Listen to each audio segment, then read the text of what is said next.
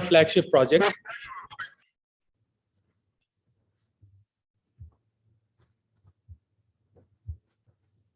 Sorry. So it's the OIC Technology and Innovation Portal. So basically, we have come up with a digital portal which caters for the needs of two types of individuals. The first one being those that are looking for specific products or services.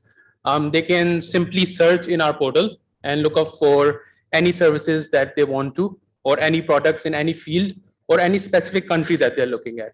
The other person that it caters to is those that want to exhibit their own products or services. They can be universities, startups, they can be research institutions that want to showcase their products, their research to the rest of the world. So basically, our OIC Technology and Innovation Portal, it caters to 57 member states of the OIC. I will briefly give you an overview of the portal. We invite exhibition for our portal in the following domains. It can be information technologies, natural sciences, medical sciences, energy, biosciences, or so. Right now, we have over 77 registrations on the portals with 45 products and 45 products, out of which 18 are prototypes and 27 are commercial products. Here's the quick overview. If you want to look up for different services or technologies or products, we simply have different filters here. We can look for products in our own area of interest, whether it's energy, engineering, or so. We can look it up for any specific location, any specific country within the OIC. And we can also look up the product in a specific stage, whether you're looking for a prototype or a commercial. To sign up for this portal, the process is simple. You simply sign up with a unique ID, which is then authorized in 48 hours. So what we propose is for universities or research institutions, you can keep one ID that represents your institution. And through that, you can formally upload all your research, all your products, all your services to the rest of the OIC world. This becomes then a pool for people to link up collaborations, or a pool for investors to look up into. Thank you so much.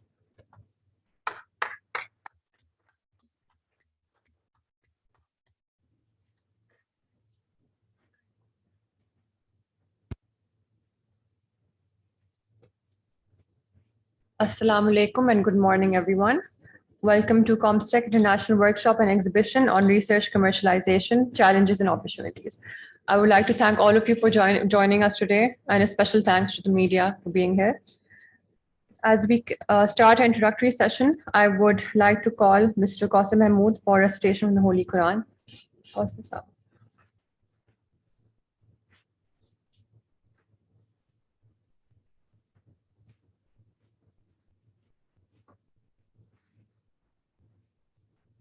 أعوذ بالله من الشيطان الرجيم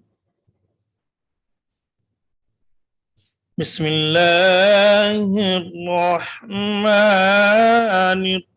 الرحيم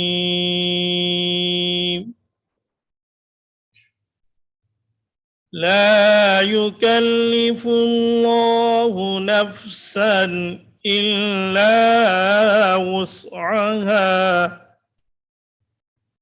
لها ما كسبت وعليها ما اكتسبت ربنا لا تؤاخذنا إن نسينا أو أخطأنا ربنا ولا تحمل علينا إصرا كما حملته على الذين من قبلنا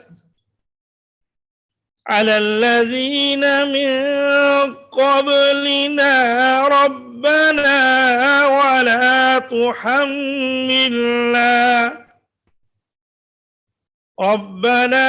ولا تحملنا ما لا طاقة لنا به واعف عنا واغفر لنا وارحمنا أنت مولانا أنت مولانا فانصرنا على القوم الكافرين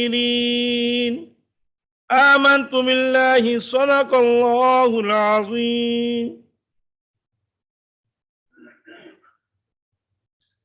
Thank you for the beautiful recitation.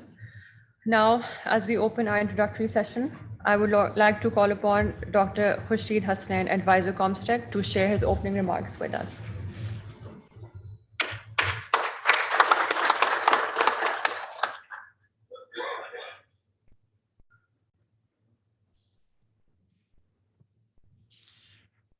Distinguished guests, ladies and gentlemen, our chief guest is on his way, and while we wait for him for the next few minutes, let me take this opportunity to introduce to you the background, the motivation, the expectations, and the program of this international workshop and exhibition on research, commercialization, the challenges and opportunities.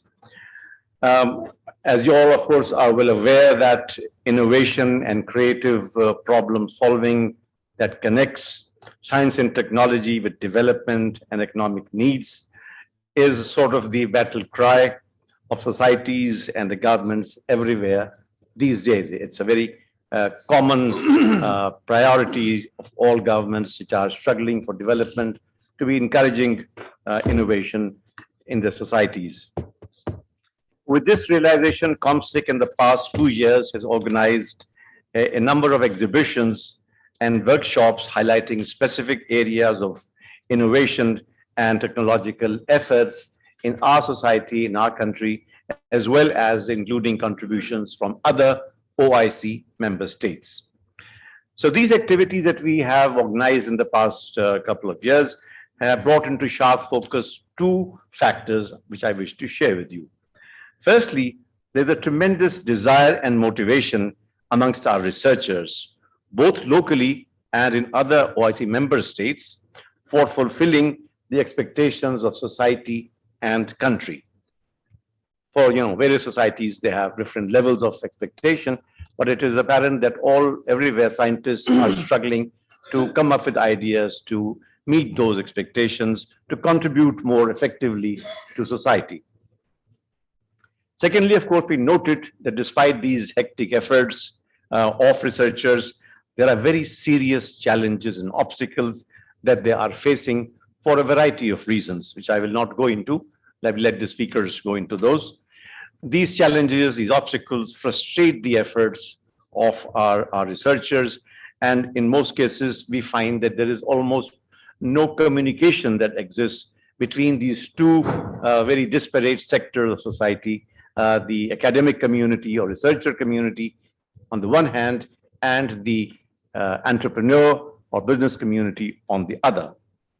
Scientists, particularly the academics, as you know, live in their own world, which has its own motivations, where knowledge gathering, knowledge furthering is the primary target. Well, business, of course, has its primary focus on profit generation. So increasingly, this realization is coming about that this gulf between these two sides needs to be bridged so that both sides can benefit from the talent and skills of the other, the innovator and the entrepreneur, respectively. So this workshop is a ComStech, our humble effort to initiate this dialogue and to create awareness of the opportunities for both sides, as well as to highlight wherever possible the steps that need to be taken to facilitate the process of connecting research with commercialization. As we hope you will see during the course of this workshop, there are many success stories within our own society and others where our innovators and researchers have overcome the challenges to find investment and markets for their products and services. Let me also state here that this workshop is not only about Pakistan and about its challenges, but about all our OIC member states and the challenges and opportunities therein. Some of our member states have made stronger progress in this direction of connecting business with research, and they have well-planned systems of national targets and with the business and government support and engagement with researchers to realize these targets. It is our privilege that we have in our midst today some eminent experts from such member states who have taken greater strides in making the research and business connect. We will benefit, I'm sure, much from their presence and their presentations with us. Let me also mention here that our friends from the Islamic Development Bank, which as we know is playing a very leading role in supporting the innovative efforts in member states, will also be contributing their valuable input in this workshop, however, online. Let me say also a few words about how this workshop is structured. Our program is divided into 3 parts thematically. There are lectures by our speakers to describe the various ways in which they have made their own connection between research, innovation, and its commercialization. We also arranged panel discussions based on presentations, where we hope that the issues highlighted in presentations will be further elaborated with the involvement of our audience.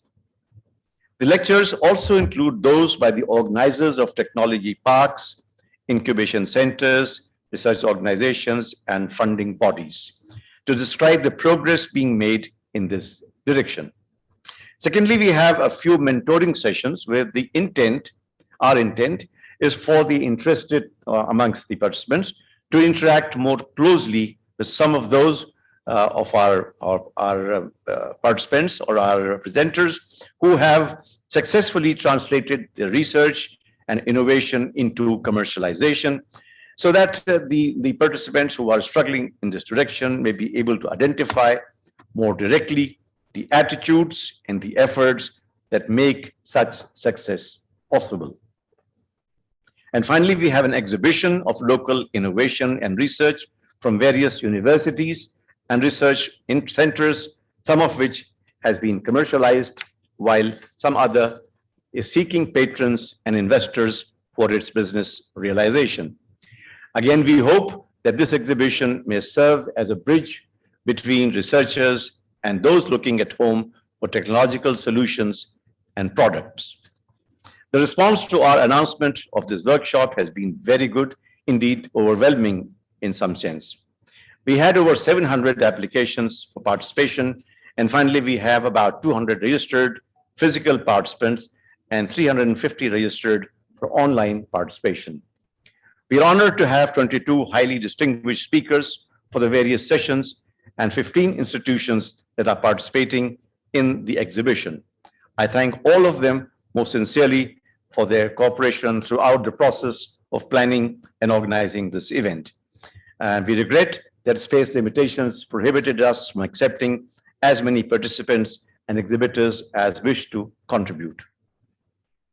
Finally, besides our honorable local participants, we have participation from Turkey, Malaysia, Burkina Faso, Cameroon, and Nigeria, some other of our OIC member states. Ladies and gentlemen, I welcome you all and wish you a very rewarding, meaningful, and thought-provoking workshop. Thank you very much.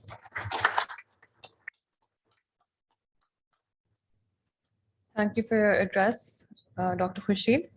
Next, I would like to call upon Professor Dr. Muhammad Iqbal Chaudhry, Coordinator General Comstech, for his welcome address.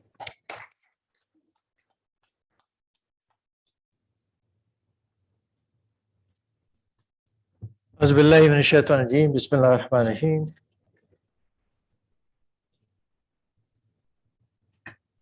Some stage you can't see anything without glasses. Answering Dr. Zakri bin Abdul Hamid, our keynote speaker, Professor Dr. Nadimul Haq, Vice Chancellor of Pakistan Institute of Development Economics, very distinguished guests from Turkey. We have several embassies represented by the ambassadors, deputy head of missions, science attaches. We have many young people from different OIC member states, and I can see people from Burkina Faso, Egypt, Cameroon, and others, and will soon be joined by a representative from Egypt and Mauritius. And of course, a very distinguished group of speakers who bring lots of insight, logic, and experiences to this very important event. Young people, Assalamu alaikum wa rahmatullahi wa barakatuhu, good morning and good afternoon. As Dr. Khurshid mentioned, this workshop is primarily an international event relayed in 4 different continents and 57 countries. So we're in different time zones. Some are in very early morning and some already in the afternoon in the countries in the East.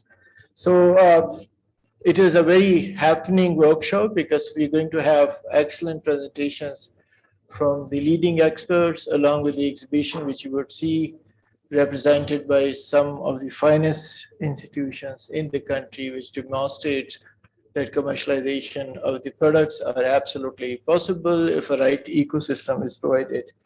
I would like to start by acknowledging very dear friend and colleague, Professor Dr. Tansari, Professor Zakri Abdulhamid from Malaysia.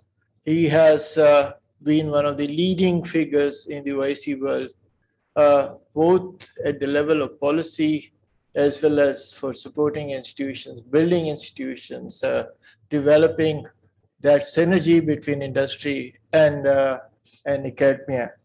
He was the advisor of the Prime Minister of Malaysia and considered to be one of the key architects of Malaysian innovation system. He is currently the Pro-Chancellor of Multimedia University and University of Peregrine, Sultan Idris. He is also the chairman of the Artery Advisory, also the co-chair of MITE and Science Advisory Council of Campaign for Nature. So, Excellency, bring with him so much of experience of working at all levels, and certainly we are looking forward to have his contribution as the key contributions towards the international perspective and Malaysian experience. We have very dear brother, Professor Dr. Orkun Hesikuoglu. He's the Vice President at the Energy, Nuclear and Mining Research Agency of Turkey. He's the advisor of the President of TÜBİTAK. He was the Vice President of TÜBİTAK for quite some time, and numerous international and national responsibilities where he represents Turkey proudly with his excellent contributions in the past. He brings with him a very unique perspective of how ecosystem developed in free trade zones and university-based incubations, and also linking the university research with the industry and commercialization. We have Professor Dr. Mustapha Gazel. Professor Gazel is an innovator and inventor. He has been a leading figure in Turkish fight against pandemic. He was the one who actually developed many antiviral drugs, which have actually reached to the marketplace. And certainly he is someone who can tell us how academic research can really move forward to the commercialization and new product. So we have a very distinguished group of speakers, and it's very difficult for me to acknowledge all of them, but certainly all of them bring with them a rich experience of working in different sectors, as well as bringing an insight which can help us to understand challenges and opportunities in this very, very important sector. The theme of the workshop, understanding and opportunities as well as challenges that are present for the commercialization of research, is extremely important for all of us. We all are aware that societal and economic potential of science and technology in our age, and it needs no elaboration. It is very heartening to know that many OIC member states or comstech member states, big or small, with abundance and scarcity, all are making systematic efforts to promote science and technology at various levels and with varying degrees of success. Academic research has begun to take off in most states as evidence from increasing number of publications and patents. However, a common problem shared by all of us and many developing countries is how to link academic research with the production sector to convert these wonderful discoveries at laboratory level to these fundamental elements of innovation into something which is useful for societies in short term. Commercialization of research conducted in academic and R&D institutions faces many challenges, and Dr. Khurshid has mentioned some of them. Let me just give you a glimpses of what I feel personally.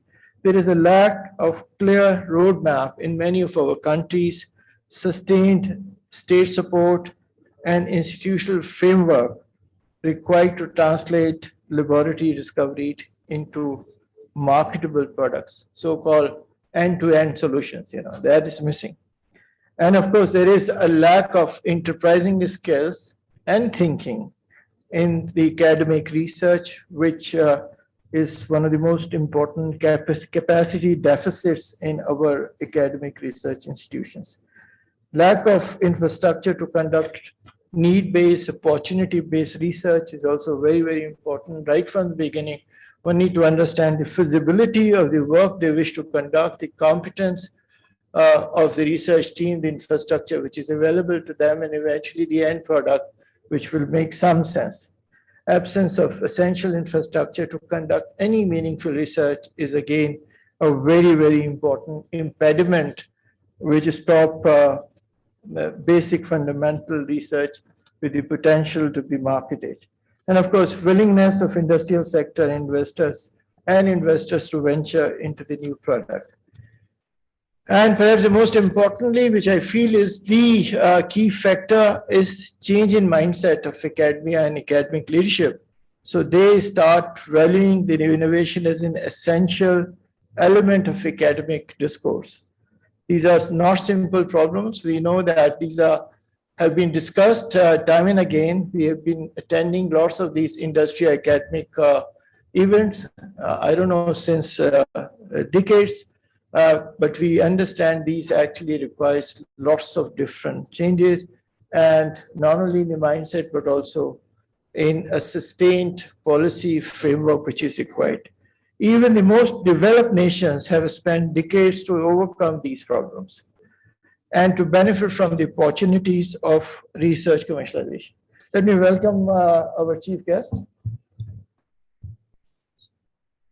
We do need to take these challenges seriously, identify technological goals, formulate right and sustained policies, and establish such consortia of businesses and academia that work together to achieve common targets, thereby advancing prosperity, economic well-being, and self-reliance. We need to do that with the understanding and appreciation of the fact that we don't want to overemphasize on commercialization, because that eventually lead to many adverse impact on the research environment, science hype, and that premature transformation into product which never happened. As a result of it, it collectively lead to loss of credibility and trust on university-based research.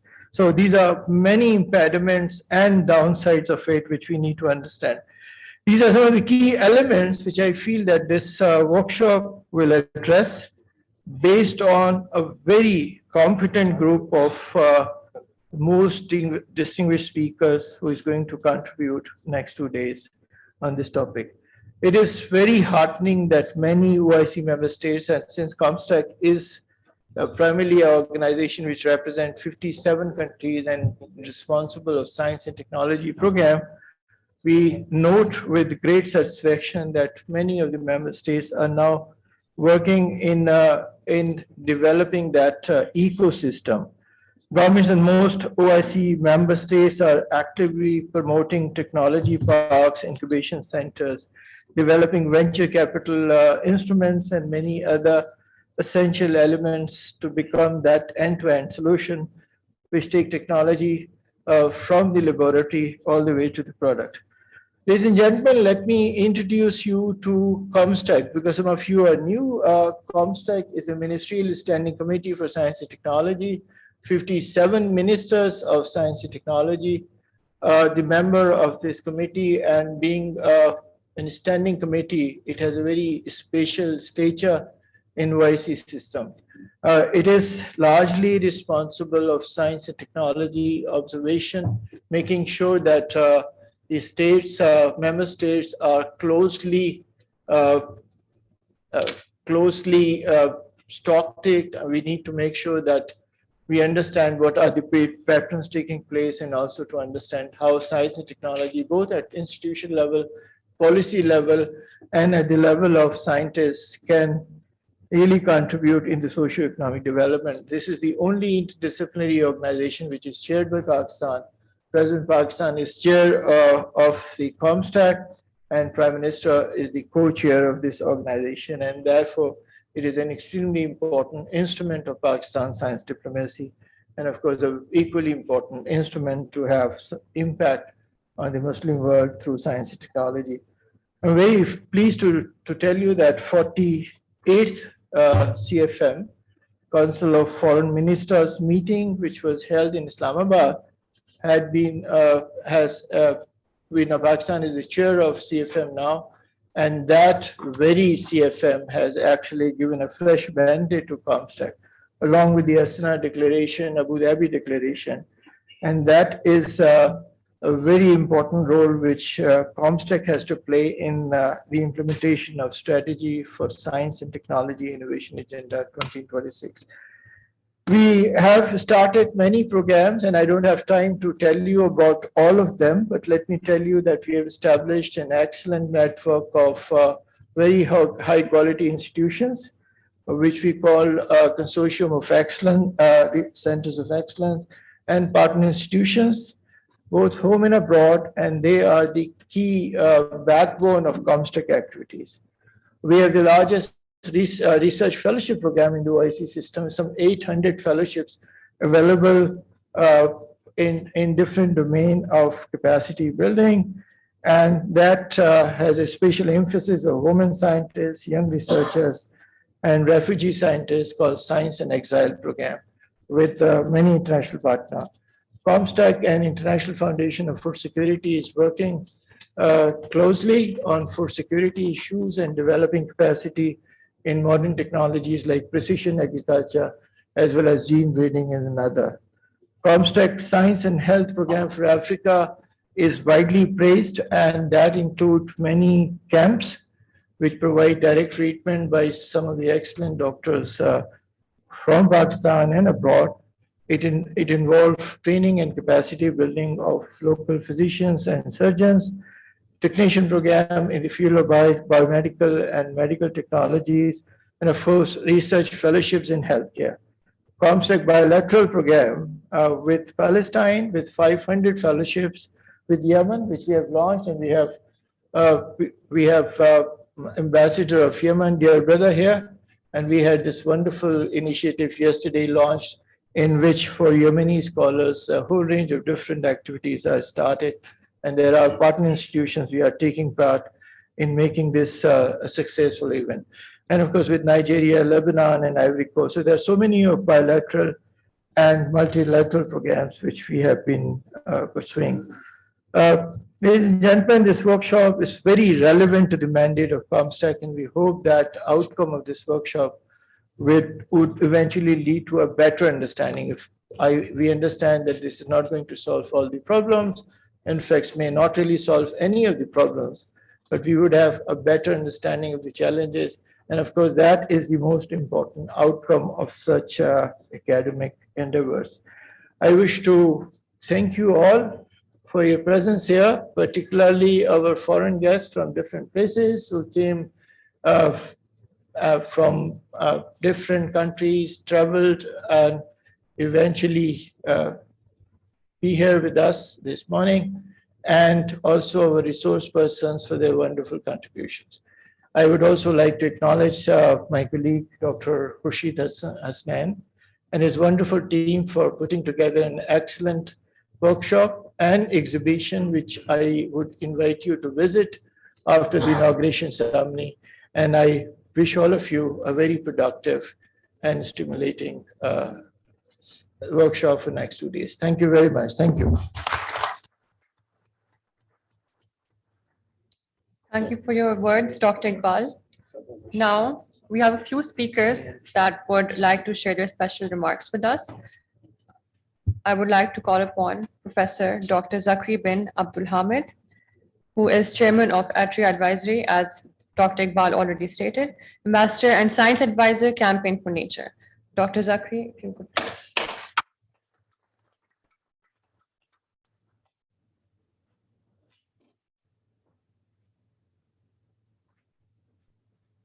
Assalamu alaikum wa rahmatullahi wa barakatuh. And a very good morning to everyone. In particular, let me compliment Professor Khurshid, advisor of Comstech, and Professor Iqbal, Coordinator General of Comstech, and the chief guest of this meeting, Mr. Asim Sharia Hussain. Ladies and gentlemen, I'm very delighted to be back here in Islamabad. I think the last time I visited was more than 10 years ago. So I'm very surprised, pleasantly surprised at the tremendous development that has taken place here in this country. Ladies and gentlemen, I'll have another longer lecture afterwards, but just to have a short observation, I must compliment the leadership in Comstech for providing these facilities here in Islamabad, and also developing its many programs in the OIC countries. Ladies and gentlemen, we speak a lot about science, technology, and innovation and commercial products. But as you will see, the members of the OIC, in particular the least developed countries there, are still way behind. And one of the reasons for that is the level of preparedness, the level of infrastructure that we have developed for our countries. So we'll be talking more about that afterwards, but I just want to put things in context. This is where Comstech has played a leading role for so many years in trying to increase the level of capacity in these countries. Finally, ladies and gentlemen, I think science and technology is good, R&D is great, but eventually it has to have impact. It has to have relevance. I used to work for the Prime Minister of Malaysia, a politician. His instructions to me are very simple. Okay, he said, you have many plans for science and technology, for innovation, but I'm a politician, he said. You give me two things. Can science develop, can science create jobs for our people? Can science increase the well-being of our people? You know? So those are the two most impactful instruction from policymakers, which scientists may want to take note. It's okay to publish in peer-reviewed journals.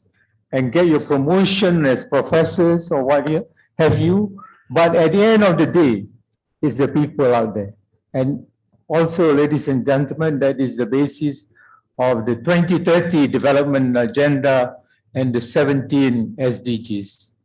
So I'll be talking more about this in a little while. Once again, thank you so much for having us here. Assalamu alaikum warahmatullah. Thank you so much, Dr. Zakri, for your words. Next, I would like to invite Dr. Orkun Haskiolu. Please join us.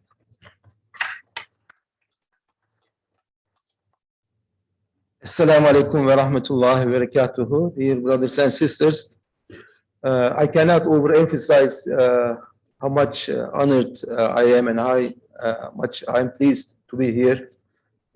See Muslim countries get together and work on technology development and commercialization. Last time I was here was back in, I believe, 2017 or 2018 in this same building. We discussed the ways to realize the 2015 Astana STI Declaration on Science, Technology and Innovation among comstech member countries. We discussed in the same building, in this room actually, the details of how we should go about commercializing technologies, establishing research and development funds among comstech countries in very much detail. But unfortunately, since then, we did not, maybe due to the COVID or other obstacles, we were not able to realize, some of these ideas that we had discussed in that particular meeting. And I hope this convention, this workshop, will lead us to specific ideas that would improve science and technology commercialization in our own countries. In my capacity, when I was serving as Vice President of TÜBİTAK, the Turkish Scientific, Technological and Research Council, and then afterwards, when I was working as Vice President at TENMAK, Turkish Energy, Nuclear and Mining Research Agency, I was responsible for international relations as well as the activities of the research institutes within TÜBİTAK and TENMAK.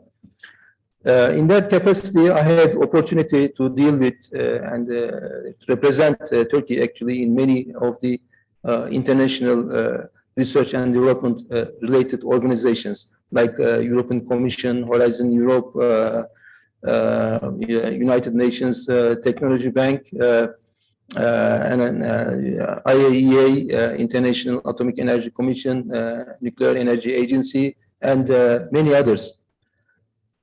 Through these experiences, I had the opportunity to gather best practices in these research-related international organizations. So in my speech, hopefully I'll try to convey some of those ideas that I had opportunity to gather in terms of best practices in science and technology, to be able to initiate discussions, stimulate discussions, as to hopefully to come up with specific recommendations to comstech and to comstech member countries to be able to improve impactful commercialization of technology. Again, it's my pleasure to have you, see you, all these brothers and sisters, get together for this noble purpose. Thank you very much. Thank you, Dr. Orkun. Next, I would like to invite Professor Dr. Mustapha Gazel. Please join me.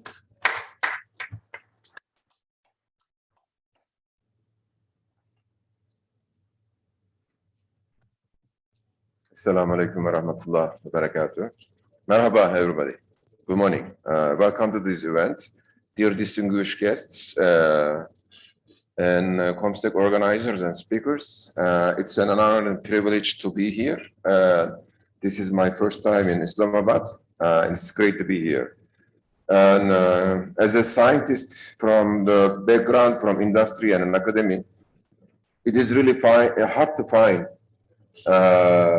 funding for your research. And it is extremely hard to find when you do your research to actually make it innovative product. Angel investors, partners who support your idea. But I think during the COVID-19 term, we learned that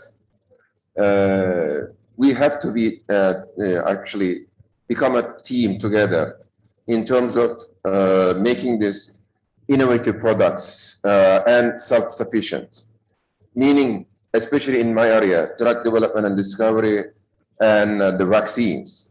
We are always customers in the side, sitting on the other side of the table. So we need to rethink our habits and our culture, stick together, especially in the OIC members, and then break the ice. And I hope this event will be actually the starting point and the touchstone of that breaking these habits and then sticking together, maybe revolutionize this science and technology, bringing those ideas to commercialization and real products, innovative products. I also will give you some speech where we are standing in terms of commercialization and where we are in the research and capacity in our region. So without further ado, I would like to welcome you again. It's an honor to be here, and I hope you enjoy this program. And afternoon, the second session, please don't miss my talk, which will not be much technical, but mostly where we are standing and what we need to do to break the ice. Welcome again. I hope you enjoy the program. Thank you, Dr. Mustapha. Now I would like to call upon Dr. Khurshid to introduce our keynote speaker today to everyone.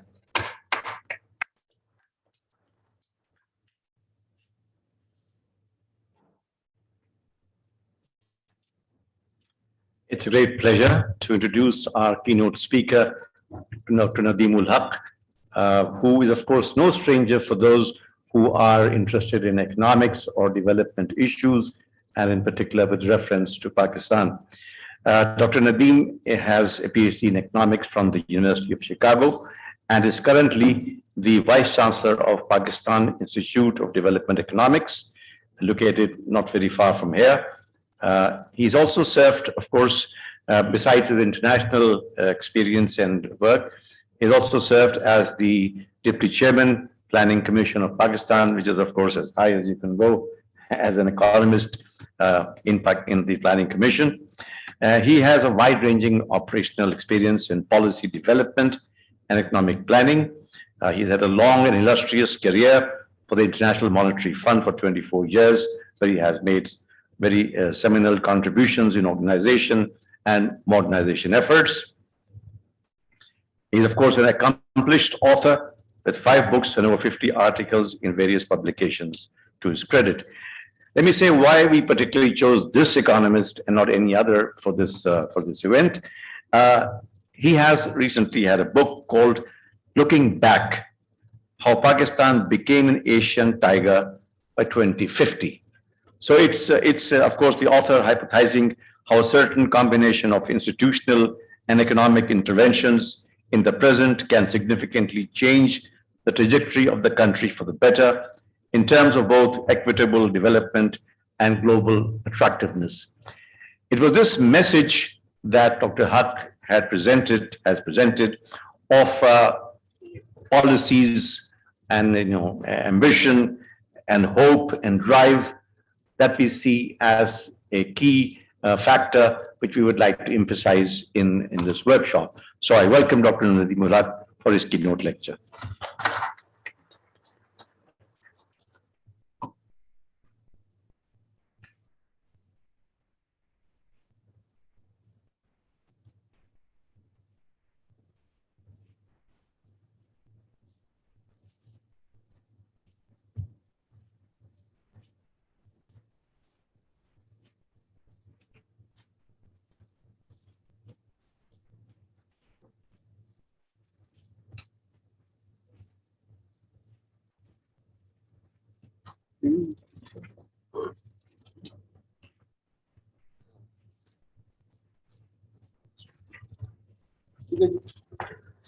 Thank you very much.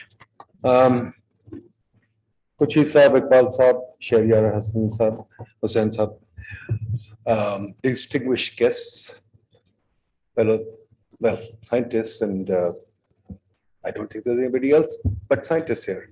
So thank you very much. It's a great pleasure. And I feel like mice among cats or something. I feel too inferior. You're major scientists. I'm just an economist. And I have no words on how to address you.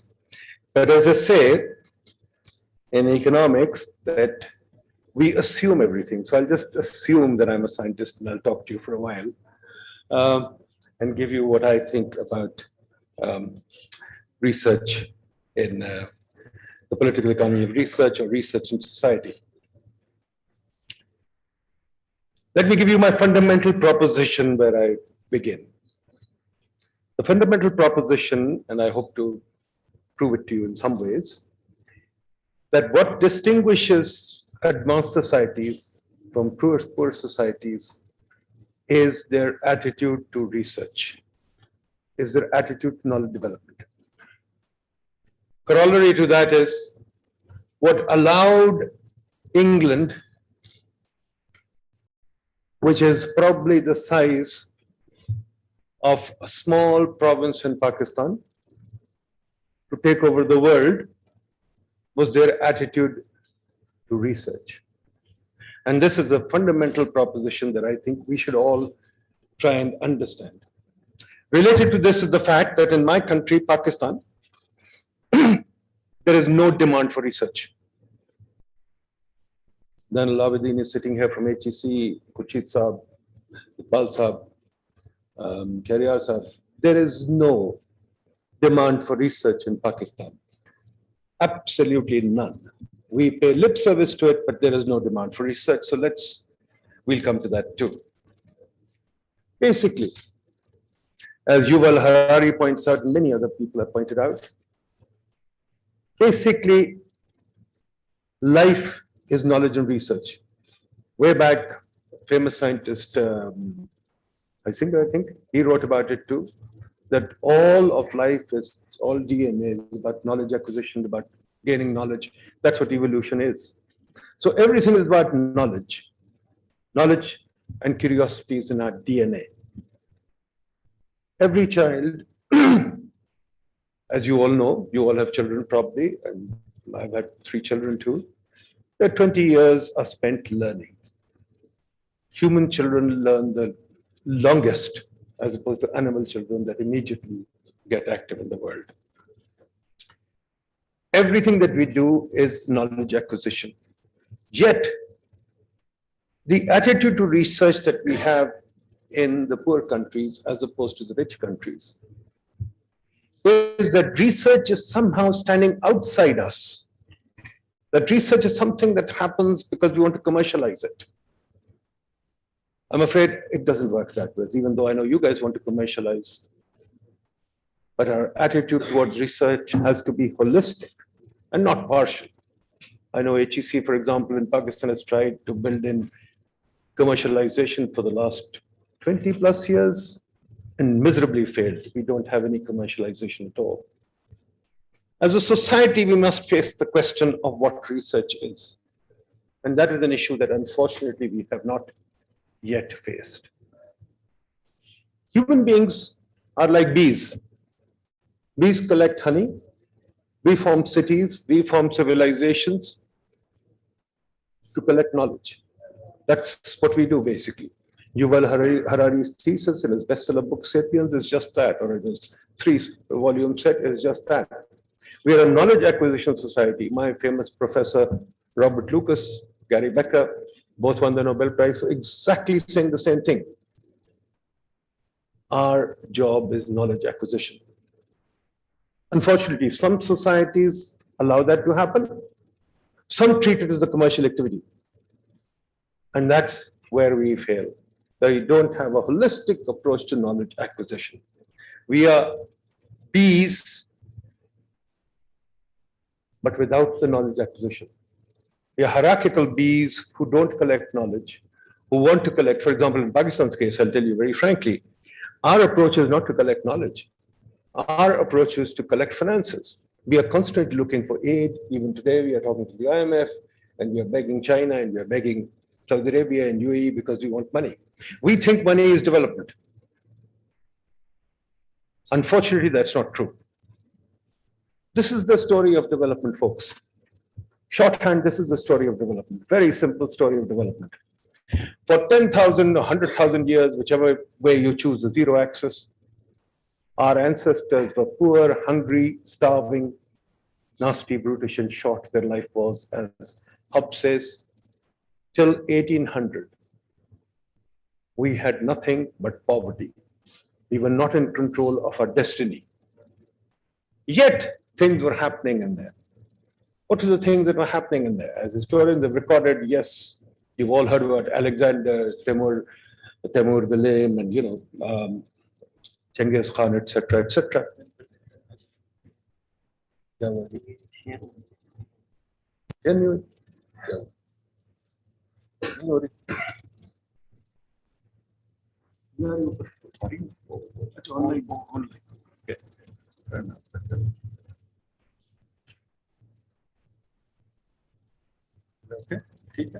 Okay. Sorry, the slides are not shared online. So this is the story of development for 50,000, God knows when. Apparently the cognitive revolution took place in 30,000 years ago, or 70,000 years ago, depending on who you read. So for 30 to 70,000 years, we were absolutely poor. We were less than animals. Yes, there were conquerors who were marauding the place. Suddenly in 1800, everything took off. And that is what we call the scientific revolution. Some people call it the scientific revolution. Others call it the Renaissance. Still others call it the cultural revolution. So there is a fundamental question that we face. Does science cause cultural change, or does cultural change cause science? And that's a Renaissance question that we have to face. And I think most people now feel, another one of my professors, Deirdre McCluskey, has written a book called The Bourgeois Revolution, where she says it is the culture that precedes science. So there's a big, and lots of other people, Jared Diamond, etc., would agree with that. So the key question is, can we have science without cultural change? This is the preoccupation of people in Pakistan. We want science without cultural change. And that, unfortunately, does not happen because we've tried that for 70 years and it's not working. So we have to talk about that. Look at research and innovation. Research and innovation, as you see, also goes on the hockey stick. The hockey stick graph is where everything is flat for a while, then picks up. So everything picked up around about 1800. Till 1800, the largest source of energy you had was the horse for a bull. Suddenly the steam engine is discovered, and then if you look at energy utilization, I don't have to tell you, you scientists know better than me how energy has progressed, how digital Moore's law has progressed. Everything has progressed exponentially. So knowledge has a way of progressing exponentially as this graph, but the question is, how do we start that exponential process? Did the Renaissance cause knowledge and the scientific revolution, or vice versa? And most of us would contend that it's a cultural revolution that took place, and we have to begin to talk about the cultural revolution that is needed. And that is where I said we have to have a demand for research in society. Now, what was the acceleration that took place after the Renaissance? Every society had a Renaissance, but the latest Renaissance that we had, the European Renaissance, really uplifted science, technology, everything related to it. There was an acceleration in science, but there was also an acceleration in culture. There was also an acceleration in trade. There was an acceleration in societal design. We had politics, political change. We had cultural change. We had so many things that happened. For example, the welfare state, the constitutional state, all these things happened at the same time. So what we say in Pakistan, the hardware of society is controlled by science, but the software is controlled by social science. And the software is very important. Where Pakistan is lacking is the software. We have built better roads in the US. I promise you, come with me. I will take you from Karachi to Gilgit. The road is better than I-95 in the US or I-66 or whatever. We can go to both roads and check them out. When I drive in the US, my car goes bumpity bump. Here it's absolutely smooth. I can go to sleep and nothing happens. We've built a lot of hardware. This hall, for example, we've got 10 of these halls on this street. We've got convention centers, we've got stadiums, we've got a lot of hardware. What we don't know is how to run that hardware. The stadiums lie empty, the auditoriums lie empty, the roads are useless, trade is not happening. So a lot of stuff happens in societal design. Our constitution doesn't work. Our politicians are fighting because we never thought about constitutional design. So there is a big problem. Can we have science in a broken society? Pakistan, given the political fracture that we've got, even our trade is stopped, even our finance is stopped. So somehow the culture and the politics is determining this. Now, another key question is science the apple falling on Einstein's head? And again, Paul Romer, for example, another scientist, another economist who got the Nobel 3 years ago, my classmate, pointed out that it's not just the apple falling.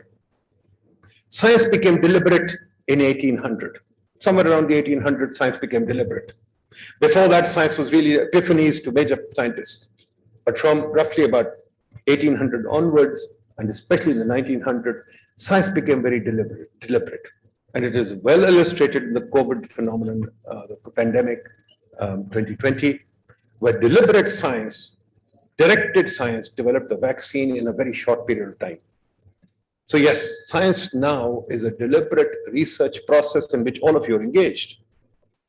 But that process also has to be understood. We've got, I think, about 100 think tanks in Pakistan, or research institutions. We've got about 20 centers of excellence for science. But our research output is very low. Once again, it comes down to the software of science. And for that, for example, I studied this and I got, we did a webinar on this too. Look at Bell Labs, for example. Look at DARPA, or look at the National Science Foundation. They can create ideas. We copy the same thing, we can't create ideas. We have to understand what is the phenomenon that create ideas. We've got 236 universities and no ideas. So that is a very interesting phenomenon that we have to think about it. Mazzucato has written a book about it, how the US government and the European governments have financed science. We can't. For example, the best example of this, which is amazing, is Columbus. Columbus's expedition was financed by the state. It was a scientific expedition. It was an exploratory expedition. He had a hypothesis, he wanted to test it. And he went and did it, financed by the Queen of Portugal, as the best bonanza that they could have had. The return on that investment is huge. Same thing, for example, longitude. Longitude was discovered by the Parliament. The ships are crashing all over the place. Parliament in 1620, I think, 1620, I may be wrong. That's how far advanced the British society was compared to us. At that stage, we were building the Taj Mahal. But 1620, British Parliament passed a law saying they will give 20,000 prize to the person who discovers longitude. And I think James something, I forget the guy's name, he developed a clock to do that, and he got 20,000 pounds. So that is a software of science that we need. Okay. Now, the same thing, this graph works everywhere.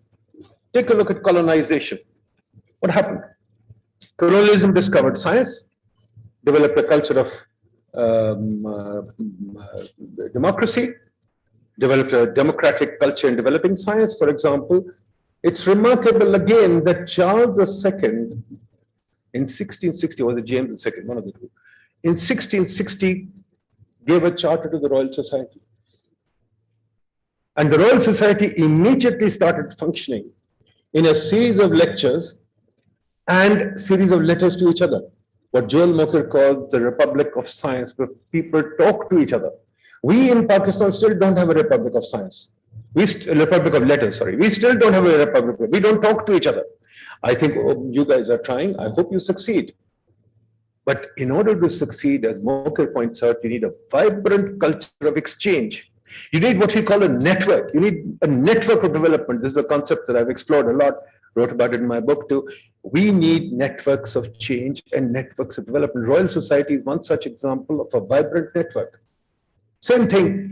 The American Economic Society or the American Medical Society, these things are very important, or the Lunar Men, there's so many examples, or the Old Whigs Club, clubs of intellectuals that come together to discuss ideas and make change. Or the club that Bill Gates and Steve Jobs, etc., were a member of in Berkeley. Here we have no such clubs. Here we have very little exchange of information. We have instead adopted the commercial or the mercantilist approach, which I think is very dangerous, but we have adopted it and we've suffered from it, where we count publications. Publications is a publisher's way of roping an intellect. Publications don't matter much. Some of the Nobel Prize winning pieces were not published the first 4 or 5 times they were presented. They were rejected. Isaac Asimov, the famous science fiction author, he presented his first story and they tried to publish it. Did not happen. For 15 times is rejected. But what matters is the peer group and the peer review and the network. If you can form a network, we will have somewhere. Okay. Now, the other thing is when England developed or Europe developed, and again, people have written about it, North, etc. When Europe developed, the beauty was, the best thing was the princes were fighting among themselves. All the princes were fighting 100 years war, 200 years war, God knows what. They were fighting, all going to the Crusades. They left the cities and science alone, or social science. The Republic of Letters is the exchange between all the thinkers of Europe. And they all talk to each other. All of them talk to each other. All of them levered off each other. All of them developed a network which was constantly evolving, constantly developing ideas. They were not interested in publishing them because there was no North Holland, there was no Taylor Francis, there was no none of these guys to kind of capture academics. But now there's a second trend which is very important, which we have to face, and we in Pakistan suffer from it a lot, which is our sovereignty. Yeah, we are very proud of the fact we got independence. And yeah, we are very proud of the fact that 75 years of independence we'll celebrate on August 14th. And a former prime minister saying that, hey, we are an independent nation and the US interfered, etc., etc. I won't go there. But ladies and gentlemen, are you truly independent? In Pakistan, I've written about it a lot. We have no independence whatsoever in our policy.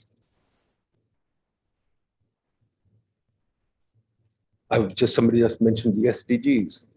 We follow the SDGs. SDGs are given to us from outside. Almost all policy advice comes from outside. The government has no demand for research because the fact that the government gets cheap research available from the international agencies. Myself, I used to work for the IMF. I did it for 30 years. I worked for various countries. I used to leave a report behind it. I used to say, hey guys, I wrote it for my bosses. I want a promotion. Don't look at my report. It doesn't know much about your country. But what do you do? The government follows that. So we've got, and now the other thing that, ladies and gentlemen, you must understand, we've got a plethora of international treaties. We don't even have the capacity to look at them. No, not read them, to look at them. There's a plethora of international treaties that have come our way, and we don't even have 5 people to look at them. And we get caught in a web of transactions that we don't know what you're doing. For example, Recodic recently, we lost $6 billion and now we lost everything because we didn't know how to read the treaty. We didn't know what to do. So here there's another area of research that needs to be done. FATF, for example, every few months, we are told we'll put you on the blacklist and we go crazy and we don't know what to do. We have no idea. Once again, deep research is required. But the government is too transactional. The people are too transactional. How do you do this deep research? Where is the demand for deep research? Because along comes a consultant from overseas, hands on a report. He says, you guys don't know, you darkies don't know anything. This is the old Orientalist process that has been reinvented. The person who invents wins. The person who doesn't invent doesn't win. So you can do whatever you like, but you have to think about this. Hey, guys, who is making our policy? Are we making our policy or not? And policy is where it's at. No matter what you do, whether you commercialize or not, it will depend on the policy that prevails. And the policy is being determined in the international agencies, and you have to figure it out. Even international patents, etc., everything is determined there. So as I said, in Pakistan, there's no demand for research. 236 universities, we build 10 more each year, but yet the government doesn't consult a single university ever. There is no demand. We talk about industry. Industry does not demand Pakistani research because the industry is protected. It does not compete. It has serious protection from the government. It has no desire to be efficient. It has no desire to develop a new product. It cannot develop a new product. So we're in a deep mess. What do we do? The way out, as we are told, is to copy, copy, copy. So if you're copying, you can't be innovative. You're always copying. And that's something that we again think about it. University and research are the lost. We've written a book on this too. If you want to have the inclination, I'll give it to you. Now, with data and the future of work, I don't have to preach to you. You know all that's happening, AI, etc., etc. We are so far removed. We are so far removed. We don't even know what's happening in the international world. All we knew is Bitcoins came here, some kids took them up, and people threw, government banned Bitcoin. So the government sometimes bans YouTube, sometimes bans AI, whatever. They tell me data is the new oil. But all our data is so easy to get. Our data is gone. We have no data at all. All our data is owned overseas. And we have no control over it because we don't even know what to do. Quite frankly, we will need deep research to figure out how we can use our data to our advantage. And nobody has even the idea of where to begin doing that. The government has no research budget, or the government has no research demand. Whatever research budget it has, that's just for show. Keep these scientists occupied, give them peanuts. Total research budget in Pakistan is less than 0.2% of GDP, 0.2%. And even that, we are counting the fact that this is, hierarchical structures or buildings. If you talk about serious research, there's hardly any money for serious research at all. And quite frankly, why should there be serious research when there's no demand? Now, as I said, Mazakuto has shown, and this is important, that research policy society, there's a huge symbiosis. What we are trying to do is not doable. If you think research can be in isolation of society, it won't happen. If you think research can happen only because you want to commercialize, it will not happen. We have to try and figure out, like it happened in the West, that there were demand for research everywhere, from the printing press to the constitution, to the welfare state, to the trade union movement, to everything. There was a demand for research on how to change society, how to make things happen. And even the moonshot, for example, to go to the moon, all these things, the internet, all these things required clarity from society and required a demand in society. When you have no demand in society, what do?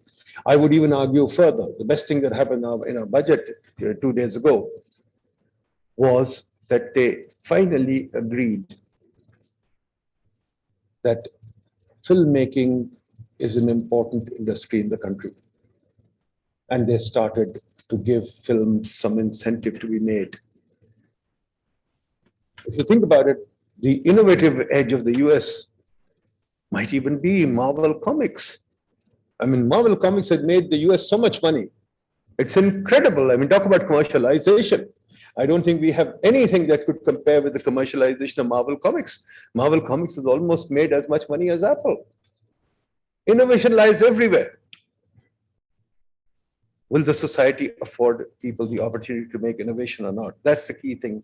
And this is where the US and to some extent UK have these structures, and Europe probably, where they allow innovation to take place in everything. From cooking, take the Great British Bake Show. Talk about commercialization. the Great British Bake Show, or America's Got Talent, or Britain's Got Talent, are huge commercialization ventures. They could beat anything that you guys could commercialize. So we really have to rethink the whole paradigm. And I submit to you, there's nothing short of creating a learning society. You can't create a society that learns only in narrow corridors. The whole society, starting off from the prime minister to the biggest political party to the parliament, has to become a learning society. When I was in the IMF, for example, I'll tell you, there was a board of the IMF, which was like the cabinet of the IMF. Every 1 month or 2 months, they would have a board seminar only for learning. Here in Parliament, when I propose that, they don't want to learn. All our leaders think they know everything, and that's a huge, huge problem. The government, a knowledge government, is a government interested in knowledge, not interested in finance. We think finance will create development, whereas historical evidence has shown finance does not create development. Development is created by ideas, but we don't believe that. And universities are not places to park youth, which is what we have. I run a university, and I know, I feel sorry for the poor kids. I try and send them away and tell them, look, don't come here. And finally, ladies and gentlemen, we have far too much politics in our societies. This is something that Voltaire and Montesquieu sorted out a long time ago. How to diffuse politics through constitutional and other norms. We never learned that. We are trying to copy a constitution which is poor in design, which is not well thought out. And so therefore we have politics everywhere. In this side, we are so over-politicized. We cannot form those networks of change. We cannot form networks of, we started looking at professional networks in Pakistan. Professional networks are heavily politicized. So politicized networks will not be able to perform to develop a knowledge society. So there it is. My brief message to you is a knowledge society has to be created. We all have to come together. And the activity that you are doing is the best activity possible. Fortunately, the Royal Society, fortunately for England, Royal Society started doing this in 1660. Every scientist would give a lecture every week in Gresham College, every week. And people would turn up. They would even pay a guinea to hear a lecture. Here, it takes a great deal of difficulty to arrange a conference, and then a conference becomes a standalone event. The Republic of Letters, there was no standalone event. People were connected, they were connected through ideas, and there was an idea machine that kept going. How do we start that? Difficult question, I have no answers.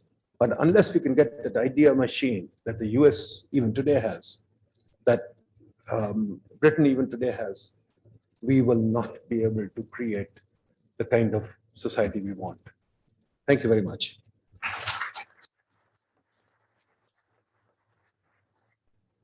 Thank you, Dr. Nadeem, for a very insightful presentation. Next, I would like to invite Dr. Iqbal to introduce our chief guest.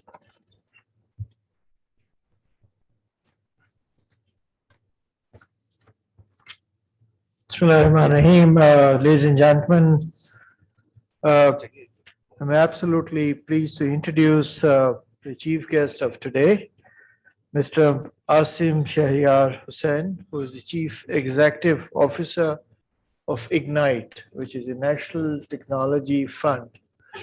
The reason why we have requested Mr. Asim to be here as the chief guest is because he runs an absolutely wonderful, a very successful organization created by the industry, managed by professionals, benefiting Pakistan in many spheres.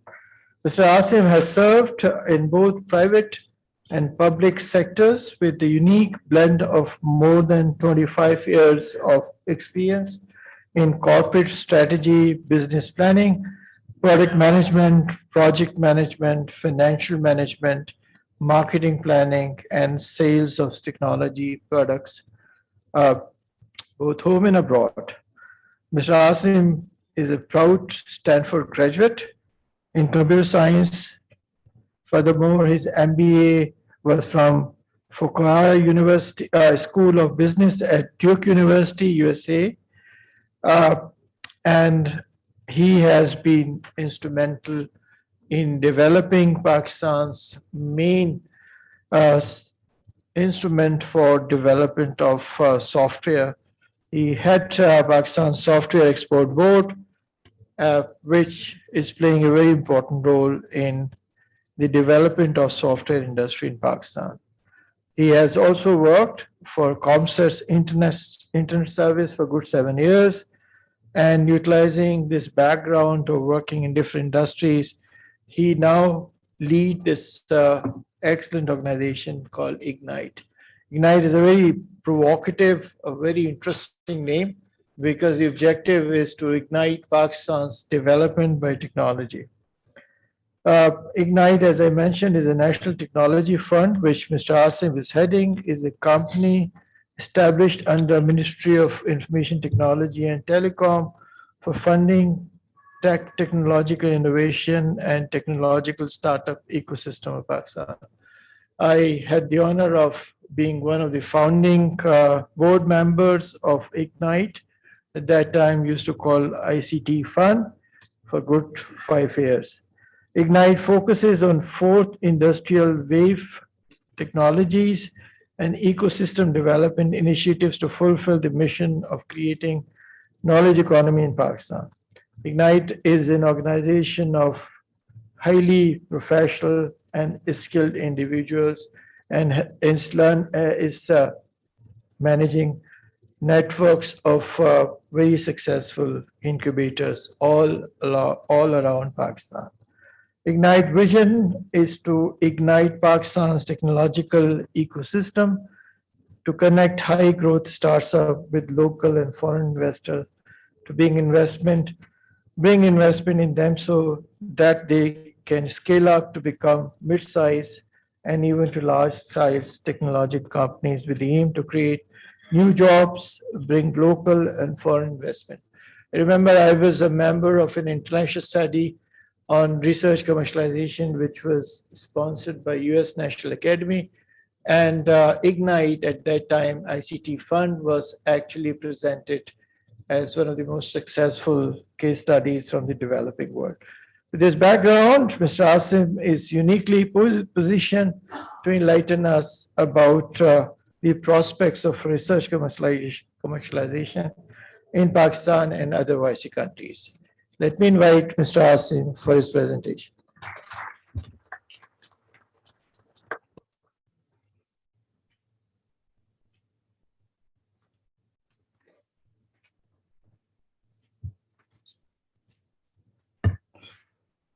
Thank you, Dr. Saab, Coordinator General Comstech, Dr. Iqbal Chaudhry, Advisor Comstech, Dr. Khurshid Saab, VC Part, Dr. Nadeem Al Haq Saab, distinguished scientists and guests from different OIC countries, academia and industry, good morning and assalamu alaikum.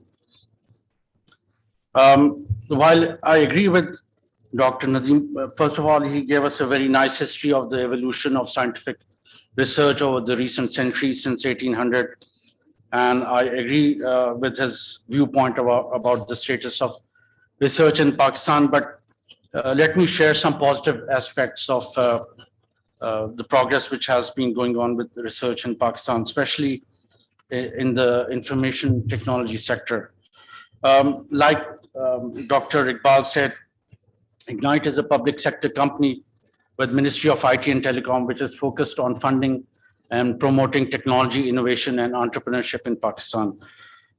Ignite has been spearheading efforts to overcome challenges related to research and innovation funding landscape in Pakistan. For this purpose, Ignite has multiple initiatives. First, number one is the funding for research and innovation. So far, Ignite has funded more than 150 research and innovation projects from both academia and industry over the past decade. A few of them have been commercialized and launched successfully, such as Bionics, which is Pakistan's first bloodless dialysis machine. Then ElectroCure, which is smart meter for preventing electricity theft. Wonder Tree, which is an AR/VR solution for improving motor skills of special children. The Knowledge Platform, it is an interactive digital curriculum for science subjects They also won a grant from GSMA last year. And then Bakhabar Kisan, which is a mobile application for providing weather, crop, and disease updates to more than 4 million farmers in Pakistan on a daily basis. Recently, Ignite has revamped its research and innovation framework. The proposed framework supports all of the stages of innovation, from research and development on the scientific underpinnings of breakthrough technologies in 4IR to concept validation and demonstration of innovations to meet real-world needs. Also, financial support will be provided through 3 main instruments. Number 1 will be a challenge-driven innovation fund for solving societal challenges by applying 4IR technologies in different sectors such as agriculture, education, health, energy. Number 2 is our technology transition fund for transforming research results into innovation opportunities and commercialization of the developed products. And third, Ignite is also planning to launch an acceleration fund for pre-seed funding of early stage startups. As you know, that access to capital is a major issue for many early stage startups. Like they are struggling to have funding for development of their products and also marketing of those products. So this acceleration fund will enable those early stage startups to develop and launch their products. So our goal is indigenous development and import substitution, especially in the IT sector, so that we can develop more local products instead of importing forever.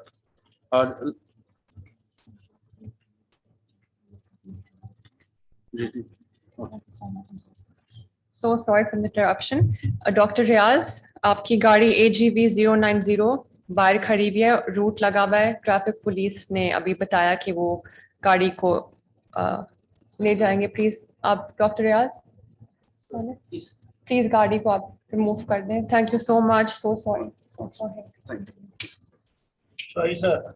Oh, that's fine. I can totally understand.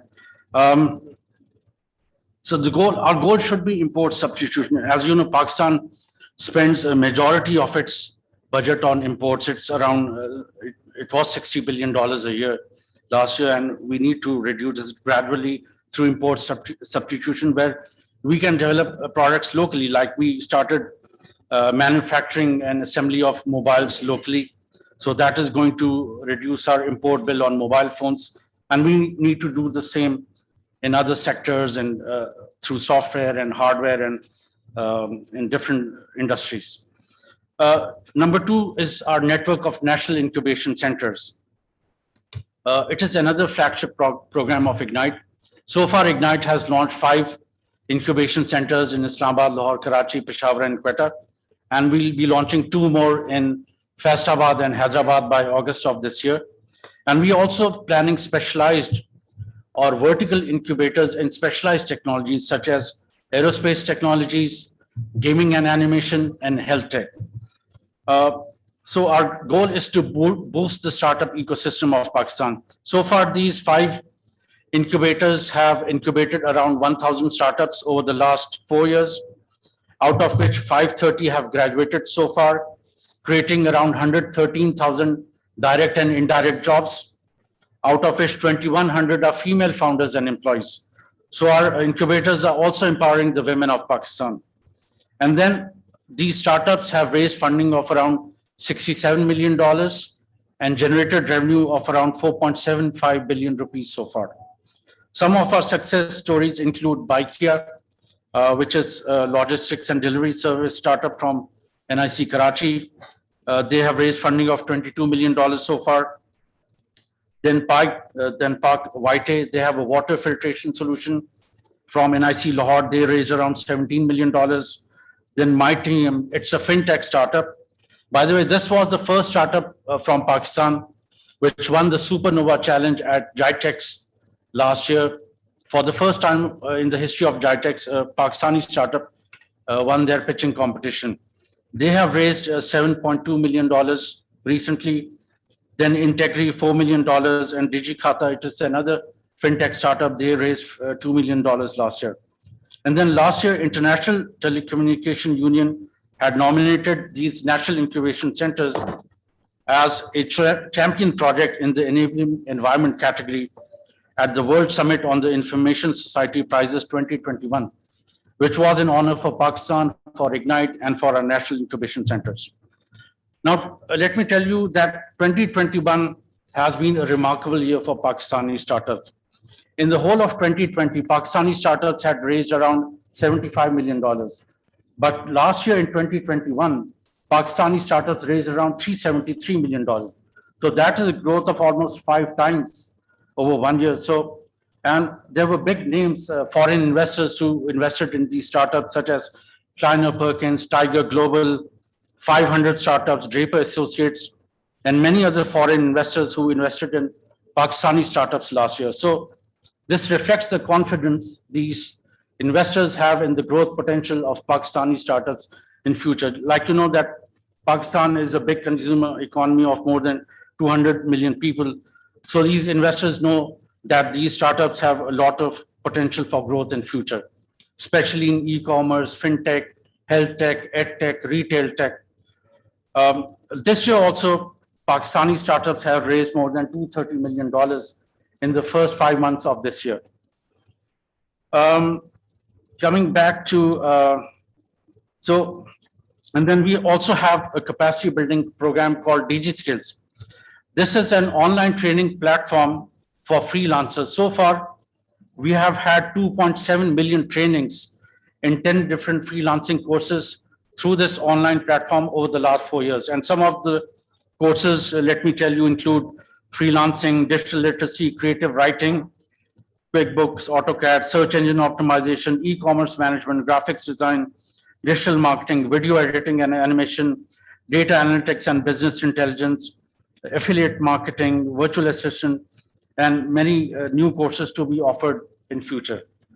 So we are also building the capacity of our freelancers so they can learn from home and earn from home.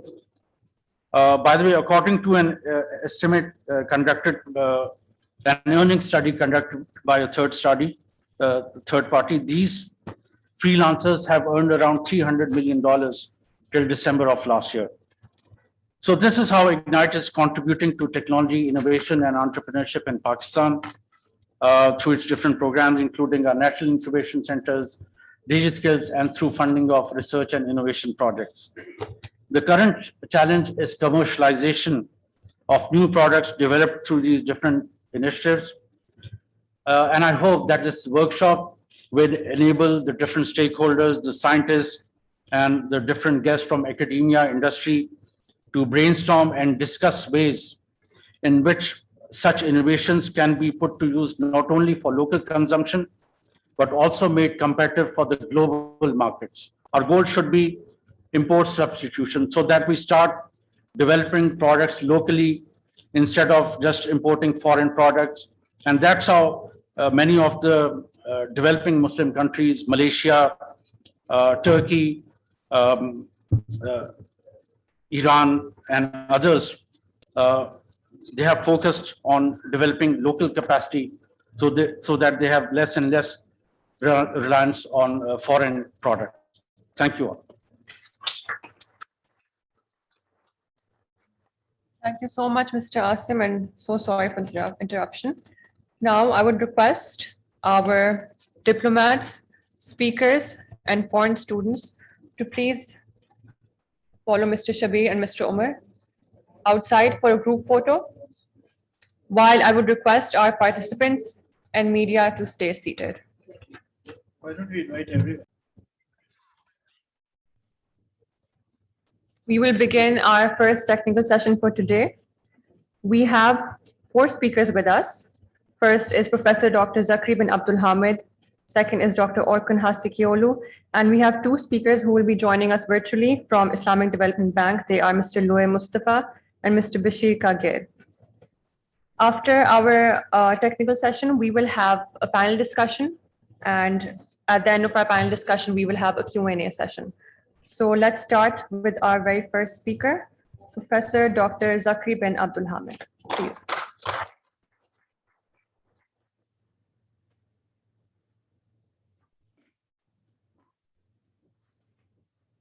the forward.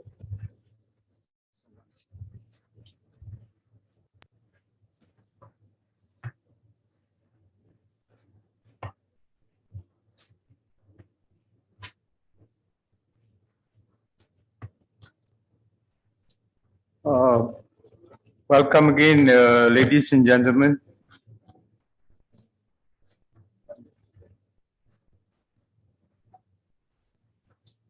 The title of my talk is Investment in R&D as a prerequisite to socio-economic prosperity in OIC countries. And what I'm going to say in this 30 minutes or so, I think resonates well with Professor Nadim's observation on the state of R&D. He refers to Pakistan, but I'm going to refer to the OIC countries. In fact, Pakistan is one of the enlightened country among the OIC. And this comstech here and the leadership of Professor Chaudhry is a testament to that. Of course, I know very well it was started by our Prime Minister Atal Rahman, who had done a stellar job on advancing science and technology, not only in Pakistan, but the whole world, in particular, the OIC countries and the developing countries. So, ladies and gentlemen, I speak from personal experience of over many years. In fact, over 30 years at the UN level. From a young man when I was co-opted as a technical advisor in my country's negotiation of the Convention on Biological Diversity, I've been exposed to quite a number of those political dynamics that Professor Nadim mentioned.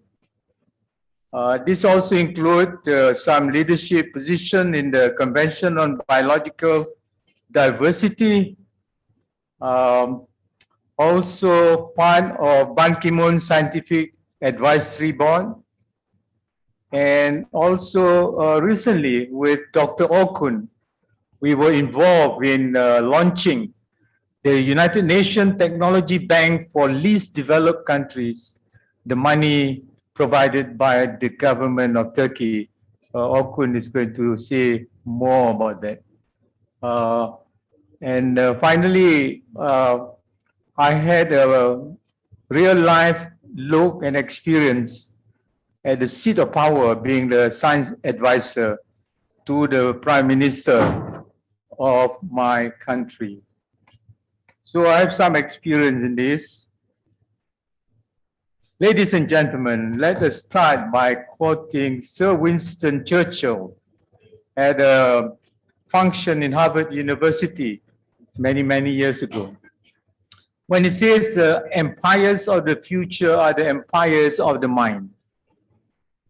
So what he's really saying here is that a country's prosperity eventually would depend on its level of understanding and knowledge of the sciences in particular. And we know also that knowledge is the fountain that feeds the prosperity of all civilizations, the Greek, for instance, or even the Islamic. And our Muslim tradition also is embedded in knowledge, even with Iqra, that is the beginning of things. And we know very well the power of knowledge. So ladies and gentlemen, let us reflect. In modern times, we have witnessed how countries have emerged from the destruction of world wars to being highly successful industrial powers. And here I cited Japan, where I used to live for 8 years, and Korea, not long ago, 1945 and today, 2021, look at that quantum leap of progress. So ladies and gentlemen, I must say at the heart of their successes, Korea and Japan are the investments in the R&D. We look at South Korea, it's not very clear here. The amount of money they spend on R&D as a percentage of their GDP is indeed phenomenal. From a mere less than 1% to now, I think the latest is about almost 4% of their GDP. The same thing with Japan on the right side of the PowerPoint, 3.5%. So this is really the secret. And by comparison, these are the countries, South Korea, Japan, Finland, Taiwan, Germany, US, they spend a lot of money on research and development. And China is coming up very, very quickly. Just as an illustration of China's R&D spending as part of its GDP has now reached nearly 2.5% of their GDP. That's a lot of money. It's a lot of money indeed. And you can see the results. Japan today and Japan in 1950. Japan in 1950, those pictures is reminiscent also of even some countries today, the least developed countries. But Japan today on the left is really ultra modern. And the same for South Korea after the war in the 60s. Look at that. It's just unbelievable, isn't it? And today, this is South Korea, all because of investment in R&D and many other factors, of course. So as we move along, I think one of the target is how countries could alleviate its socio-economic ability through the so-called Agenda 2030 with the 17 SDGs agreed by heads of governments in 2015. So it's very basic in it. It's about life, ranging from no poverty as the first target to food security, health, education, and on and on. This is the target for the global community. Let's just very quickly define the least developed countries. This is interesting also because in the OIC countries, quite a number of those members are least developed. These are countries which have a GNI per capita less than US 1,000. Yeah.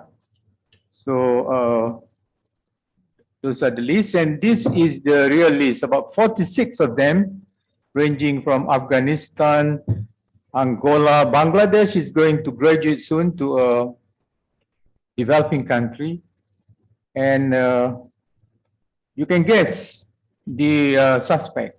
Yeah, these are where they are found. And today, as we also heard this morning, there's the specter of the fourth industrial revolution, which has been going on. And the question for us in the OIC countries, how could we respond to some of the issues offered during the fourth industrial revolution, when in actual fact, some of our countries may even be in the second industrial revolution. Yeah, so take a note of that. So I would argue that technology is the key to transform these developed countries. And innovation is one of them. Besides that, also I think is the lack of structural transformation in the LDCs, dependence on commodities, and lack of industrial activities. So there are proposals that countries, the least developed, can take advantage of the opportunities presented by the 4IR. These are some, making technology more affordable, enhancing accessibility, and so on and so forth. But the basic question before that, let me just refer to here one new entity, the UN Technology Bank for least developed countries in Turkey, which Professor Chowdhury, we could leverage somehow in our future work. These are some of the people. I want to spend a bit of time here. So this is the GERD as a percentage of GDP in least developed countries. Gross expenditure on R&D. So look at that. From Mali to Ethiopia to Uganda and on, is not even 1% of the GDP being spent on R&D. Earlier today, I think our economics professor also mentioned about Pakistan spending is fairly low, but for the least developed countries, ladies and gentlemen, this is one of the problem. Countries may say that they may not have the money for R&D, but here I think is where leadership, vision, and commitment from political leaders must come about. Just now we heard about there's no demand for research. This is the reason, okay? The lack of spending on R&D in the least developed countries. Even in the developing countries, it is not so much better. The other one, ladies and gentlemen, is human power to do research, to be prepared for a better S&T and beyond. You need to have the researchers. And here, researchers per million inhabitants is again very, very low. You look at the kind of researchers in per million inhabitants. The point is, if you don't have an intrinsic element of preparedness, you can't do much, okay? In other words, technology can be transferred. If you don't have the human power to absorb that in your country, they wouldn't mean much. Yeah. So manpower is again another aspect, and this graph here starkly depicted what is the problem with these least developed countries, which made up quite a majority of the OIC member states, the lack of researchers. And the SDG also talk about women, female researchers as a percentage of total researchers. That also is not very encouraging. So all the indicators seem to indicate this deficiency, yeah, in R&D investment, in manpower preparedness, and also gender equality. Those are just the three broad indicators, of the level of preparedness of countries. And of course, you're talking about sustainable development today. And at the heart of education that we all heard about is the need for countries to build up their preparedness and capacity in STEM, science, technology, engineering, and math. That's fine. And in fact, science, technology, and innovation can help overcome many of these challenges if only we have the ability to master science, of course. This is also interesting. This is a quote from one of my friend, Gazel, who used to be the UNDP administrator. And he was referring to the current environmental challenges facing the globe today, like biodiversity loss, ecosystem collapse, and climate change. Gus said, I thought that 30 years of good science could address this problem. I was wrong, he said. The top environmental problems are selfishness, greed, and apathy. You know, that rings a bell with the economic professor today, you know. We can be good scientists, but there needs to be more than that. In fact, you mentioned the word this morning, cultural and spiritual transformation. Right on the money, what he says here. So the scientists in this room, we cannot be too arrogant that we can solve the problem of the world. There's a bigger issue. There's an ethical issue, which I hope OIC countries can do better, of course. So we need this cultural and social transformation. The scientists can only do so much. So ladies and gentlemen, I come to the last part of my lecture, and this is again the so-called transformative mode that we need. The scientists need to engage more with the policymakers and the politicians. Call it the science policy nexus.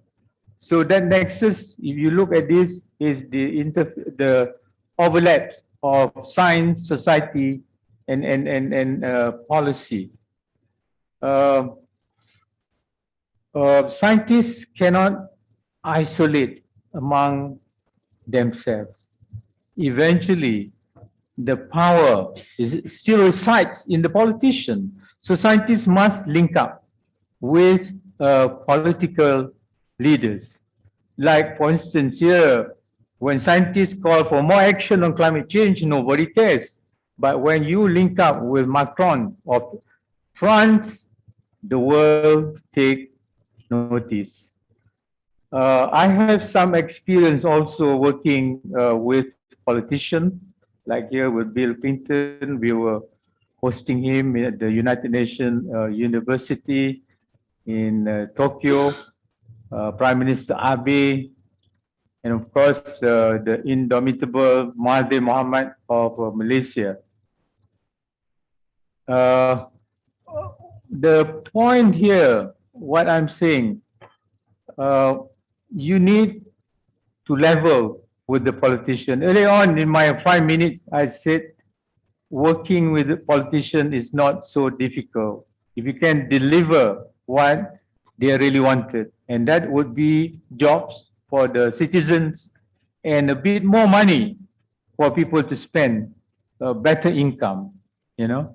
If science can do that, that would be, that's what it is, you know. There are many examples of that. I had experience in helping solve the haze problem in Southeast Asia a few years ago. Science have the solution for combating haze in Southeast Asia. But ladies and gentlemen, politics stand in the way. So in the end, we cannot implement what the scientists recommend. So the haze went on, you know, the burning went on. Once again, the world is taking notice of the problem of development.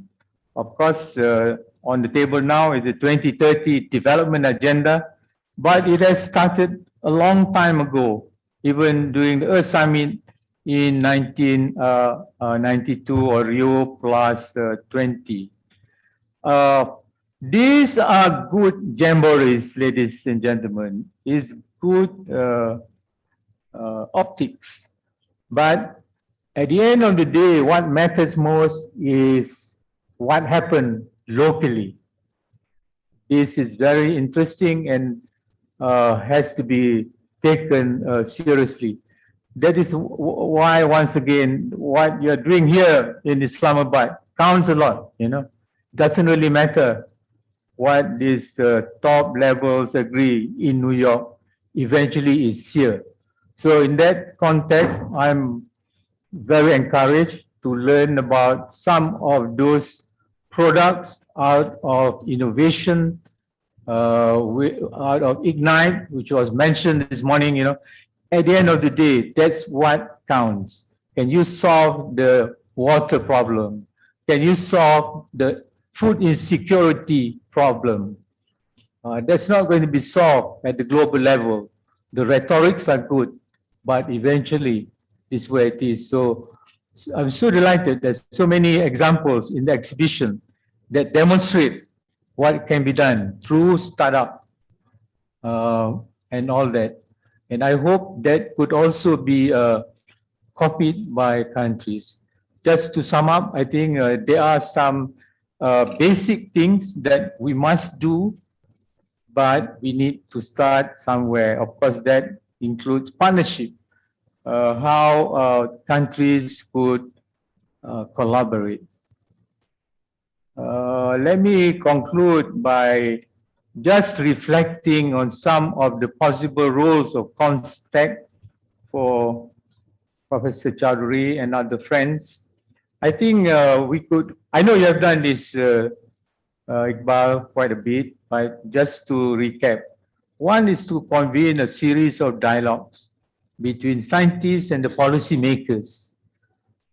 Sometimes these two doesn't connect. They don't know what each other wanted, you know. The blame is more on the scientists to me. They speak their own language, you know. Whereas people like Ignite and all that, they are more practical. They want to solve problems, right? Yeah, so convening a series of dialogues between scientists and policymakers is one. The other one, develop training modules for scientists to better communicate, to be better communicators among policymakers and politicians, you know. Less theory, more the practical side. And of course, the third one is to convene workshops on science diplomacy, the role of science in promoting bilateral, multilateral relations among countries. So in that context, even if the politicians quarrel among themselves, I think the scientific community could still go ahead. So I think Prof. Iqbal would mention recently, I think, was it 2019, Professor Iqbal, yeah? A group of countries, Indonesia, Malaysia, Turkey, Iran, and also Qatar. We got together to sort of launch a club of like-minded countries because the OIC is too big and they act on consensus, and normally there's no consensus among the 57 member countries. So we have started doing that. It's ongoing, Okun. Recently we had a chat with Tubita, Iqbal, and Mike people. So there are problems, common problems that we could solve together and assist one another. So that's one aspect of science diplomacy. And the other one, I think the more advanced OIC members like Pakistan, Turkey, or Malaysia should be developing, assisting the lesser countries developing their not only national science policies, but also the ecosystem. So let me conclude by saying that things are not that simple, but look at the big picture first and start from there. And I think there's a lot of commitment among OIC members to see some success. Once again, thank you so much for FIFA for hosting me. Thank you. Assalamualaikum.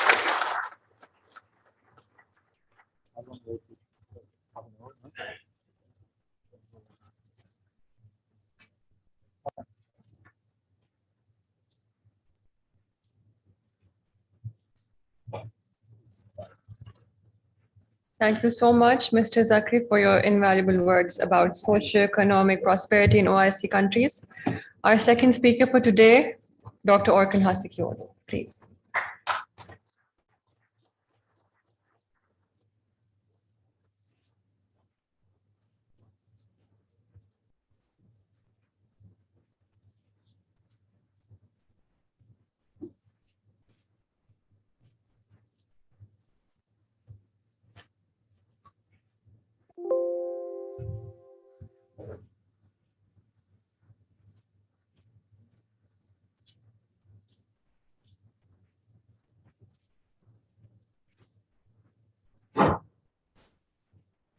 Assalamu alaikum wa rahmatullah.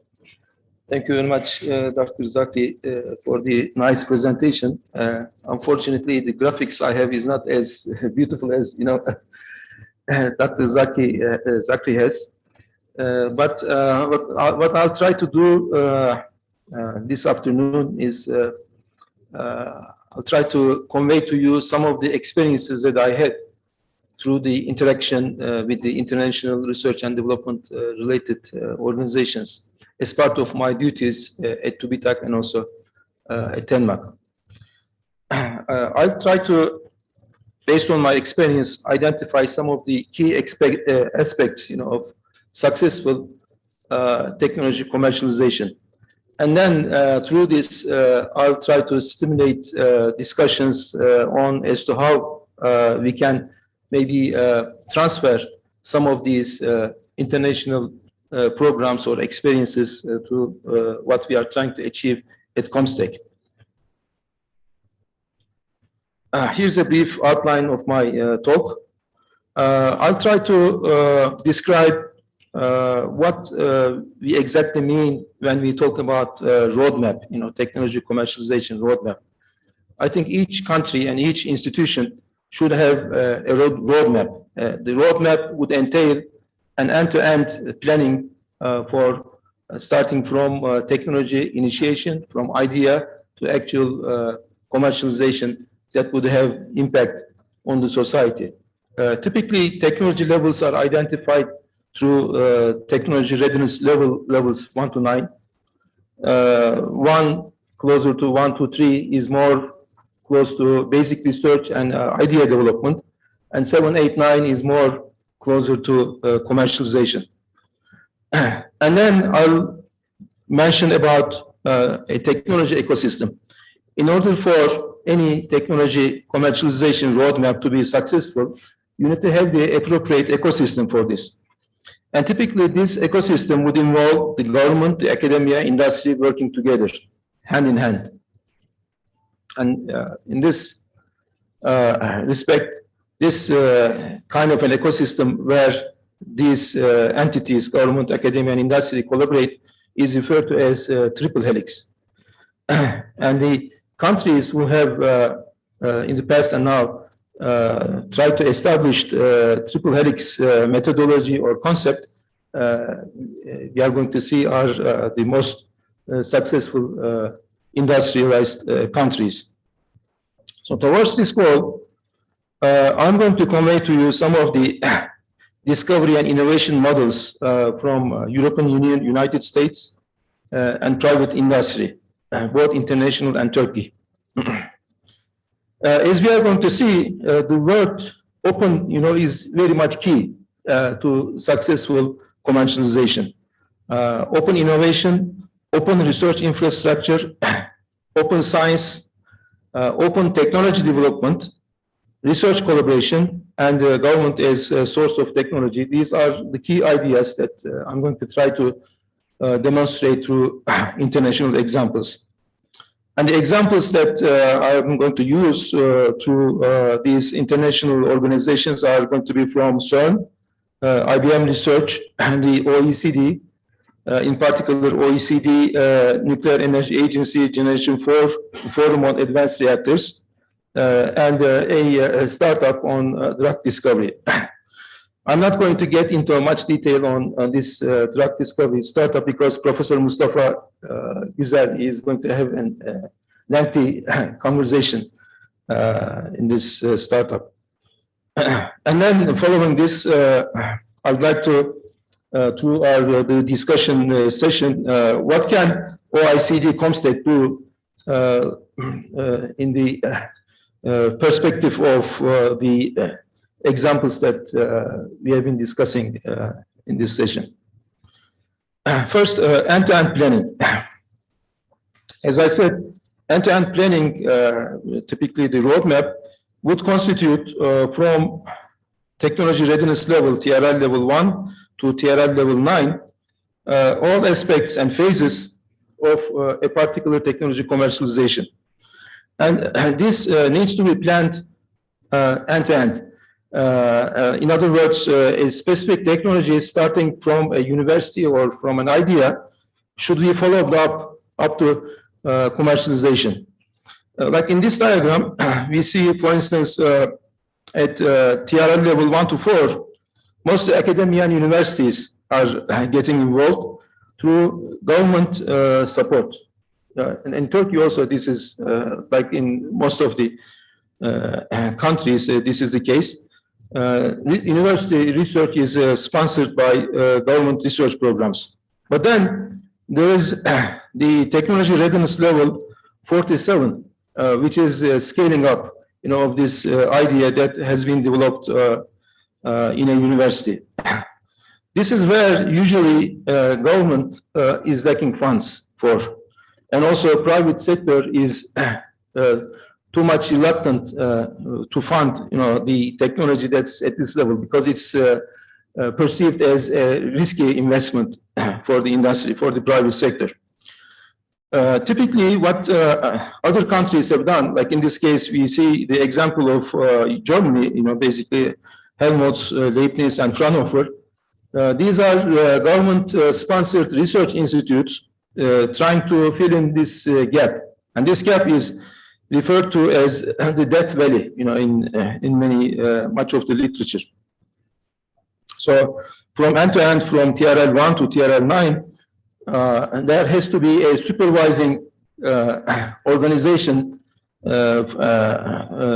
making sure, that that particular idea or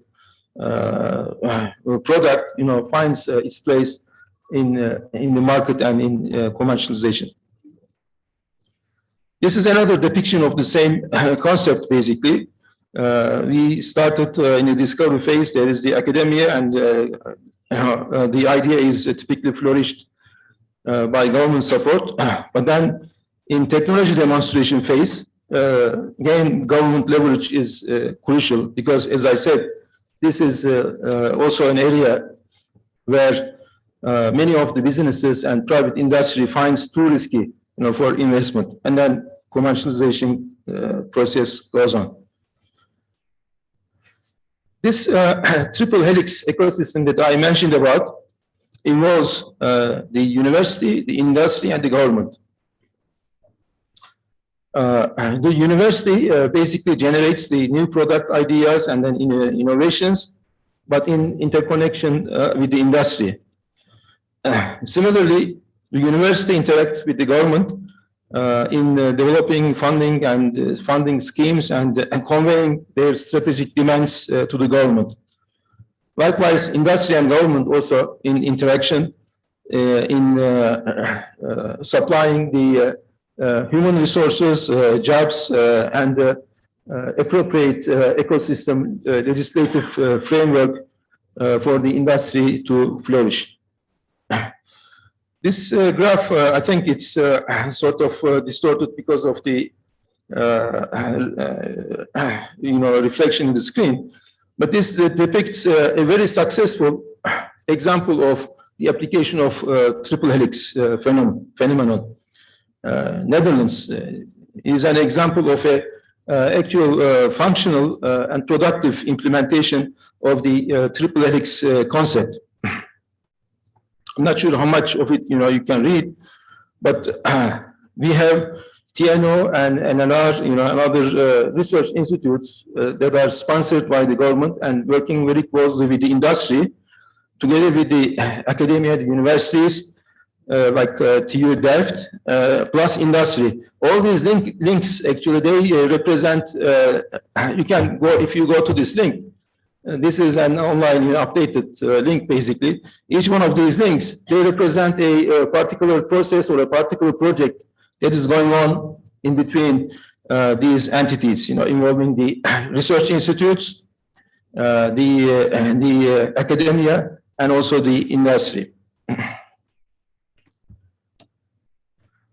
So when we say discovery and innovation, there has to be some models, promoting the discovery and innovation.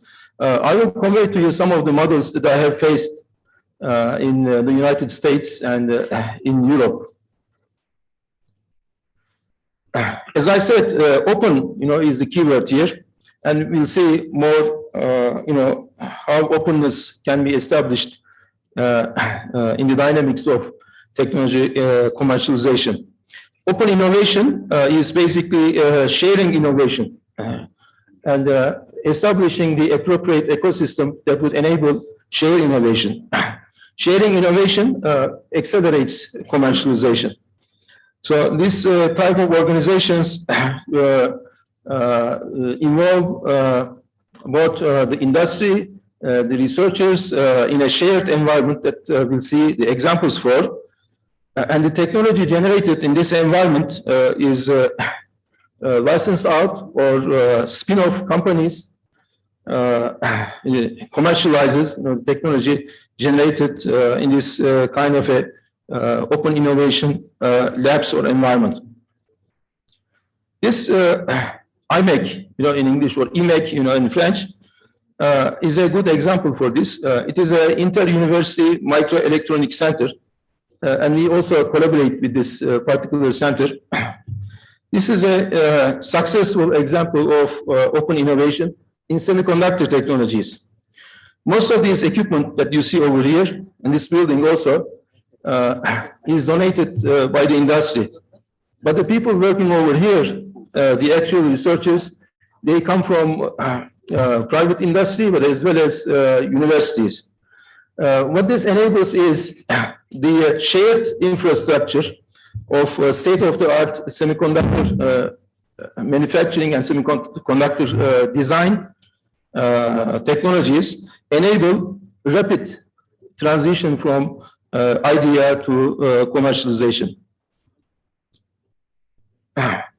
Another initiative under the umbrella of European Commission is the Open Research Infrastructure, ESFRI, as we call. This is European Strategy Forum on Research Infrastructures. And Turkey is also a member for this. And recently, we had contributed in developing this particular roadmap. This is basically a framework for infrastructure resource sharing. Many research institutes or labs, university labs also in Turkey as well as other European countries contribute to this research collaborative research infrastructure framework.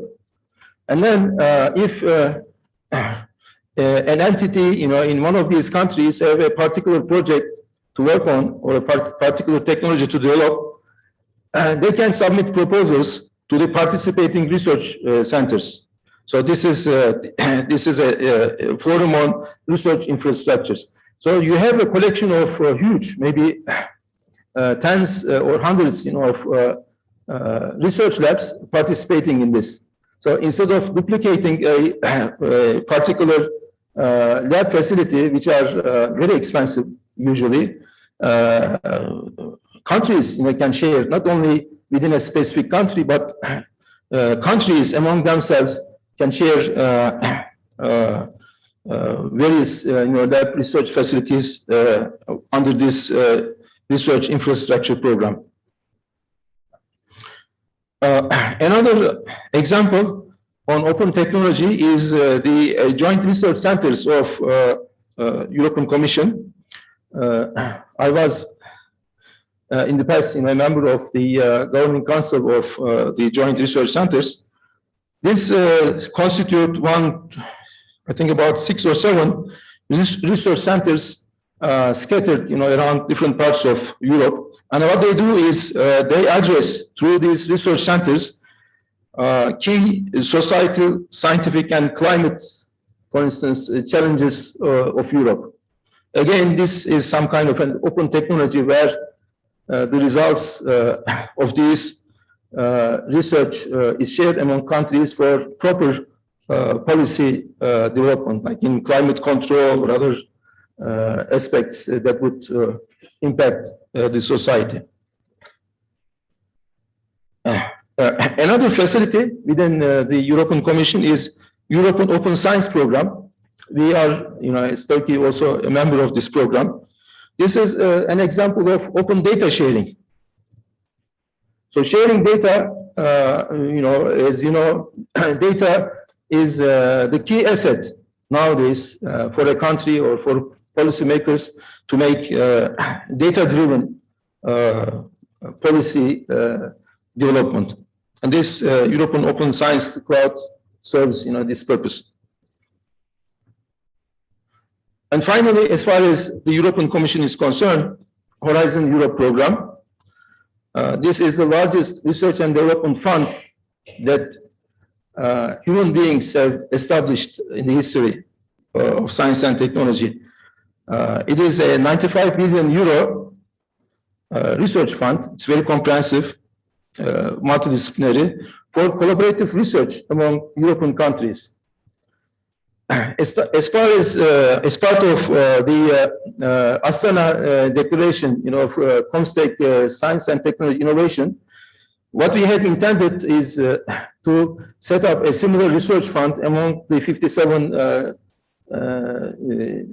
Islamic countries who are, members of comstech. But unfortunately, we were not successful in achieving this up to this time.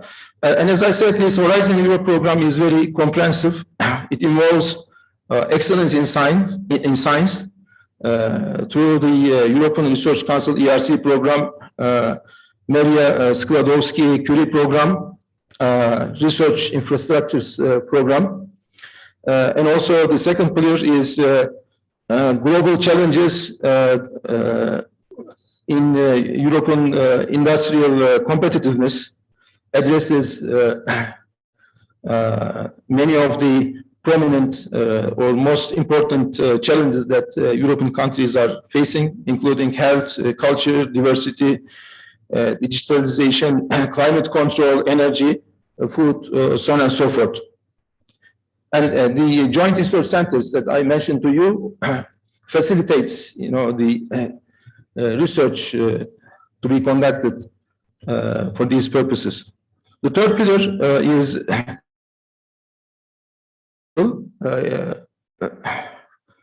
should I continue? Yes. Okay. And it's Innovative Europe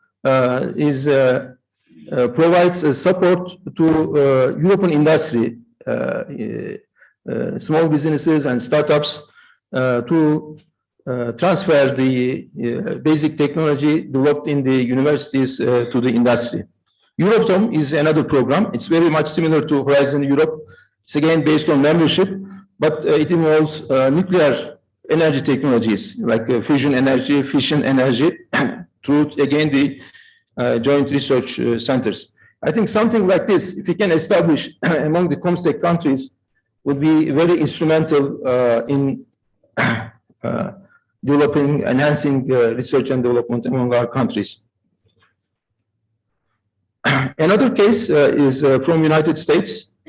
Government as a source of technology. Government, as you know, in some countries, especially in the United States, through the research labs, the federal labs, as we call, that are affiliated with the Department of Energy and Department of Defense and other federal research organizations. They are the main source of technology, basic technology in the United States. Like internet, for instance, started with ARPANET, the CCD cameras that are part of today these cell phones were initially developed for satellite surveillance, in these institutes. So many of the commonplace technologies that we are using nowadays currently are originally developed through these federal labs in the United States. And the United States has developed certain mechanisms to transfer and commercialize these technologies. One of these mechanisms that we were using when I was living in the United States was the SBIR program. It is a three-phase program. First phase is, all of these federal labs, including NASA, Department of Defense, NIH, DARPA, they contribute funds to this program. They contribute based on their total level of research support. Like 1%, 2% of the research support they obtain from the government, they contribute towards this SBIR program. This is the Small Business Innovation Research to facilitate transfer and also development of novel technologies in small businesses. I'm not going to go into much detail because there are other examples that I would like to convey to you, but it's a three-phase program that is developed in the US for this particular purpose. Over here, you see the research agencies that are contributing and the ways they are helping to enhance technology transfer in this chart.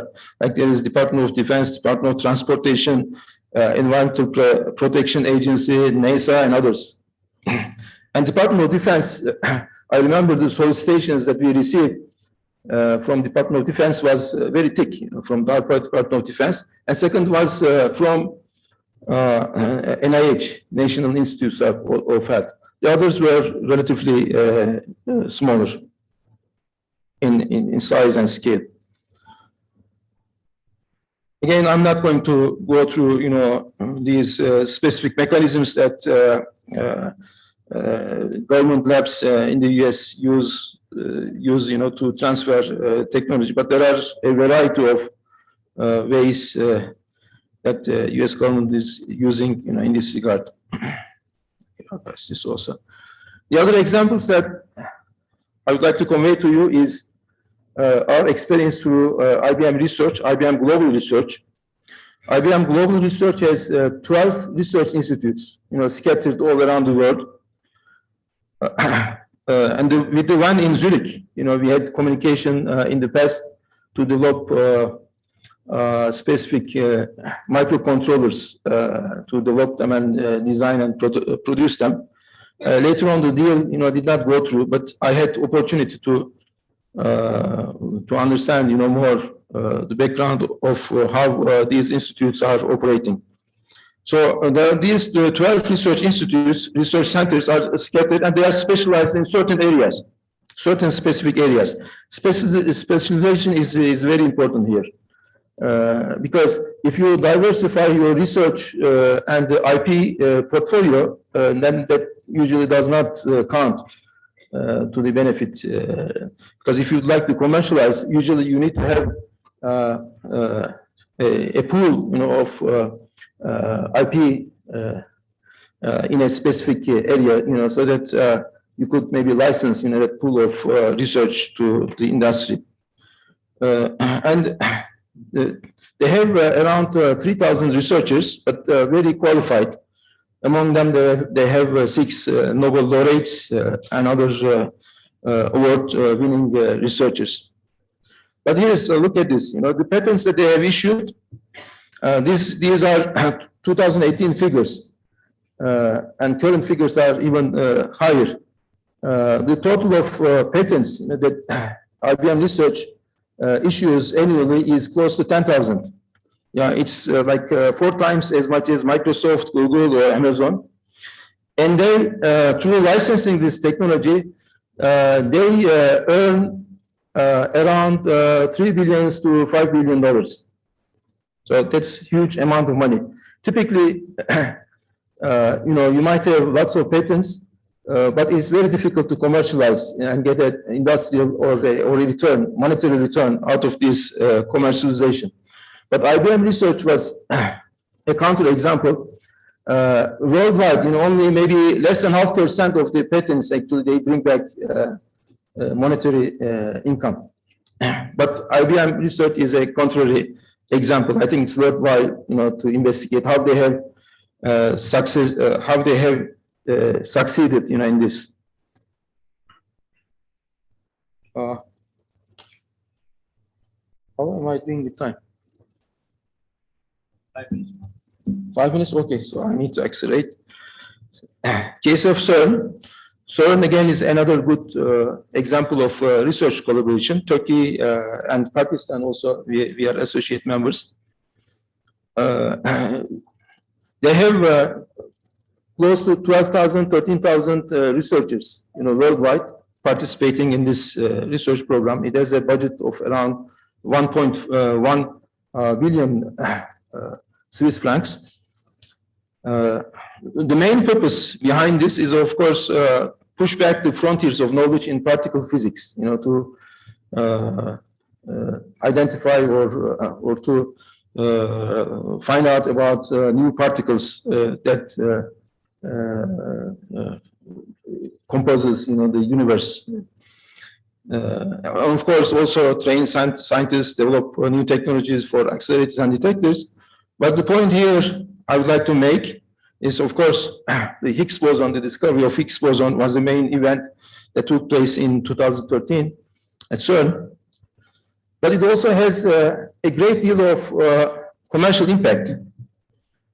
Through the technologies developed in accelerators and detecting particles and computing grid, because these collisions of particles in these accelerators, in these colliders, they generate lots of data. Even Pakistan, I know, is a member of this grid network that helps, in the computation of this huge amount of data. But it has a lot of commercial output that impacts society as well. One of these hadron therapy. Hadron therapy is you accelerate proton and sometimes carbon ions to treat tumors. And the advantage of hadron therapy, as opposed to therapies like gamma knife or other radiation therapies, this kind of therapy does not damage the tissue in between. It only, you can concentrate the energy on the tumor only. So it is a relatively new technology, and many countries have commercialized this technology through CERN. Like Austria, I know, for instance, they have 30, 35 engineers or researchers worked in this facility for close to a year, and then they have transferred this technology to set up a hadron therapy center in Austria. And in that regard, CERN is very open-minded. The only thing they say is, if you'd like to transfer a technology from our research, you just need to finance your own engineers. Other than that, they don't require any intellectual property fees or anything like that. Turkey is, as I mentioned, is quite active, member of CERN, both in Atlas, ALICE, and CMS experiments. I would like to mention about another example of mode, of commercialization in terms of international collaboration. This is the case of OECD Generation 4 Forum. OECD Generation 4 Forum is a technology partnership program among the nuclear energy capable countries. Turkey is not a member right now, but we have applied for membership back in 2018, and we are still pursuing this membership process. So as you can see over here, all of the nuclear energy capable countries, I don't see Pakistan, but except for maybe Pakistan, is a member, of this forum. And the main purpose of this forum to exchange technologies in advanced reactor designs. So out of 120 advanced reactor designs, this back in 2000, Generation 4 Forum reduced these designs to 6, particular designs, research reactor designs that we call now Generation 4 reactors. And in Turkey, we have recently initiated a program on the molten salt reactor, which is the 6th, lower right reactor design. And these are, there are a number of worldwide molten salt reactor programs. This technology was started in the Clinton laboratories. Right now it's referred to as Oak Ridge National Labs, but back in 1943, this is how the lab looked like at that time. And there was actually a molten salt reactor operating for around 6 or 7 years in the 1950s and 60s. So it is a conceptually proven technology. And this is the current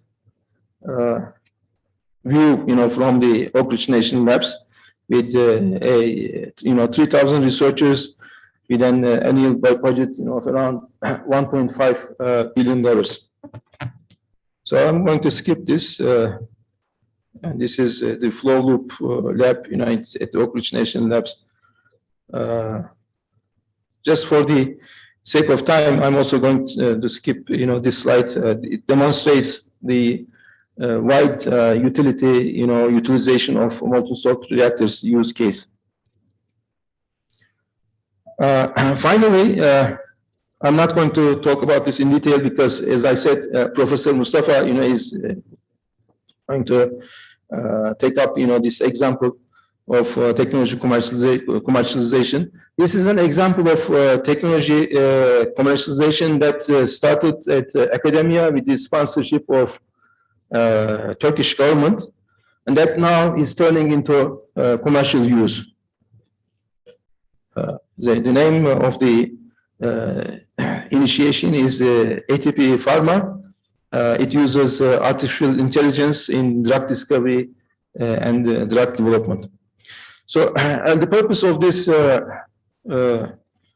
startup is typically the drug discovery process is a very long process. It takes around 12 years and the cost is also very high. The cost from idea to the market of a typical drug is around $2 billion. So any kind of research activity or any kind of improvement in this process that would reduce the cost of production and also the duration of the production is a very important added benefit, to the pharmaceutical industry. And what we do at this ATP Pharma is we are using AI, artificial intelligence, based algorithms to enhance this process and cut down maybe this entire 7 or 8 year process by maybe 3 or 4 years. So this slide, depicts the particular areas that one could apply AI algorithms in drug discovery. Okay. So now I think after 2 more speakers, we are going to discuss, how these examples that we had experience with, in Turkey, in Europe and in the United States and other parts of the world, how can we translate this experience to comstech countries, right? So if you could please think about this until this discussion session, so that we can have maybe some ideas, generated to recommend to the policymakers. Thank you very much for listening. I think this is my last slide.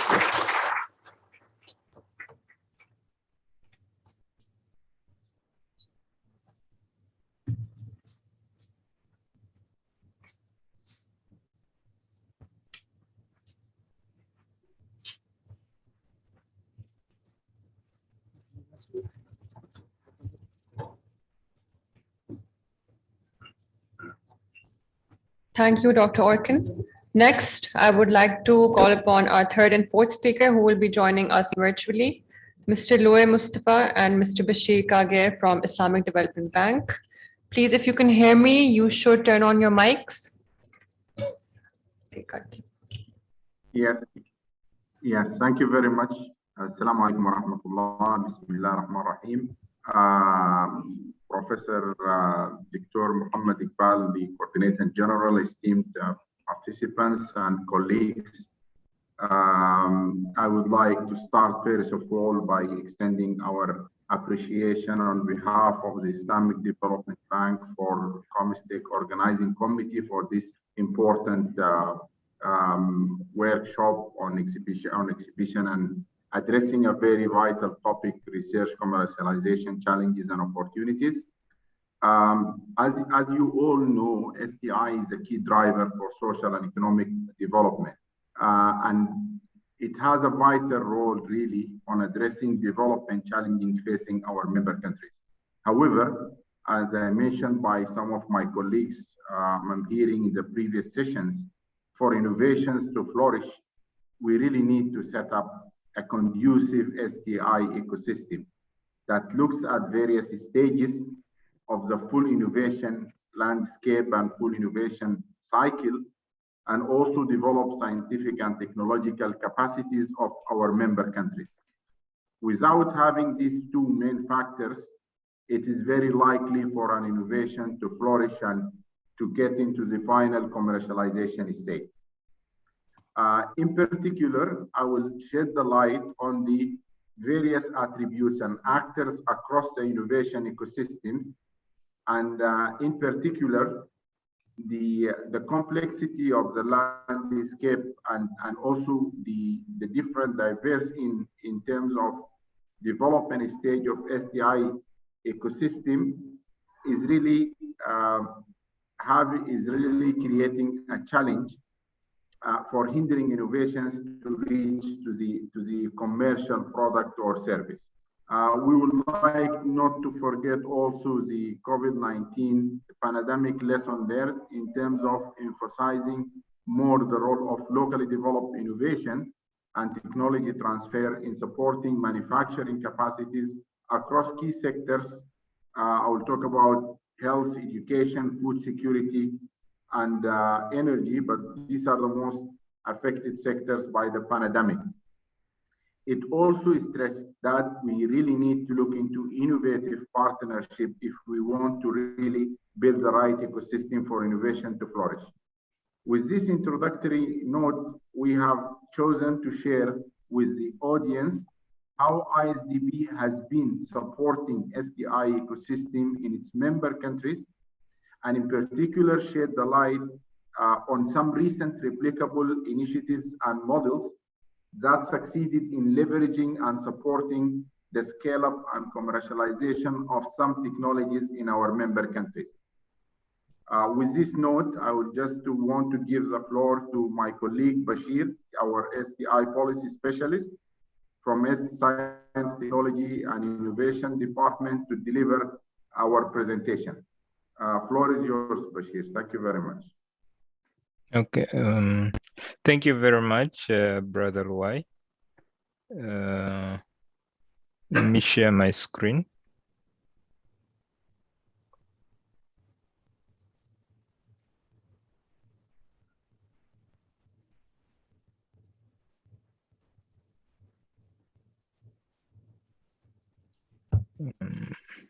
Okay.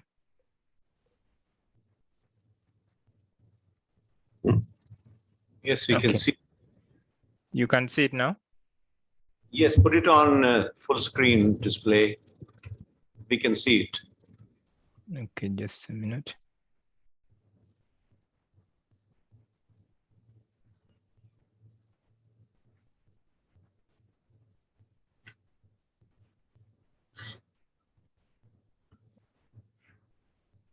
Okay. Yes, that's okay. Okay, thank you. Thank you as well to the organizers of this workshop. I'll, like Brother Roy has said, I'll briefly talk about what ISDB has done in terms of strengthening STI ecosystems in member countries. Because as we all understand, this is the foundation for all the innovations and initiatives and also the prosperity of most of our developing countries. So at ISDB, of course, we recognize the role of STI in the development of our members. To show that, we actually developed an STI policy in 2019. And this policy was structured along 3 objectives. One of them was to try and mainstream STI into the bank operation. The reason for that is that the scope of STI is too big, and we cannot fund STI mainly through grants or technical assistance alone. It is more impactful when you go through the ordinary resources of the bank, where you can now give huge capital resources to a member country to support these interventions. So in terms of mainstreaming this, we know that through the sectors, we can allocate enough resources to impact on the innovations in our member countries. And the second objective was to support STI ecosystems in member countries.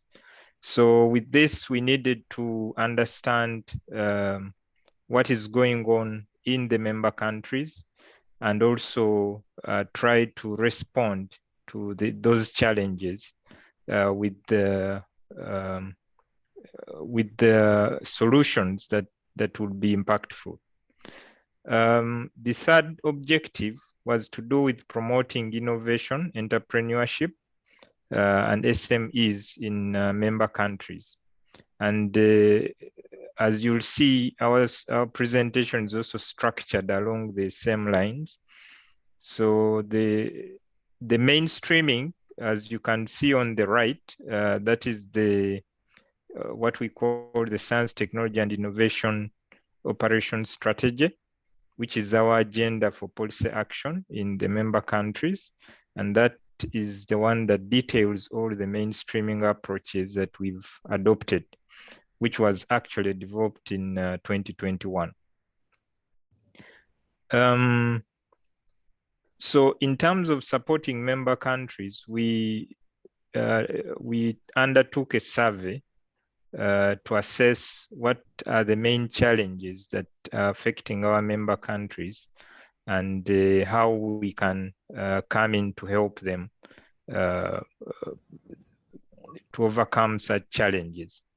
So in order to find out these challenges, we undertook a survey in all our member countries. And we also used some secondary information to back up our study. And eventually we grouped these countries into 3 groups, where we realized that among our member countries, we have those that have moved ahead, and then those that are coming up, and then those that are still in very dire states. So you can see that most of our member countries fall in Group C, which is the emerging STI systems. And we have a total of 34 countries under this. And these countries have challenges of low productivity and limited innovation, low literacy rates, human resource challenges and skills gaps, low exports, and of course, very many others. These are just a few of the challenges that we identified. And of course, you can see that Pakistan falls under Group B, which is the developing STI systems. And here there's developing R&D, there's developing innovation and patents, and of course, participation in exports, whereas it is coming up, it is still a bit low. So this is what we found out. And like Dr. Zachary mentioned earlier, in most of the biggest problem in most of our developing countries is lack of researchers. And this is also evident in the results we obtained. Now, when we discovered these challenges, we tried to come up with programs that would actually respond to the needs of each group. And most of the countries did mention issues to do with the institutional framework, the governance that still Dr. Zachary was talking about.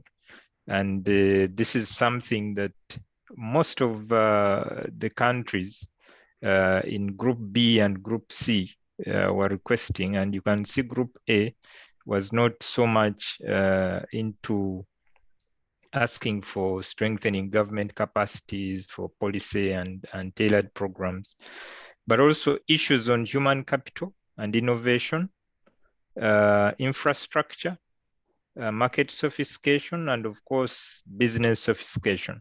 So those are the 3 areas, and some of the programs you can see, and one of the key programs that is coming up lately is exploring the diaspora networks to actually support the development of STI in the member countries. I'll not go into the detail of all the programs. This is one of the examples of member countries that we've supported to establish and strengthen their STI ecosystems. And this we did in partnership with UNESCO in Uzbekistan and Mozambique. And we did support these countries to put in place national STI policies and strategies, as well as develop some programs and initiatives that would kickstart the STI ecosystem. So these are some of the interventions that we've done in terms of policy support.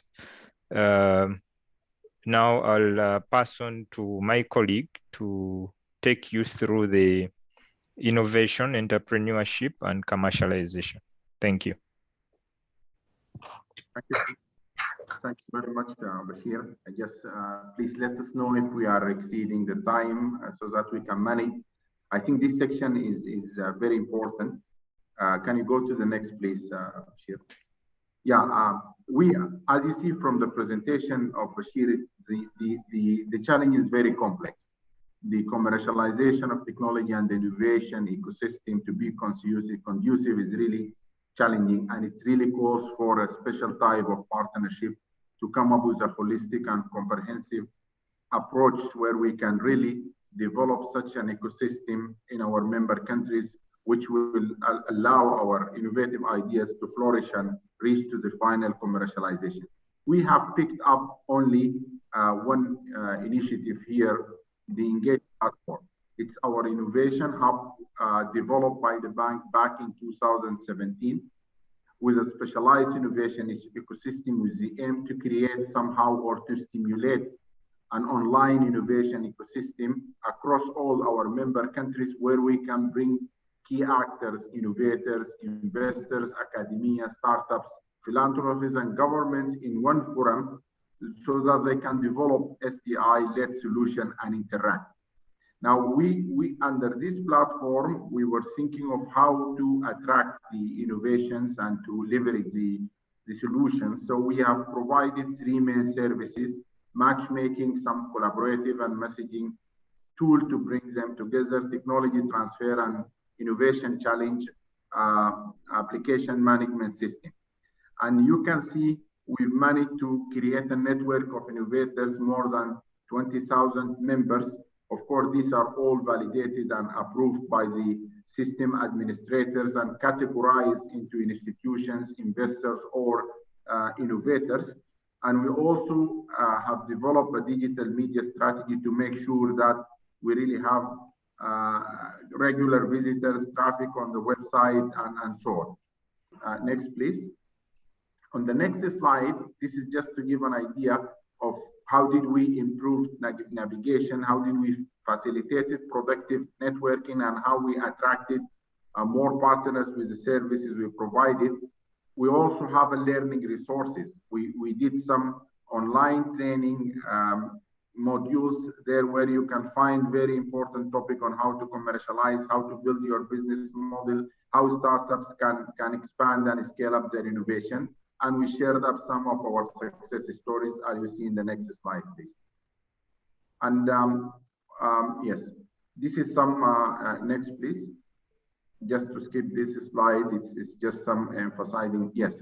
Now, in brief, we managed to leverage as a test 100 and more solutions in the different sectors: health, education, food security, energy, water, and innovation and infrastructure, from different innovations through particular innovation calls we used to launch to attract ready to scale up solutions and solutions that can be commercialized. Next, please. Yeah, this is just to see in terms of countries, we have leveraged a number of new innovative ideas at the proof of concept. 47, we have leveraged 11 for commercialization, 6 for scale up, and 31 for capacity building. You can see the distribution also. Most of them are in the good health and well-being, because we really focus on our previous innovation challenges on the COVID-19 solutions to help our member countries. But you can see also education, and you can see innovation and infrastructure. You can see the distribution by countries where the innovation are coming from. Of course, we had some to look into some technologies which are in the north and try to promote, transfer them into our south or developing countries with the aim to build their manufacturing capacity. So we're going to go through just 2-3 examples of some success stories where we help commercialization of technologies. The first example is the next, please. The first example is the example of localization of probiotic production in Uzbekistan. And just to give an idea, with a new injected grants from the ISDP and a solution leverage after due diligence and selection, as a result of the support, they managed to create a small innovation enterprise. This is a very successful model where they started producing probiotic preparation as a result of a scientific research by the Institute of Microbiology in the Republic of Uzbekistan. The company was able to create a workplace and also to train highly qualified specialists, and was very well acknowledged by the government of Uzbekistan, and they received additional funding. Of course, this is a starting journey from the Ministry of Innovation to commercialize 2 of the probiotic preparation products, and they are going very well.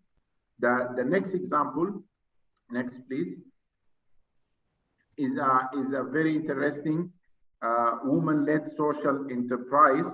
We will try to promote social innovation, and we try to promote investment in venture capital. So the bank has tested to enter into equity participation with a woman-led enterprise, social enterprise based in Pakistan, co-founded by 2 doctors. What they are doing, they are leveraging ICT to deliver revolutionary healthcare in low-income population, and they are tapping on the unused or the potential of unutilized women who are doctors, are due to some social inclusion, they are unable to deliver health services. Only during the pandemic, they managed to direct their innovation to do around 85,000 consultations through their platform, and they are also referred more than 7,000 suspected COVID cases according to the authorized guideline by the government. And the third example we wanted to highlight, it's a very important example coming from Bangladesh. It's an innovator, an inventor, which is based in ICCDR. Through a small grant, what they are doing from a locally produced material, local jute input, they have made to build a housing model, affordable housing, which will cost 150 and will take 2 people and 4 hours to build. For us, this was some sort of innovation. We were looking how these small grants will really facilitate the setup of companies coming from a research institution and also going further to a commercialization stage. As you can see, there are more than 2 million housing units could potentially be developed to refugees in Bangladesh and other ISDP member countries when we look into this. And development of a domestic green manufacturing unit is something also very interesting in this. This is a completely green houses that use eco-friendly, environmentally friendly material for the building of houses. Next. And I think I will just stop with the final example of Tarjab Artificial Intelligence Research Center. They are a capacity building for pioneering AI in Tajikistan. What happened here is a capacity building project has helped them to build an incubator which was focusing on education, applied science, but then the top mathematicians in computer science talent in Tajikistan joined this incubator. They partnered with Microsoft to build a machine learning algorithm for healthcare during COVID-19. Again, how the innovation were repurposed to help member countries in such a pandemic. And the most important part is a spin-out company, which is spun out of this innovation, partnered with 2 leading financial institutions and developing AI in bank operation to create machine learning forecasting credit scoring. I think I will stop with these models here because of the time, but the conclusion, what I wanted to highlight here is there is a very complex challenge here that needs all joining hand of all partners and a specific type of partners to see how such models or how such innovations can be looked into a holistic and a broader approach where we can bring together such innovation. Of course, having got a platform, we will manage to do through these innovation calls to leverage us, but I do imagine in our member countries, there are a lot of such innovation. A lot of startups are really finding some challenges in getting access to financial resources to develop this innovation further. And I think this is a very, really important topic for discussion and a challenging topic when we can all do something to help our member countries and also focus really on building manufacturing capacity in our member countries in key affected sectors by the pandemic. Thank you very much all for the invitation once again, and we hope all the success to this important function. Over back to you.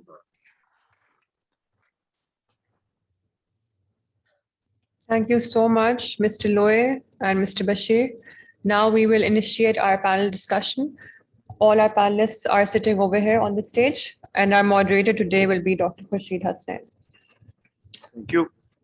This duty has fallen to me because the planned moderator, Dr. Nadimul Haq, had to go back to his university for some important issue. So first of all, let me thank all the speakers for the excellent and highly informative and incisive presentations that we've had. Before I ask the audience for any questions, I'll ask the chief guest if he has anything that he wants to add or he has any questions that he wishes to put to the speakers. Thank you, Dr. Actually, I won't be able to stay too long. So as I mentioned during my morning address, my expectation from this workshop would be output could be some report on what should be the process which can be followed by OIC countries for collaboration and for commercialization of their research work in different sectors, agriculture, education, health, energy, etc.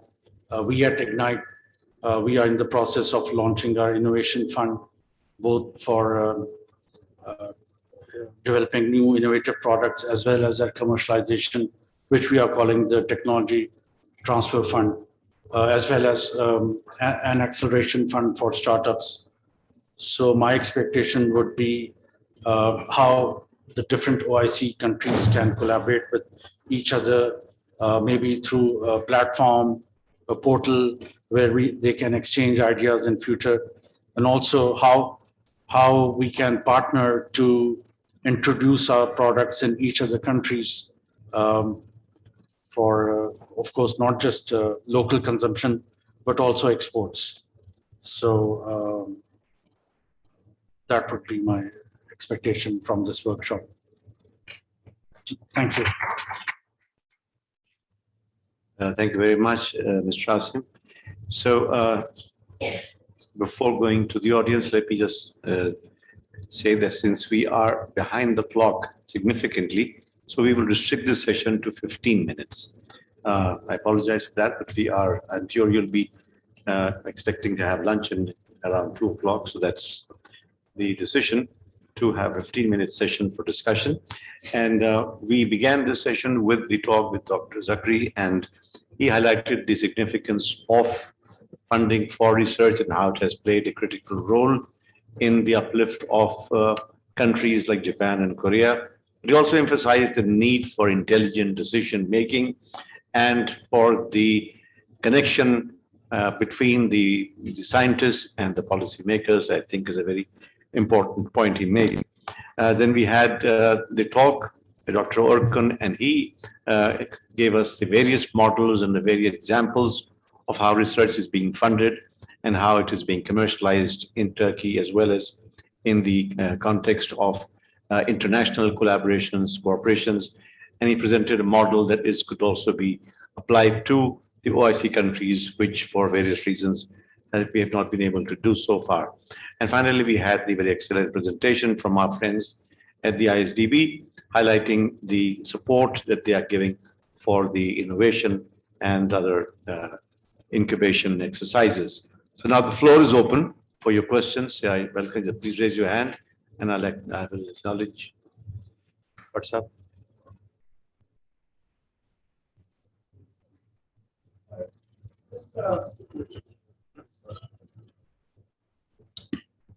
Okay, an extremely unfortunate trend seems to be absolutely unjustified, that you would find so many of these critics who would blame academic researchers for not doing anything and bringing something blockbuster into the marketplace without even understanding that any innovation to reach to the marketplace requires, as you mentioned, end-to-end solutions, the whole ecosystem, including willingness of industry to venture on risk technologies, or there is a whole catalytic activities which is required. You mentioned about from TRL 3 to TRL 9. So what I would like to know from distinguished panelists, that in such situation where even a very meager fund provided to the researchers, and then they go through such a pain of not doing anything. Have you come across a situation in your countries as well?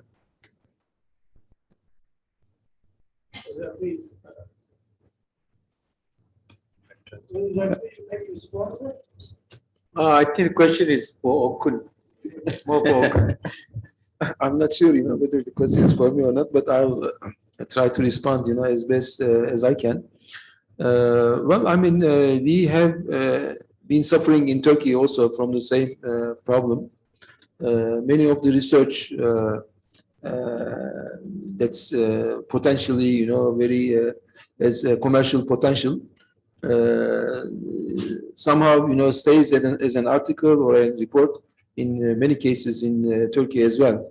We have TÜBİTAK has a big program to support startup companies, to a certain extent. It's not, in any means a comprehensive solution, to the remedy to the problem, but at least a small amount of contribution, to alleviate towards alleviating this problem is this venture capital program, sort of, that's sponsored by TÜBİTAK, by the Turkish government. The amount is not very large, but still, it helps facilitate to commercialize academia-generated technologies. It's again, I think, needs to be at a policy level, treated comprehensively, starting from TRL 1 to TRL 9, how you would make sure, a particular technology finds its place in the commercial area.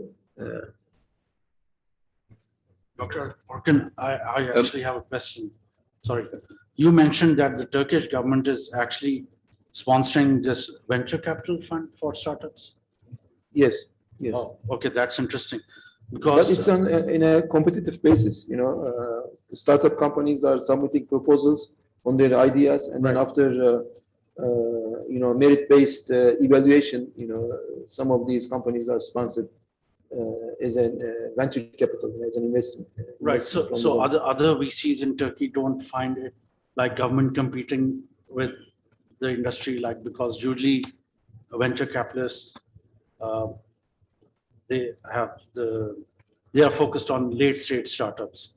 So this venture capital fund, which has been established by the Turkish government, it's an early stage. It's an idea level, so it's an early stage. Yeah. So it's more like seed level funding. seed level funding, yes. Okay. Yes. But in addition to that, we have angel investors, Yeah. so to speak, Right. in Turkey that would take the risk, to invest, in such early stage companies. Right.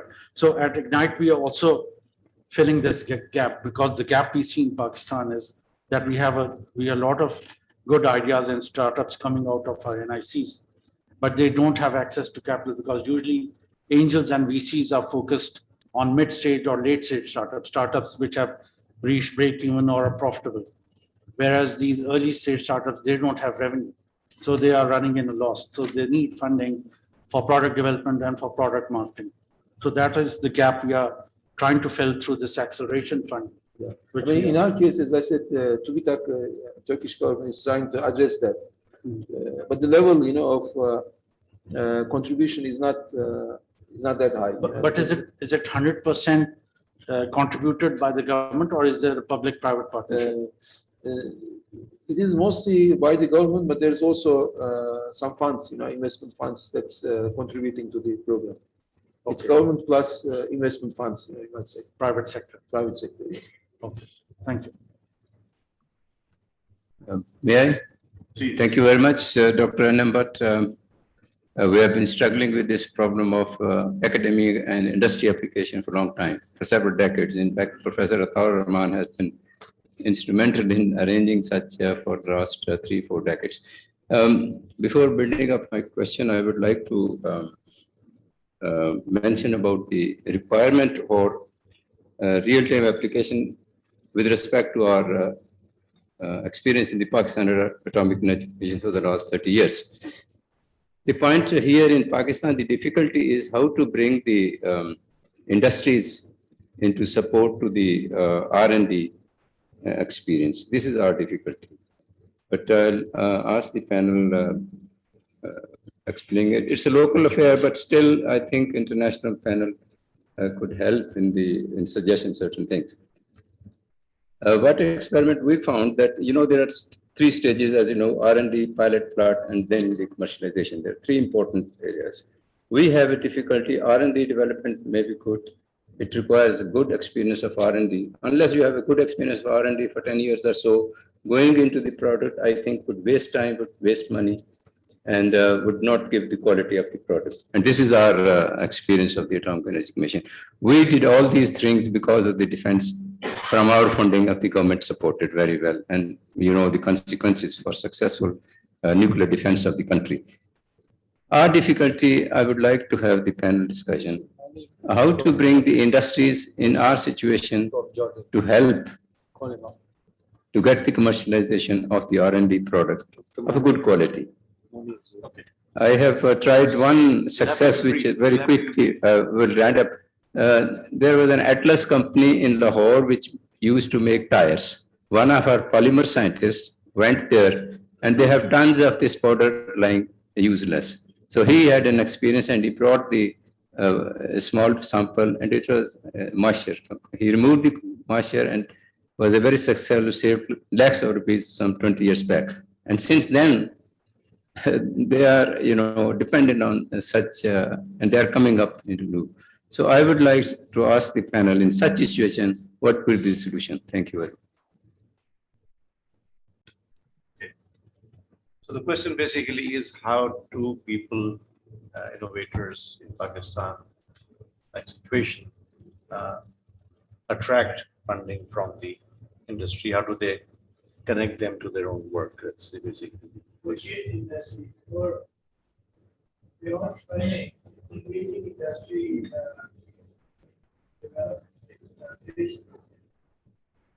Is a perennial problem. It doesn't only occurs in Pakistan, but particularly the developing world. It's a question where the scientist doesn't really appreciate the practical problem that the industry needs. I remember when I was in Malaysia a few years ago, the Minister of Higher Education provided me about $50 million for the university researchers to interact with the industry to develop some projects.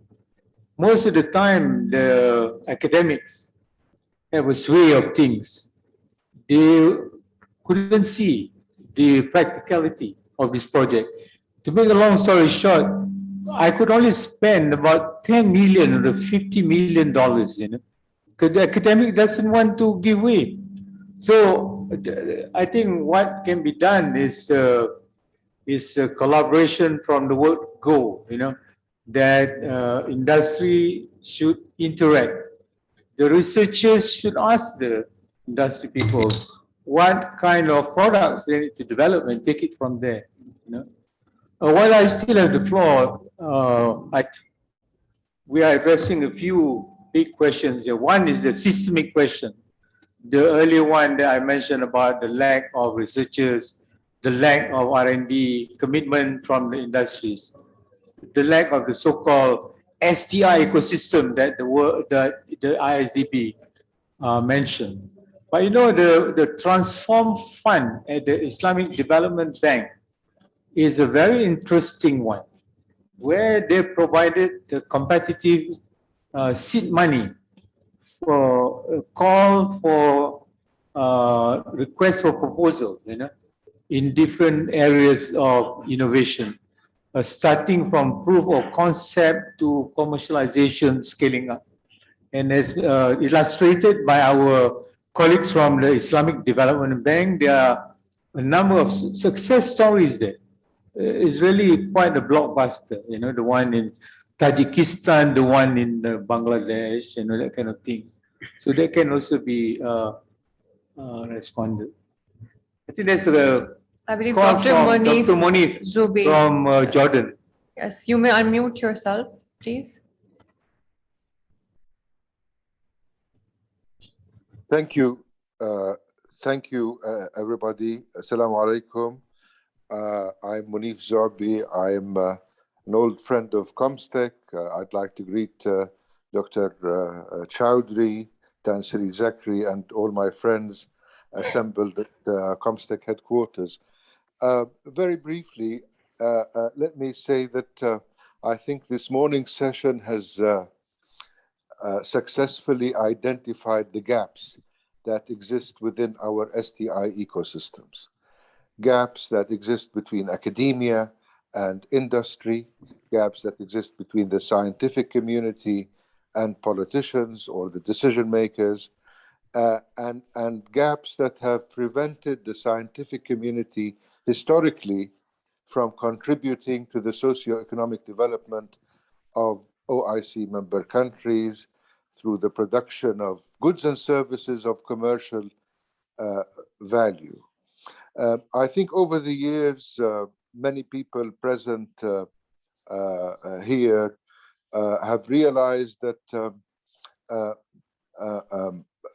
proposals have been made to divide up the vision of the STI ecosystem. And that is essentially to divide up the role of science, technology, and innovation in development, whereby the scientific community would focus 1/3 of its effort at the national level to address national problems through STI. 1/3 would be research that may or may not yield commercial results, whilst 1/3 of the work of R&D would be focusing on priority areas that would yield commercial results. I think this is the formula that has been proposed over the years, and this is something that needs to be revisited again, because the important gap that still exists in our countries is the gap between the R and the D, the research and the development. Tansiri Zakri mentioned the GERD figures for a number of OIC countries. I have discovered, I'm sure he knows, I'm sure Dr. Chowdhury knows, that most of the money, the GERD funds, actually go to research, with very little that goes to development. So I think we need to develop a simple business model that can be adopted at the national level of OIC countries to encourage researchers to venture into the commercialization sphere and really produce algorithms, apps, programs, products, services of commercial value that would sort of feed back into the system and generate funds, even more funds for research and development. Thank you very much. Thank you. Thank you. I believe Mr. Loy Mustapha from Islamic Development Bank has a question. Yeah, thank you very much. I just want to share some insights, and I really second with my colleagues and this important observation.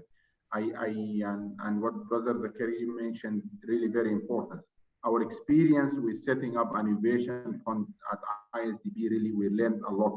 Recently, there was some reassessment of the program or the innovation fund, and I think I'm very happy to just share some remarks on what we did when we benchmarked also with other MDBs, trying to see what were the challenges and how these funds really supported the commercialization of technology. As mentioned by Professor Zakaria, that we really focus on the full spectrum of innovation from early stage, which are coming from innovators to scale up to commercialization, and also did not miss out the capacity building, because some NGOs and some academia and institutions really had some innovative capacity building models like incubator accelerators to really inspire and encourage commercialization. So just what observations with the benchmarking we did. Various MDBs really have set a dedicated funds to support various sectors in areas related to promotion of STI. We looked into African Development Bank, we looked into Asian Development Bank, we looked into World Bank, and also ISDB in its experience of setting the Transform Fund. The nature of investment and the size of this investment is really very important, because we face some challenges, especially in the venture capital equity investment. They varied from 200 to 25 million initial capital to hundreds of millions, but they also provided grants varying from 25,000 to 500,000. Now, we saw that these financial modalities, including grants, equity, we really wanted to have introduce some of what about concessional financing. Concessional financing is very important also to have it here, and we can look into really locally developed innovation encouraged by the government of member countries and brought for these funds, because this is really for us giving that venture capital investment has high risk, and you really have to have specific criteria. Setting a competition or setting to attract such proposals is really something that needed really another eye from the government side where we can support. All funds as a contributors have some resource mobilization effort, but we needed this to really have the funding side. So what I'm trying to say is venture capital investment is very important, but we have to be careful, because I think this was the challenge.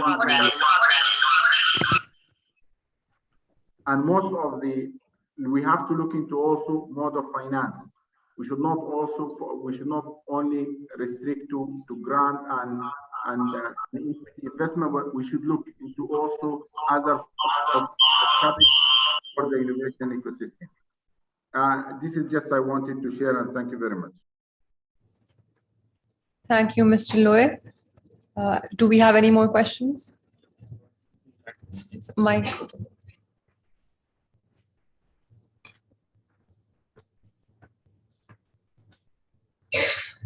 My name is Institute of Lasers and Electronics, Sub-Organization of Pakistan Technology Commission. I will just ask about similar question Dr. NM but asked, but it is very difficult for scientists working in laboratory to interact with industry, because if he has some idea, he don't know that which industry he should contact.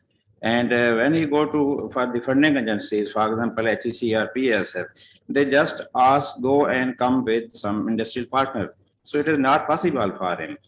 So I think, and if somehow with the institution support, some can develop some prototype device, even then it is not possible for him that how to contact with industry so that it can be commercialized.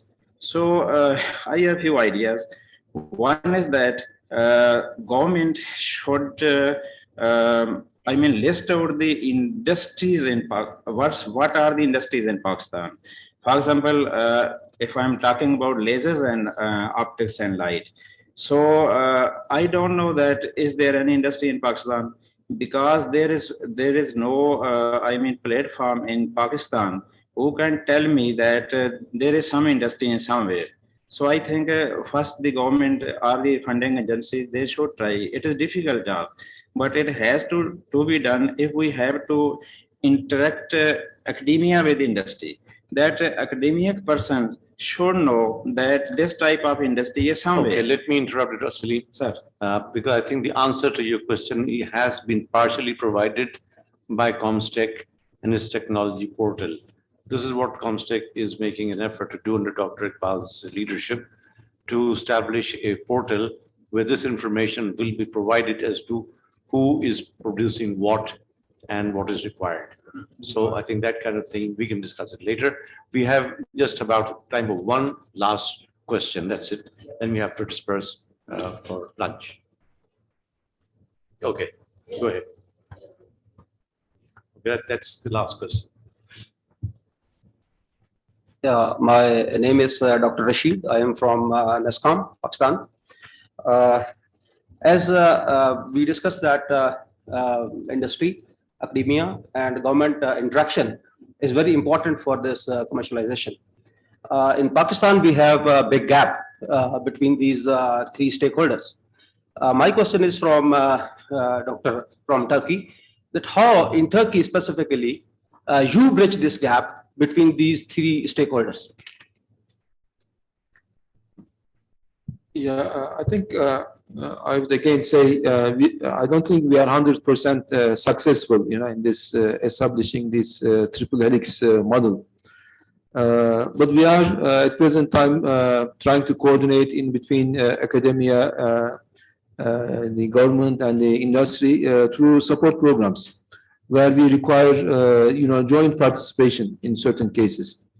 In countries like US, for instance, there is Office of Science and Technology Policy. They direct, they oversee the general and guide, general research direction, within the United States. We don't have such an organization in Turkey that would oversee the entire research and commercialization ecosystem.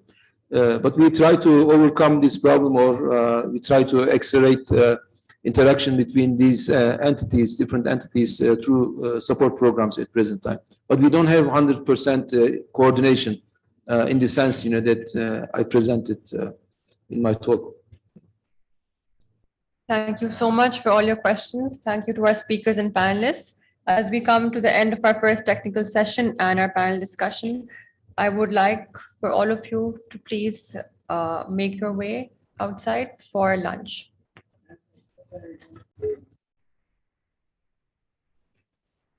Welcome back, everyone. We will proceed with our second technical session, and we have 3 speakers today for our second technical session. First is Professor Dr. Mustapha Gazel. Second is Mr. Samir Hudboy. Third is Professor Dr. Shoaib Ahmed Khan. First, I would like to invite Professor Dr. Mustapha Gazel to please come and give his speech.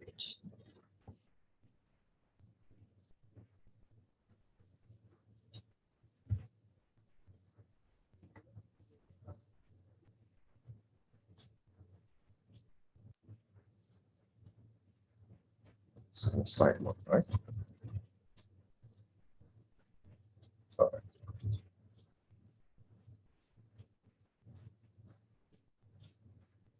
Okay, thank you. Good afternoon, everybody. I hope you had enjoyed your lunch. Now you're gonna sleep, so I'm gonna put you asleep with my talk. Hopefully not.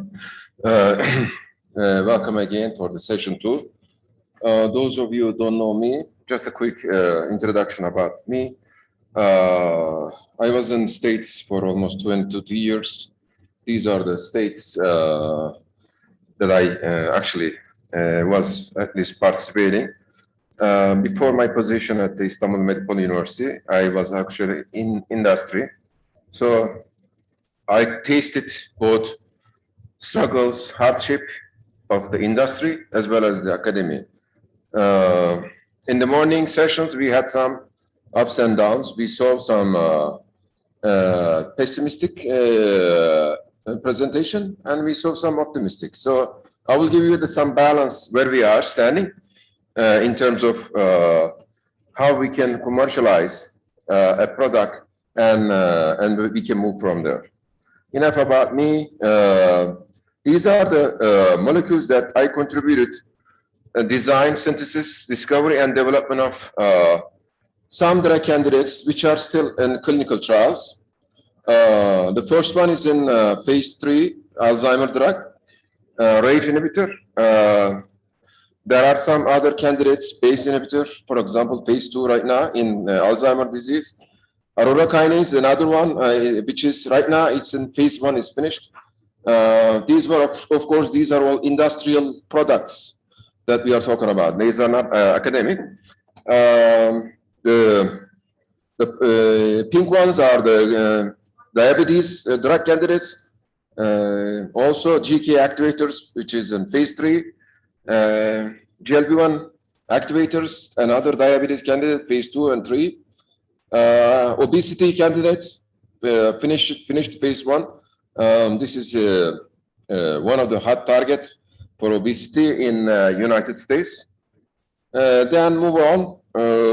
So today I wanted to give you how we can at least expedite, speed up this type of academic work to industry. Of course, it's not easy to say that. My presentation will be some situation analysis, where we stand in healthcare R&D, future technologies, and what we can do. Some small case project which we tried with one of my dear Pakistani friend who is now in England. He's an MD, PhD. Some acknowledgements and conclusion remarks. We will conclude. I always try to put these 2-3 presentations. Who do we trust? This is the survey, around 200,000 people, several countries, professions before the COVID. Which professions we trust? I mean, I gave the PDF or the link on the presentations. Of course, this presentation is recorded, so if you're missing it, please do look it up, the PDF. This is the summary of mostly the professions. Of course, the top 3, the scientists, doctors, and the teachers, mostly the professions we trust. In general, these are the country-wise. If you can look at the country-wise, Russia is the top leading country on the they trust scientists, Argentina, Mexico, and the Turkey with the 70%. I don't know where the Pakistan stands for this, but maybe they didn't conduct this survey. We can maybe take a look at the PDF.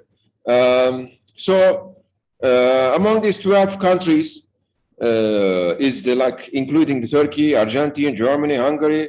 They trust mostly the scientists. Doctors is another profession. Then, interestingly, in Brazil and USA, they trust mostly teachers. And of course, regardless to say, mostly, although my boss is a politician, he's the Minister of Health right now, current Minister of Health, mostly the politicians are the most untrusted person on earth. And this is probably in every case maybe I shouldn't say this in front of him, but it is what it is. I can bluntly say that to him too, because mostly the promised are not kept.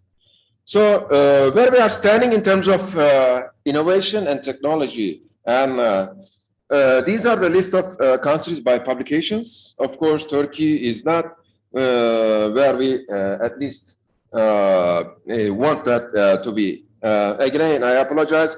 I don't know where the Pakistan stands for this, but of course, United States and China, and then UK is the leading in terms of citations and the publications. And the list of H-index is another. Of course, with the innovation, H-index, they are proportional, unfortunately. I mean, academicians, sometimes they don't like it, but your citation is where you're actually, your research. If it is cited, then you're at least a good scientist. Yes, there are some the scientist who has one science article, half of his H-index or the I-index comes from that article. You might say that, but still, it's innovation index for us. Still, we have to look at that. Turkey still is not where we want that to belong. Another calculation we have to consider as the Nobel laureates, whether we accept it or not. Countries by the Nobel laureates is, as you can see, leading again the United States, then the UK, then the Germany, France. Turkey is only one Nobel Prize so far in science. I'm talking about in science or medicine. So we have so far only one. I think Pakistan has several. These are the list of the countries. So in terms of pharmaceutical market, since my specialty is in the drug discovery and development, where we do stand? I mean, as you can see, I apologize, the slide is Turkish, but I can quickly translate to you. The US is the #1 world economy in pharmaceutical market. Almost 40% they occupy, $485 billion. Turkey is like $8 billion. Again, I don't know. The Pakistan probably around 4 to 5 billion, if I am correct. We are not there where we belong based on the statistics. How about R&D? R&D, again, we are not desired, but I mean, it's like almost 0.5% of the developments. We actually give only 1.1% for R&D. These are really low numbers. How about in US? These are 2005-06 numbers. When you look at this, actually, basic research, translational research, and clinical research. This is NIH, 25, 29, $30 billion. They support basic research. NIH, when you look at the clinical research, mostly supported by the private sector, but they complement each other. So remember, we talked about the gap. This is the gap we're talking about, the translational research. Who's going to support it? So that is that thing that we are lacking. But the advanced countries, they are way over this. I mean, when you look at the other numbers, this is, I think, 2011 numbers. Still, although they cut down the budget because of this economical downturn in 2008, remember there's the mortgage crisis, the Wall Street problem, still $40 billion, sorry, $50 billion, and around $30 billion government support. Still, I mean, we're talking about a huge R&D expenses. But every great achievement has a humble beginning. I mean, these countries, they didn't just come to that point. But when you look at this is 1987, it's around about, let's say, 40 years back. NIH was actually built with these mobile homes. My kids actually went to high school mobile homes like this in the United States. They were like public schools. So when you look at it back, right now, currently, it's one of the, including the National Cancer Institute, National Drug Abuse, National Aging, and all these things includes all these institutes, one of the largest institutes on earth. How do they achieve that within 40 years? Actually spending money. If you don't spend money, of course, you're not going to get there. So we have to know where we stand. How about disease-wise? In 20th century, mostly people were dying from pneumonia, lung inflammation, like tuberculosis, diarrhea, small intestine infection. Now the circle is coming back with the COVID-19. But still, in 21st century diseases, mostly people dying from the cardiovascular complications, different type of cancer, right? And some stroke, brain dysfunctions, caused by metabolic disorders. So why I'm giving this is actually, when you look at the 2000, beginning of the millennium, these are the blockbuster drugs, and they are how much money they are making. And it's a huge investment. They were mostly, of course, the small molecule, like an aspirin or Lipitor. When you look at this Lipitor, Pfizer made $200 billion from this medicine. $200 billion. In Turkey, 20 years of deficit that we are throwing money every year, $10 billion. $10 billion for the, you saw the numbers. So one medicine actually covers that. I will prove that to you on my next slides. But now in 2000, this is the 2015. Now, when you look at this, the biotechnology or the protein-based drugs comes into place. So actually, even the COVID-19 teaches us something. I mean, I can give you an example. I heard this saying, if we were to isolate the COVID-19 that infected 650 million people on Earth, if we can isolate it, put it in a small vial, the amount, the mass would be 10 gram only. This is the guesstimate, of course. 10 gram to 5 or 20 gram. How about the direct or indirect cost? $3 trillion, including the vaccine. So that actually tells us where to go. And this slide also, it tells us to look, go to the biotechnology. Biological medicines are especially the precision medicine, personalized medicine in the cancer. Actually, that tells us that we should at least focus on the countries like us, and we are trying to develop ourselves. So we have only one bullet. Which one you aim?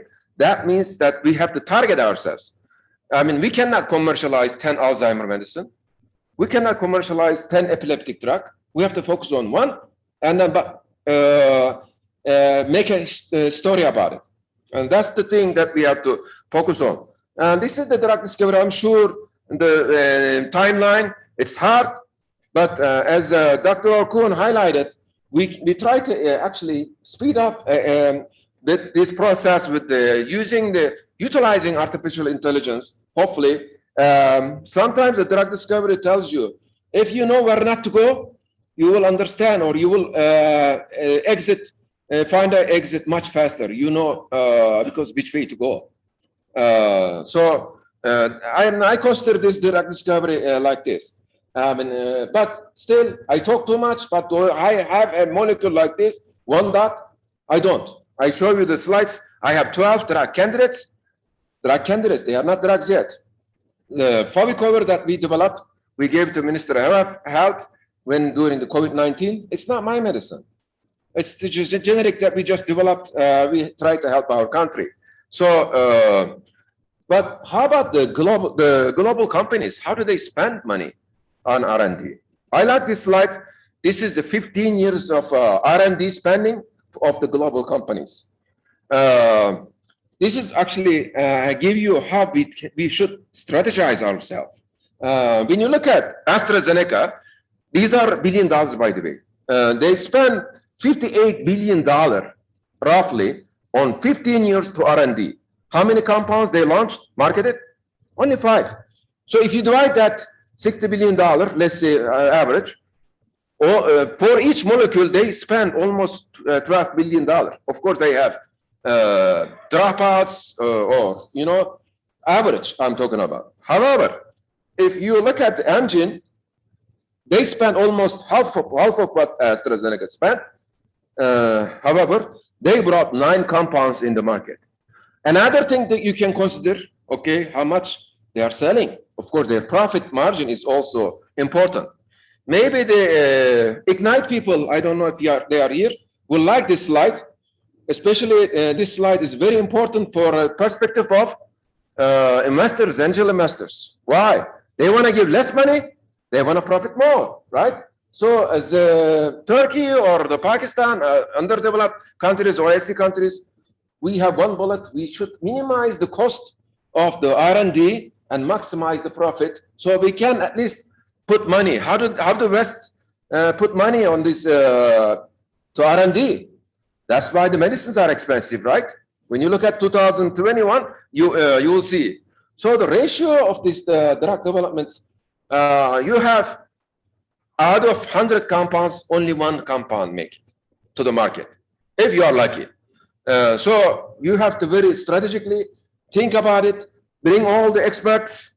And this is another statistics, over 90% of the clinical candidates unfortunately fail to reach the market. That means 9 out of 10 fails, unfortunately. But that's how they actually bring this compound to market. 9 is gone, and then they recover back, then go. And to bring the one compound to market is around, right now it's around $3 billion, still costly. So as a scientist, we should believe that most compounds we make do not become medicines. I mean, I synthesize over probably on my career around 10 to 12,000 compounds. Only 12 of them become a drug candidate. So sometimes we have this platonic attachment with our compounds. Leave it alone. If it is not going to be drug, just get it over. Move on. You have to go to the next match. So these experts has to be together in order to actually bring the market or commercialize one medicine to product. This is our also problem in our underdeveloped countries like Turkey and here. We don't actually stick together. We don't make serious plans. And all these guys has to be really affiliated, really good meetings, you know, like a very aggressive, sometimes hurt each other. So scientists has to work together. This is what I'm trying to say. As an academician, now I am moving back to academic, right? So we can do a lot of enzymatic activity, cell-based assays, protein activation, assay development. You can train a lot of students, publications, training, but without partnering with pharma, you still cannot commercialize a molecule. You have to be still partnering with pharma. This is the bottom line. I draw this slide, which I like. this is one of the important probably slide in this session. Why? Because remember Dr. Okun and other speakers talked about the ecosystem. I mean, when I picture ecosystem, this is my ecosystem at least.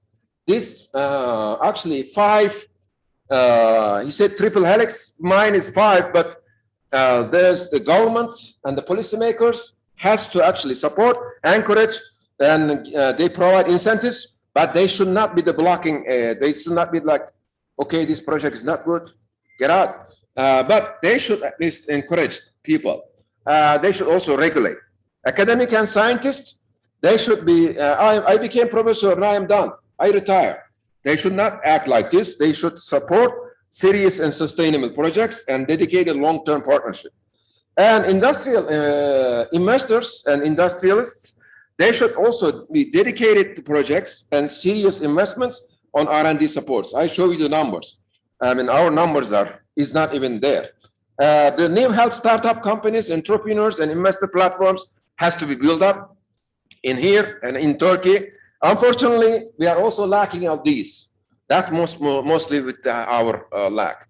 And I'm assuming similar struggles and hardship we are facing in Pakistan as well. So the angel investors, we need to actually be more expected in this our region. So in terms of localization, domestication, and the naturalization, globalization policies that that I'm not going to keep repeating, but these are the suggestions that at least what does localization means? Actually, trying to bring the compounds in your by your power, in your means. So for me, now this iPhone is a global product, right? But Steve Jobs is a national product for US. But for China, it is domestic product because it's produced in China. So, I mean, depending on where you look at it, all this terminology, but if you think big in terms of this drug discovery and development, you can probably and write the history on your mind. But I can give another anecdote about how we can at least localize, globalize the product. Again, vaccination of the Pfizer, BioNTech, right? They had the right person, right partnership, right country, Germany. They gave them 3 hospitals. Right guy, Bill Gates. And then all of a sudden they picked up. I mean, pharma industry is like this. If you have the right guys, right partnership, right project, everything has to be right. Remember that in the pharmaceutics, 7 rights all these rights has to be met. So and that Pfizer now, he is the richest Turkish guy on earth, even the Scotch family and the Sabancı family, $50 billion worth. So are we ready to post-pandemic health issues and concerns? If we actually take our lesson during the COVID-19, because we are always, remember in the beginning I talked, we have to be self-sufficient. What does that mean? We have to be actually not relying on all the advanced countries or Western countries. Not that we hated them, but at least we are always in this type, on this type, right? We are always customers. Yes, we shouldn't treat the patients as a customer, but unfortunately it is the case, always the case. It will be. So we have to be really ready, especially the pandemic issues. And these are the big countries actually spending R&D. US is China is the leading. Whereas the Turkey and Pakistan is almost, I mean, Turkey is there. Pakistan, I remember I saw around here. So another slide. Here is Pakistan, here is Turkey. And you can see the ballpark. We have to spend more and we have to convince the policymakers, look, the West has been, remember, the economy professor talked about 300 years since the Renaissance, the science, the revolution, the industrial revolution, right? The West has been spending money on science for almost 300 years. And I show you the proofs. But they gain by the technology. Science eats money, technology produces money. So you can at least But without paying money on the science, the technology will not pay you back. This is the bottom line. There are some top industries that actually decline during this, hotels and education. Everybody knows that this manufacturing, construction, unfortunately, but there are some revenues increase, right? Human health, social work, the information and science, and some wholesale and retail, online, like internet, right? All these things. So we have to consider ourselves and strategize which, like mobiles, right? All these things, supermarkets, video streaming, online groceries, gaming. But these are the ones that actually affected really big. Airlines, lodging, movie theaters, even fitness. So we should engage in a dynamic industrial and technological partnership with our region, with Turkey and Pakistan. And how we can do that, I don't know. I mean, it's not just going to happen in one meeting, but we have to really utilize this, our intention and our technology capabilities. We are not that dumb. I mean, everybody, and I know half of us probably got educated in the US. And I know a lot of Pakistani brothers, and they are really successful in the United States, in Canada, in the United Kingdom. So we should not be bitten by the snake 2-3 times at the same time. So we should, and I can give you one quick example. How are we doing with the time? I don't want to bore you too much. 5 minutes? Okay. So one quick example. And these are the slides that never lies, especially in the Pakistan region. Look at the numbers. Middle East and also Turkey. The global increase in diabetes, really bad. And how about the half a billion people will be diabetic in 2030. Right now it's around 470. So unfortunately, there is a direct and indirect cost, really huge. So with my Pakistani friend, we try to actually enforce our, bring our forces together, because you have really good natural products that grown in Pakistan, especially in the Himalaya region. Bitter gourd is one of them, or this burdock tree. So these are the Alexander the Great actually incentives, their descendants. They actually live in Pakistan. They never take one single medicine, but they live long. They are like 100 years. They are Pakistani, by the way. And this is what I am told, at least. This is one of the molecules that we try to bring. We have the clinical aspects, the mechanism of action, and some clinical around 35 patients. But unfortunately, we could not find even $500,000 to make this profitable product, even in Turkey, believe it or not. Because everybody wants, okay, I give you money, but I want the product tomorrow. No, it's not going to work like this. West did it for 300 years. You have to be patient, unfortunately. So this is the project that we still aim, and you can see HbA1c hemoglobin levels drop down really dramatically within 8 weeks with this natural product only, and which is grown in Pakistan. So we have clinical data, Journal of Endocrinology article, but still they don't believe, they want the product tomorrow. So between the policymakers and this industrialists, they have to come together. They need to understand how hard is the research and how or which one to select, actually, to identify.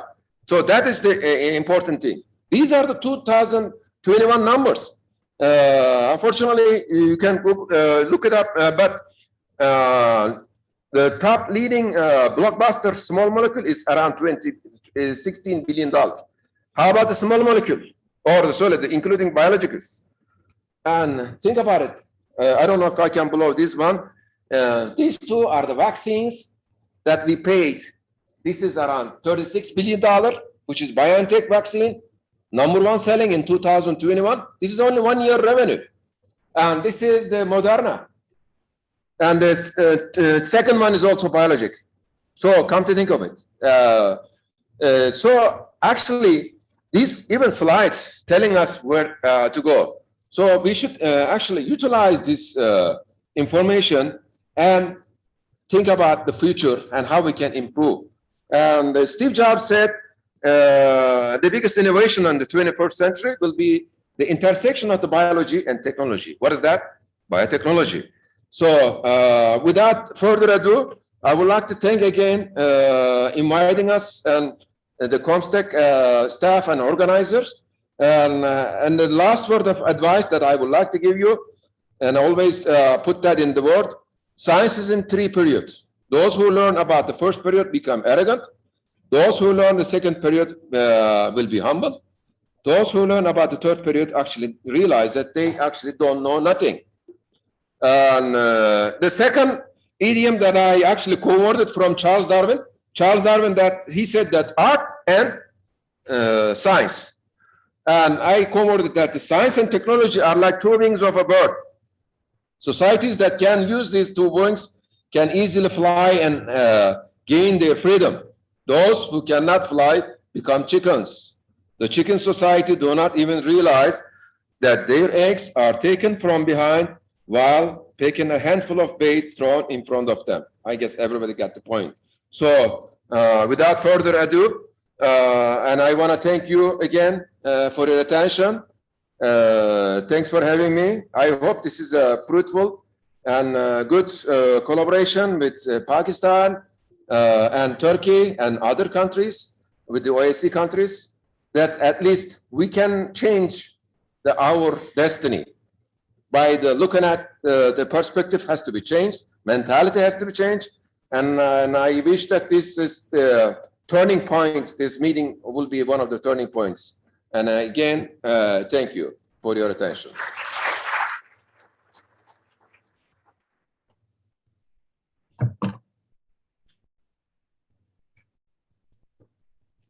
I guess don't take questions, right?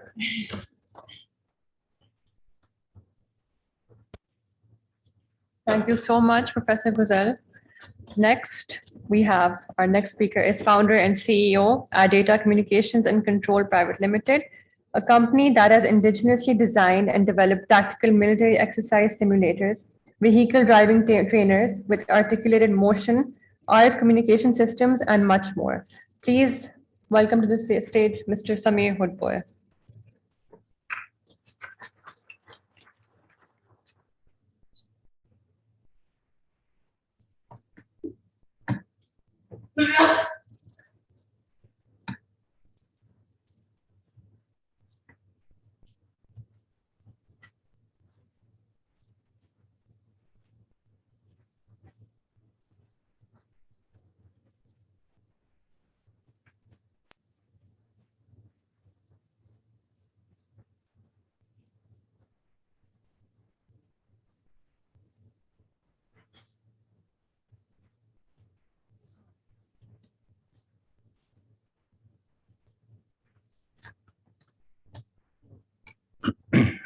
Assalamu alaikum.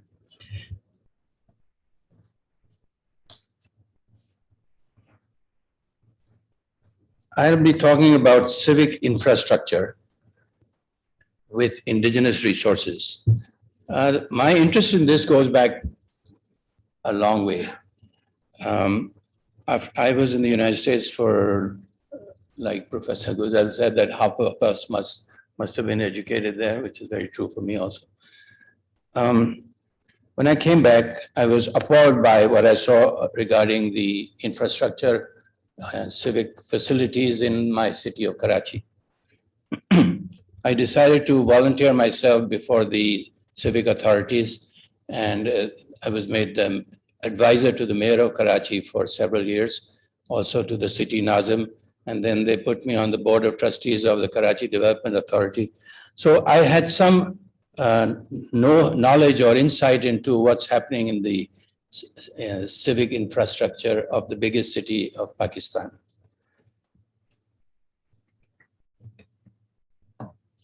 So how do I turn this on?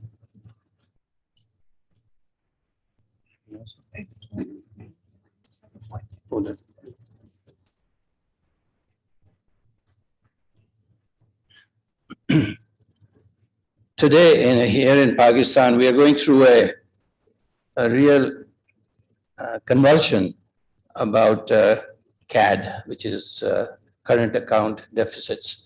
We're spending much more than we are earning, and this is the beginning of our problems. Whether one government or the other, it has carried on for the last 60 years, or ever since Pakistan became independent. So now we have a bloated current accounts deficit, and we can't even talk about how to plan, how to look ahead now, because we are worried about how to make payments for the last development program. And while we're fretting about this, more serious problems are emerging. Water availability, energy becoming more expensive and more insecure, its sources becoming more insecure. And this is all going on while our population is exploding. And on a global level, the planet is warming up. And this is making life, the future, a lot more intimidating. There are fissures in society which are going to sprout up, which will result in political upheavals and whatnot. So we need to look inwards at our own, how can we help ourselves? To do that, we have to look at our own resources and to optimize it, to maximize its usage. There are two resources that I want to talk about. One is energy resources, the other is human resources. Pakistan is blessed with solar energy, with sunshine. According to the World Bank, only 0.07% of the country's area will provide you with photovoltaic generation and to meet our current electricity demands. And the amount of daily sunshine that falls on Pakistan is for about 8 to 9 hours. And it is estimated that this can create up to 100 gigawatts of power. So one of the things that is of immediate concern to us, or should be, is how to make this a focal point of our policies. Solar energy should be used as much as possible, and we build technologies around it. For example, solar panels which should be manufactured here. Cells, since we don't have a semiconductor industry and we can't make the solar chips, semiconductor chips, so at least we can make the panels, we can make the mechanical gadgets that support the frames, and we can do all our calculations and have a complete industry based on solar technology. For this, the government has to help out, reduce taxes, create incentives, and so on. Our second biggest boon is that of wind, and our coastal belt of Sindh, Balochistan, and some of the desert areas in Punjab, they are also blessed with high potential for wind energy. The area around Badin in Sindh area, in lower Sindh, is especially marked out, and a series of windmills have appeared there in that part of the country. Hydrokinetic, of course, is our other major source of energy. In a report said that in the GB area, Gilgit-Baltistan and northern areas, one could generate up to, the potential there was 40 gigawatts, 40,000 megawatts of energy. This was a projection that was made about 15, 20 years ago. And I recall distinctly about 5 years after that, I saw that it had, the United Nations had doubled expectations. That means it's not 40 GB, but it's 80 GB of potential of hydro energy. This includes both large, of specific interest for us should be hydrokinetic. Hydrokinetic energy is that which is from waterfalls and from rivers, fast flowing rivers. This is because the energy that is obtained is proportional to the velocity 8 to the power of 8 of the water. So this means that the faster the water flow, the much greater energy you can generate. Okay. But as I mentioned, there are two distinct areas that we need to be concerned about in terms of indigenous development.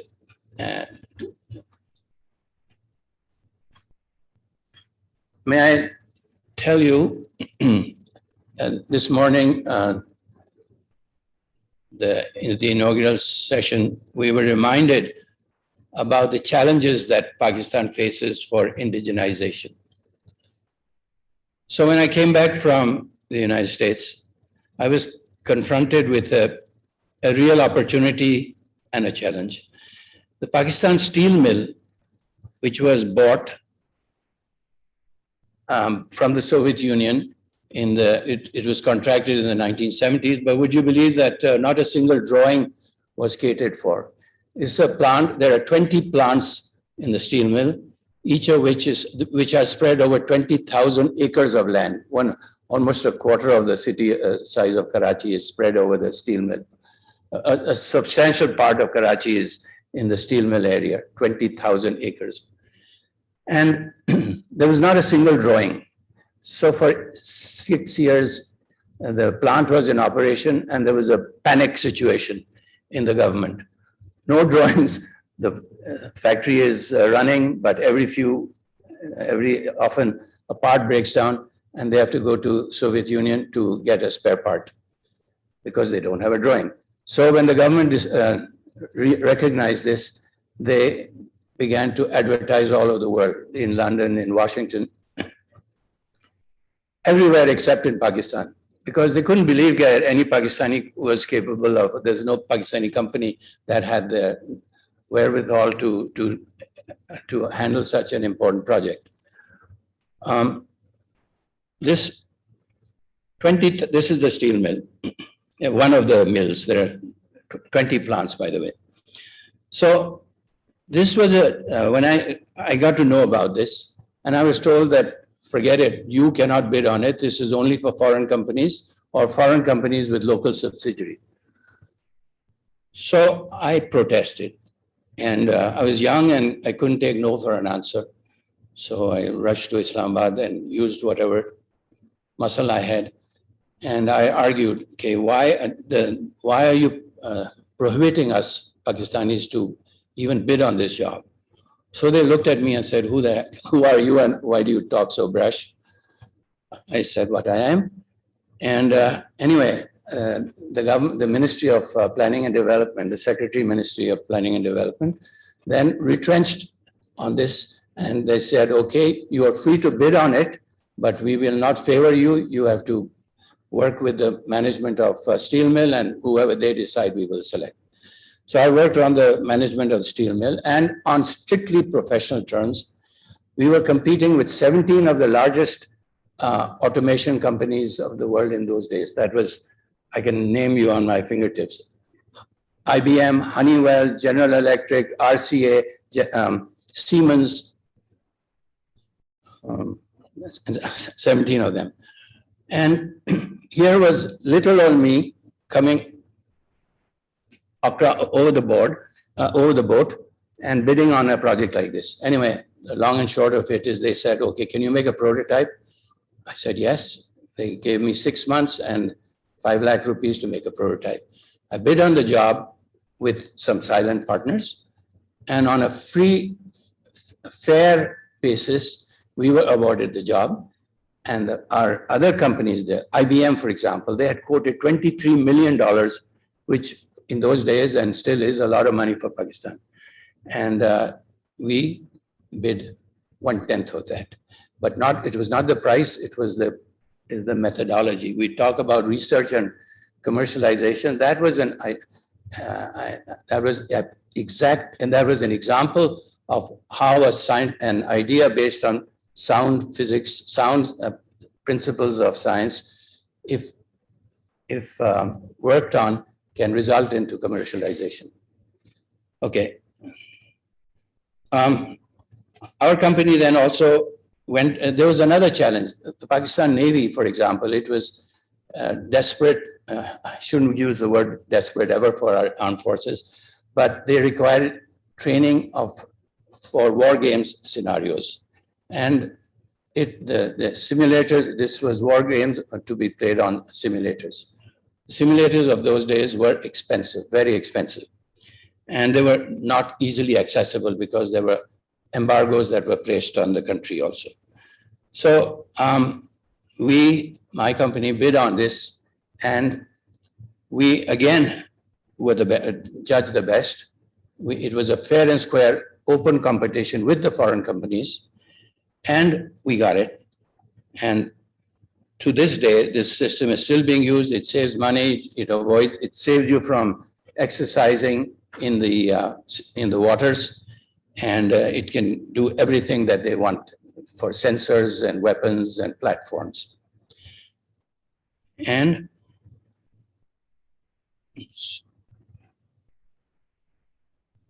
okay, why isn't it advancing? Can you make it advance? Is it advanced?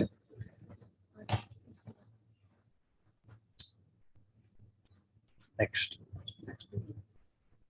Okay. Okay.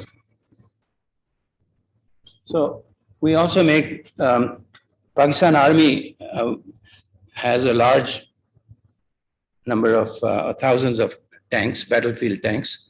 And in order to train on them, you have to spend on fuel, you have to spend on armor, on the golas, which is the ordnance, and you need a lot of land to practice. So instead of that, we made simulators, and to this day, it is being used. So anyway, this is an example of how just being daring, being bold, having self-assurance that and belief in your knowledge and in the science, that you can turn that into a commercial realities. Now let me tell you about the other part, life about the civil society. Now this is my city, Karachi. At times, not always, but in bad times, this is what it is. It's our civic infrastructure is falling down. So this is the part of my talk, what we should be doing about it. This is also my city. This is garbage dumps. Karachi, at a year or 2 years ago, this scene was repeated hundreds of places, maybe 1,000 places. It was really bad. Some of you who visit Karachi would have seen it, but those of you who live in the opulence and affluence of Islamabad have no idea how bad things can get. For Dr. Iqbal, aap jante honge. Okay, so our response must be based on sound scientific principles. That's what I said. But here's what the difference is. Today, you can use your own people because of the availability of information. One good thing that has happened since the 1990s, since our steel mill project, that a number of IT schools have opened up in Pakistan, where thousands of, or rather tens of thousands of youngsters go and get degrees in ICT. Before that, when I did my steel mill job, there was only GIK and FAST was just beginning. So we didn't have any graduates. We had to train up our youngsters. Even NED didn't have an electronics department. NED was the largest university, engineering university in Pakistan, in Karachi. So this was the situation then.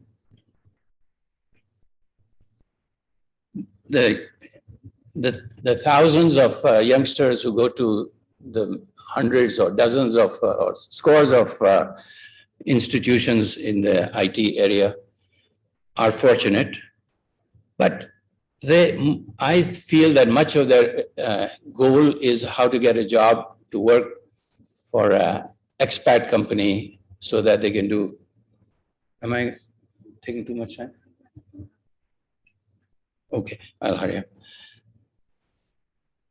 So we need IT. We have a lot of youngsters now, but they need to be guided. and skill to be sensitized in what to do.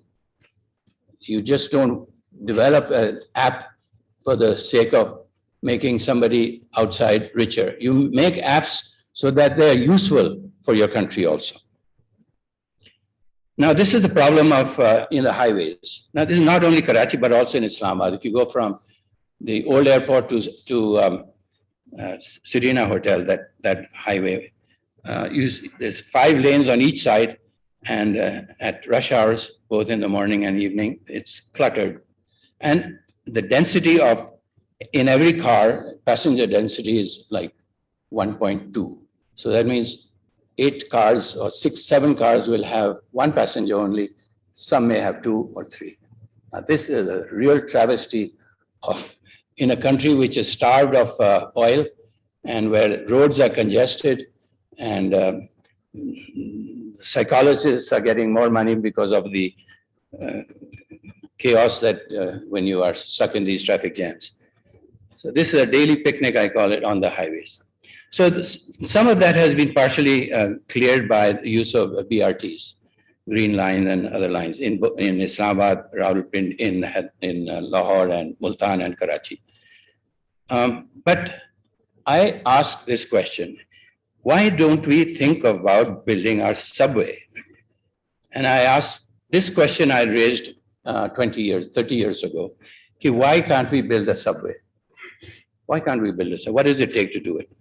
Well, it takes a boring machine like this, and you can imagine that this is a city in Karachi. The boring machine is going underground, and this boring machine used to cost $50 million. But there was an auction in Seattle once where 3 such machines were sold for a petty $27 million. That means $9 million a piece. This machine was bought out. These machines were bought out by, guess who? The Chinese. And the Chinese are building the cities as a result of it. But we have not even thought about building our own subway. But here is an immediate solution, which I think, if you tax cars and you use all the tools of IT, remote sensing, cameras, and you determine how many people there are in each car, number one, and you tax the car accordingly, the revenue that is generated, which can be used for building another industry, and that industry I would call buses. You need to make public transportation readily accessible. With the technology for doing that, you need to, it's no point if you're going to import them from country A, B, C. You can build those buses yourselves, and more so, build those buses as e-buses, as electric buses, which means an electric bus is really cheaper in the long run because there are fewer moving parts. There's only 1/10 of the number of parts in an internal combustion engine. And you need electric motors, batteries. Yes, battery is the biggest cost, and the software that goes with it. Software, all these ICT students, youngsters, some of them can be geared in this direction to make this for buses, make the dashboards, electronic dashboards, and make the electronic transmissions and so on. So this is an immediate solution for the transportation in Karachi, in Multan, in Lahore, and Islamabad, in the big cities. You save on fuel, and the toll money that you generate from the cars can be used then for. I've done some calculations and I can share it with you here. Okay, now here is the problem of infrastructure challenges for the inner cities. How do the city and how should the province or city brace itself for acute water shortage? This is looming as the glaciers melt, but more so as the population grows, the demand on water is getting greater. How do you solve the city's mass transit issues? How do you improve the cash flows of the water board, and how do you reduce water theft from the, they call it hydrant mafia? How do you generate employment? How do you enhance the city's surveillance against crime and terrorism threats? How do you reduce pollution? How do you improve in a different area, agricultural crops? And most important, how do you cope with the demographic trends? To do this, what I have thought about. And I came very close to getting this done, very close. Actually, in 2006, when Dr. Ataur Rahman was the HEC head, and Dr. Akram Sheikh was the member of Planning Commission, and the Vice Chancellor of NED University, and the City Nazim of Karachi. Since I was his advisor, I was able to work on it. I got all these four parties together. And I remember I got a call once from Dr. Atta. He says, Samir, the stars are lined up in our favor. Okay, what the proposal was, it would be funded 50% by HEC and 50% by the City Nazim, by the city government. And that was approximately 100 to 300 students would be selected from 10 to 30 academic institutions. A fellowship grant, I call it $200 now because the rupee then was different from what it is now.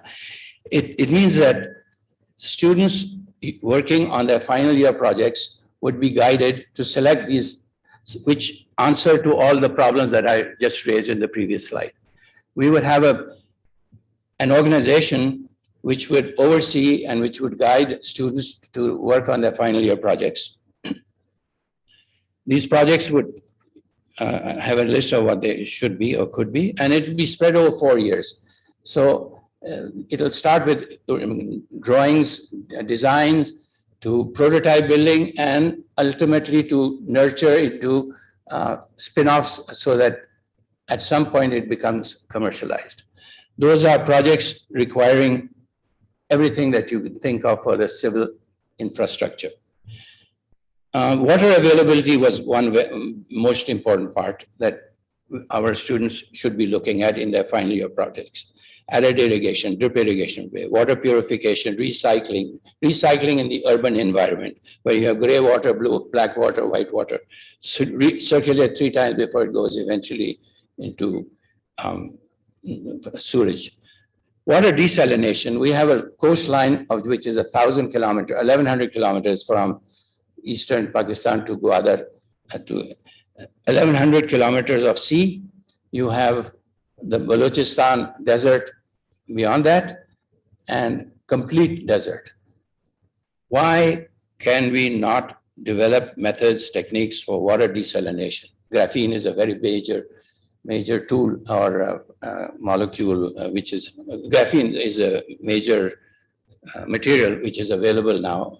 A lot of work is going on to it. So our research agencies should be working on this, because for reverse osmosis equivalent, the graphene molecules are very light, but very stable, very strong, and it requires little energy to pump water out of that to separate the salt and impurities from the water. So this is a very big opportunity that is going to be available over the next 5-10 years. And if you use solar energy from the along the coastal area, and you'd use this for water desalination, then you really built up Pakistan. Pakistan now then is 3/4 of it is desert, or 2/3 of it is desert. You can really, this is the future. Desalination with solar energy. Sewage treatment, yes. Then there are other areas which our students, I envisage about 1,000 students working on these projects. Each paid about 1 lakh rupees per year, yeah. But it works out to $1 million.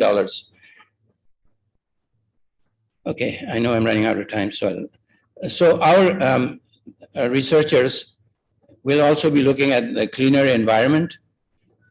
They'll be looking at transportation and communications. We'll be looking at studying different transportation corridor models, traffic monitoring, control systems, vehicle design and customization, anti-noise and air pollution devices. We must look at underground subway modeling and analysis, because you train yourselves for the next 10 years. So that next time an auction is available for those machines, why don't we bid on it also? Urban transit systems, highway support systems.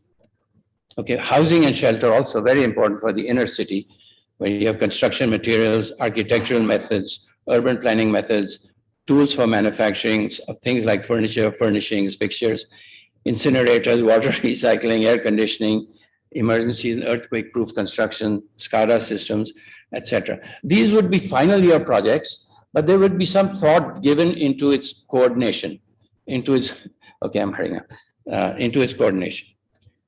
We use computer modeling and simulation for forecasting via AI-powered tools. And lastly, I want to just bring up, which everyone will be talking about. Professor Gazel also mentioned about bioinformatics and that the convergence of biology and electronics. So there has been dramatic trend developments in this area, and we must react to it fast. It's time for the technology to be understood and to be harnessed, because ultimately it will also help Pakistan's civic infrastructure, which is my talk. So in conclusion, I'm saying that it becomes imperative to use the prime national resource, that is the creativity, positive mindset, and technical skills of our best minds in the universities and colleges. A guided program sponsored with the support of public universities, local government, Ministry of Science and Technology, and other stakeholders, including public-private partnership, can help take the initiative in finding solutions to the overwhelming programs. For this, a budget of at least $1 million for 500 students and corresponding amount for faculty and administration would be required. And I've thought about it, and some of you might have thought about it too, but we put our heads together and we actually get it to work, because $1 million for a country as big as Pakistan is trivial, but the benefits from it are going to be enormous. Thank you very much.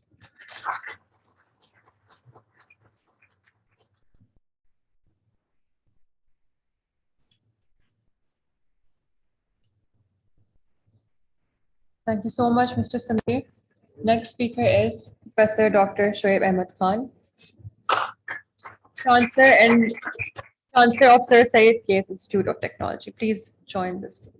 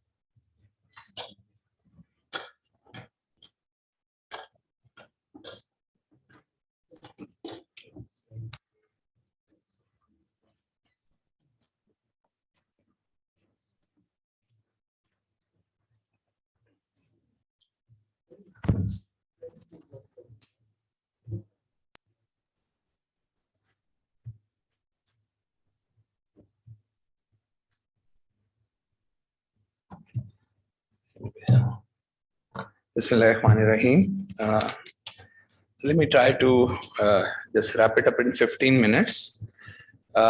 It's like the topic of the conference is research commercialization. And I thought about it and I realized perhaps we need to, like, from my perspective, we need to change the topic. It is commercializable research through business startups. So perhaps about 90% of the research we conduct is not even commercializable from my personal perspective. So it's like commercializable research and how to conduct commercializable research. So people have talked about why it is a necessity now and how, and then I'll be giving you methodology and a few examples, case studies, and then I shall conclude. So I believe that, so many people have talked about, it's a very critical time we are living in. So it is very essential for Pakistan now to at least focus on commercializable research. And that is, or we may call it innovative research. So if you look at this picture, this looks like our departmental store, but this is our export. Okay? So this is what we have been exporting. And as a result, there's a balance of trade. Import witnessing a surge by 163% in year 2020, and it is just increasing. So, and we know the rupee to dollar parity, this is our competitiveness ranking. So we are ranked very low. And so, and one of the reasons is how good we are in technology and future readiness and the knowledge of the people and the researcher. Then we are a country where we are reducing for must be many reasons. Dr. Zan is sitting here, so perhaps we are reducing our R&D expenditures as well. As India is doing well, like just last year they have 44 unicorn, a company which is $1 billion company, and we don't have any. So that also shows a comparison. And even just in 4 days, they had 6 unicorns. So perhaps they are focused right. And that's, you see that they're just growing and making more and more startups. They are going to $1 billion companies, and we see a crowded space on the right. So it is easier now to make a $1 billion company, right? But somehow we have not learned. And this is also a good slide that on average, the startups take 4 to 4.4 years to get to a unicorn. So it means you can turn around a country if you are focused right in 5 to 10 years, if you are focused right. So let's say how through innovation. And this is an MIT professor definition of innovation, which I really, really like. So innovation is whatever research inventions you are doing multiplied by commercialization. So commercialization is 0 means innovation is 0, no matter how many papers you have published, and so its value is 0. Innovation is equal to 0 if there is no commercialization. You may have very little contribution, but great commercialization value means it's really an innovative solution. And this is also coming from that professor's presentation. And this is the benefit of innovation, that you spend some money and then just exponentially grow. And if you have such an idea, that's truly an innovative idea. Okay, so research commercialization is important, that you conduct research which is commercializable. Let me now explain the methodology, how to innovate. And I believe now we don't have money to invest in industry or infrastructure. Perhaps that is our kind of last hope, to invest in HR, invest in R&D, and to make sure that we are innovating so that we can just multiply that investment and help Pakistan to get out of this current deficit and situation. So innovation have 3 main components. One is that it's a novel solution, so that is where the research is required, but it has to create value, and it should solve a meaningful problem. So all these 3 components are important: a meaningful problem, a novel solution, but important is it creates value. So if you are conducting a research which lacks one of these, I would request you not to even conduct that research, but to have some value for us, for the local users. This is the CEO of Nokia crying in a conference, saying we did not do anything wrong. So you know what wrong he did? He was not innovating. And then everybody in their board of directors, executives started crying in a conference just once they were bought by Microsoft. So these are the kids. I have been meeting them in a conference, and I see like people are teaching their kids how to innovate, like small kids. They made me sit on a chair, and if my posture is not right, the chair will complain that I'm not sitting right. 3 years, I again saw them. They came up with the medicine. This is small box for their grandfather. If he has not taken medicine, the box will tell that your grandfather has not taken medicine. So they are teaching their kids, and so we also tried. But this is very important, that we got to teach our kids how to innovate, how to create these type of solutions which are useful, and then how to present them to people. Like it was an amazing way of presenting. So they give their kids and. And then another important aspect is that we focus on emerging technologies, because you've got to learn, and especially IT is a field where every 2-3 years you are outdated, you are old. So if you're not updating, you're using the same slides and you have the same topics.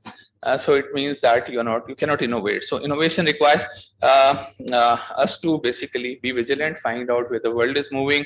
And now, for example, the world is moving regenerative AI, digital humans, non-fungible NFTs and blockchains and metaverse. And So these are the things where we have to learn, because nobody will come and teach us these things. So this is another challenge in AI, that you got to learn. Otherwise, you just get outdated, even if you have just done your PhD 3 years back, even from a very good university. So after 3 to 4 years, you got to just update yourself. There has to be a new version in yourself. Otherwise, you are just old. You're just useless, kind of, all of this. So these are the things where we got to focus. And so these are the technologies where we got to focus, which I mentioned, like blockchain, AI, metaverse. And if we don't know, we got to learn. The second thing perhaps is even more important is that we got to teach our researchers entrepreneurship. Okay, and entrepreneurship is where you pursue some objectives, and you have a possibility to innovate is there. And then you always will have, you will not have everything. So lack of funding, lack of resources, lack of HR. But that's the challenge. That's what they are called entrepreneurs, because you got to work in those constraints. If you have everything, then perhaps you cannot even innovate, because those constraints will make you to strive and to give you energy. So the first thing is, for the research I'm talking about, you got to find out where is there an opportunity. Okay, not digging into research papers and finding out gaps, finding out a good idea. So it has to be a problem solving research, not a research which is based on just research papers. So I've almost supervised 30 PhD, co-supervised 30 PhD theses, and every thesis is about solving a problem. Just yesterday, I had another student doing medical fraud identification. So always try that. This is Ilham Iqbal thinking that what we are doing. So got to come up with a great idea, got to search for an idea, got to search for a problem. And this is very important. It's very central. You got to go meet with people, find out their pain points. So this is how we call it, that you got to find out the pain points and how much pain they are in. Okay, and then they'll be willing to help you. They'll be willing to cooperate with you. So pain points are important. And then once you know the pain points, and then you make a mind map, find out what should be the central topic for a student to do research. But again, it is focused on the pain point of somebody, that is solving pain points of somebody. And then you basically create the whole story around that, the research. And then you find out which technique should you use. Not that you have a technique, so you have a hammer and you are finding out a nail. No. So you got to know that, but the problem is find out the best tool to basically fix it. And this is where lifelong learning and all those will. So you may have multiple ideas, you brainstorm and you filter them, many techniques to filter, but the most important is marketing research. Okay? So understanding and your user, that who is your user. You go, you interview with the user. So it's a very different type of R&D that you are doing now, because now you are solving somebody's problem. You got to know him well, and you got to know his needs, so you conduct interviews. You know how somebody is doing things now. How do they wish to do things, and how do you think will bridge the gap? What technology will bridge the gap? And the marketing research is very important. So now once we have decided that, okay, he has this problem and I'm going to create this solution, and then you even pay somebody to do market research for you, that how many products are out there, and what is the positioning, and what innovation should you do to compete, and what is the market size, how much you should try to get. So there is this whole mechanism of market research, that before you say, yes, now I'm going to select this area to do my research or put my master or PhD student on it. So identification problem is a very interesting slide, which I really like. This is how you look at a problem. For example, if you're looking at a solar system sitting on the earth, the problem becomes very complex on the right. But if you are looking at the solar system sitting in the sun, making sun as a center, it becomes a very simple problem to solve. So don't unnecessarily make your problem very complex. Make sure that you are looking at it at the right position. The same problem becomes very complex to solve, but if your reference is not right. So for example, this is one of my best PhD students, really proud of him, and he's doing some amazing work. So we went to AFIO to find out their pain points, and they took us around. They said, this is how we check diabetes. We're talking about diabetes. So diabetic patients, and they basically insert this cannula, pass a cannula, then scan, then put a dye and then scan, and the blood is coming out of his hand, and there has to be ophthalmologist who is doing this, and every diabetic patient has to get his eyes scanned. Otherwise, he may, it may cause diabetic retinopathy, which is permanent blindness. So painful. And they said, if you can do something about this. So we looked into did market research, find out, yes, there is a need. And then we developed a solution. So multiple PhDs on this topic, mashallah. Now this guy is working with the top-notch manufacturer of fundus images, just putting his algorithms into their devices. Okay, so it's also working with some Stanford professors. So I've seen like something where it is need-based, pain-based, getting into commercialize. He's making a lot of money, mashallah say. So we developed a product. We got funding from Ignite as well. So we developed the whole software around his PhD thesis. Then this was also a very interesting product we made. So they took us to another room where they find this bang up and this squint in the eyes of patient, and they make patient to close one eye, and doctor has to sit there. Then they lit an LED, then ask a patient to point to that. So if there is squint in the eye of a patient, he will point somewhere else. Okay. So they just keep repeating this experiment, and it just forever, it takes forever because there's so many points, and he's plotting this on the graph. Just plotting this on the graph, plotting this on the graph, plotting this on the graph, and then find out that how much squint is circular, is a tilted squint. So, and then they say extent of the squint. And then we started making these boards. In many hospitals in Lahore and Pindi, we actually have these boards being supplied. We have been selling these. And this has come out from the research of one of my master's student. He also got a best paper award. Yeah? So this is how I can just give you examples after examples that how you basically go find out a problem, find out the pain point, and then you devise your research around it, and then you use the tools. So the ideas, you have listed so many ideas, so perhaps I will not spend time in giving the idea, but Industry 4.0, we are doing interesting work in there. IoTs, go to industry. I've been to Faisalabad, Sialkot, and finding out what their issues are. So there's a lot of scope for research in those industries. And if you go on a high end, like space communication business is attracting a lot of venture funding. And Sparko has to be motivated to have these CubeSats, which are very small satellites.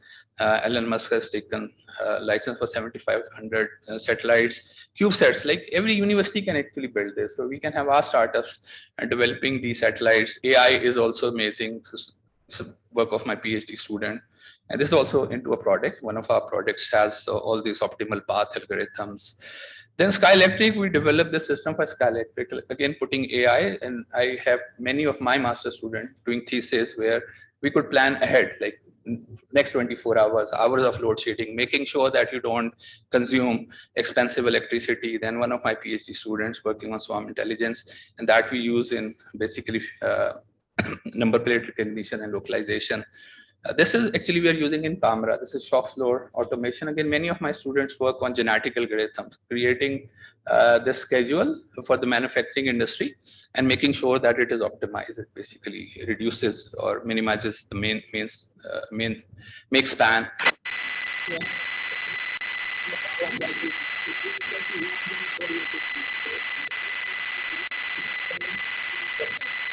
1 hour of video, just an image, and they can just look at the image instead of spending 1 hour watching the video, what is happening in the area. But pinpoint. So it's me at Georgia Tech. AI now is becoming interesting. So this again, work of one of my PhD students who is now, ophthalmology. Ophthalmology is just focusing on ophthalmology. So we can do 3D models of ophthalmology, and then using deep learning technique in tuberculosis radiology, even just generating reports. So this is also an exciting area where we believe a lot of scope, and a lot of our students are working in deep learning areas. Fuzzy logic is also interesting. Many of our product has the fuzzy logic built into them, like our software-defined radio.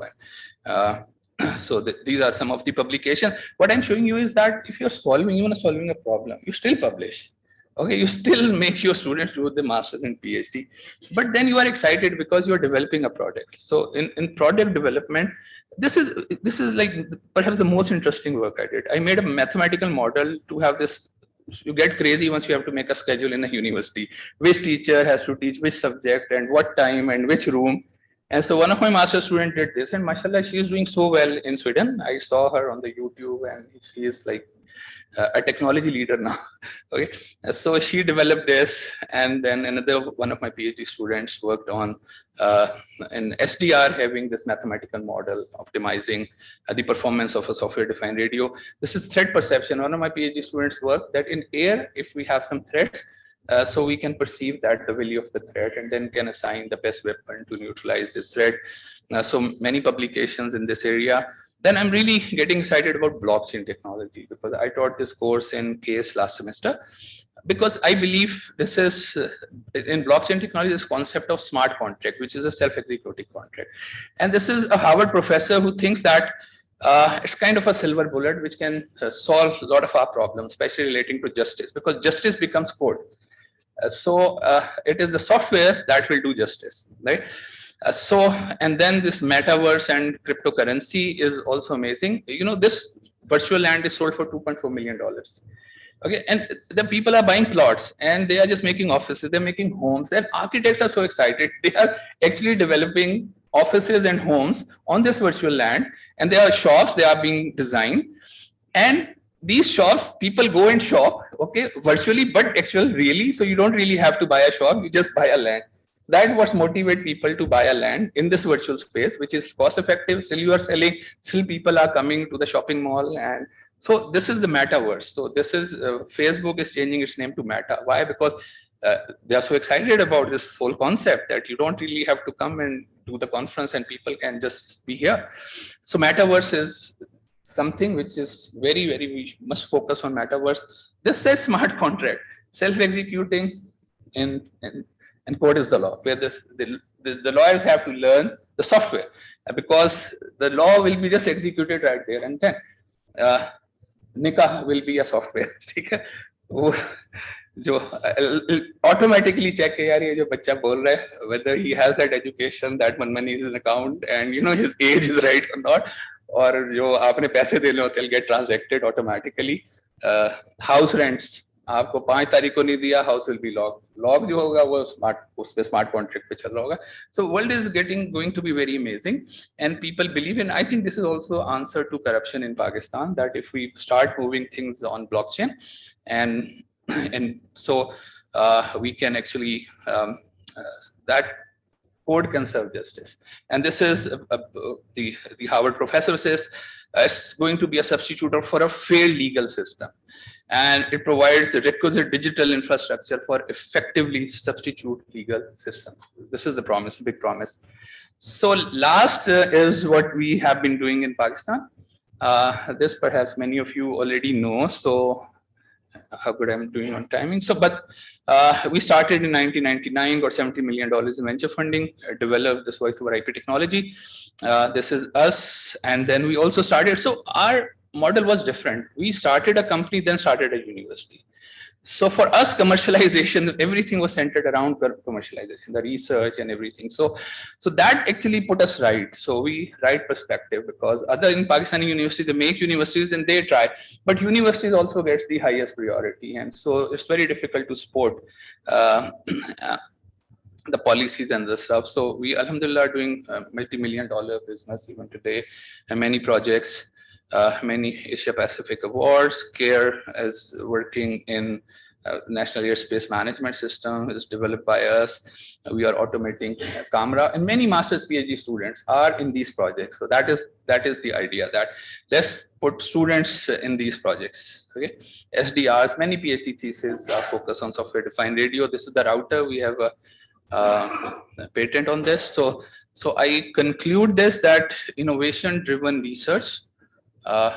Innovation means commercializable research, not research commercialization. Perhaps you will end up wasting a lot of time. This is my perspective, and I respect the perspective of the people. It's very critical for Pakistan to progress. We've got to make people learn that how to basically do this, especially our researchers. Should learn how to conduct commercializable research and to establish successful startups. Use emerging technologies to brainstorm to solve a real local problem with global scope. Thank you.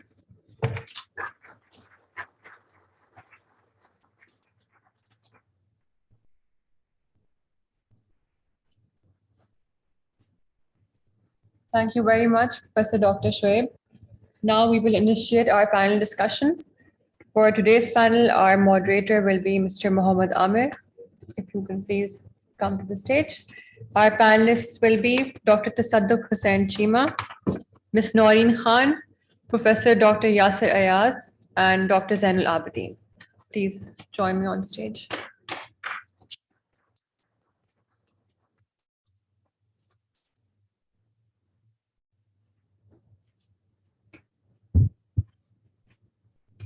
Our panel duration will be 15 minutes, and in the last 5 to 10 minutes, we will take questions. Panel will take questions.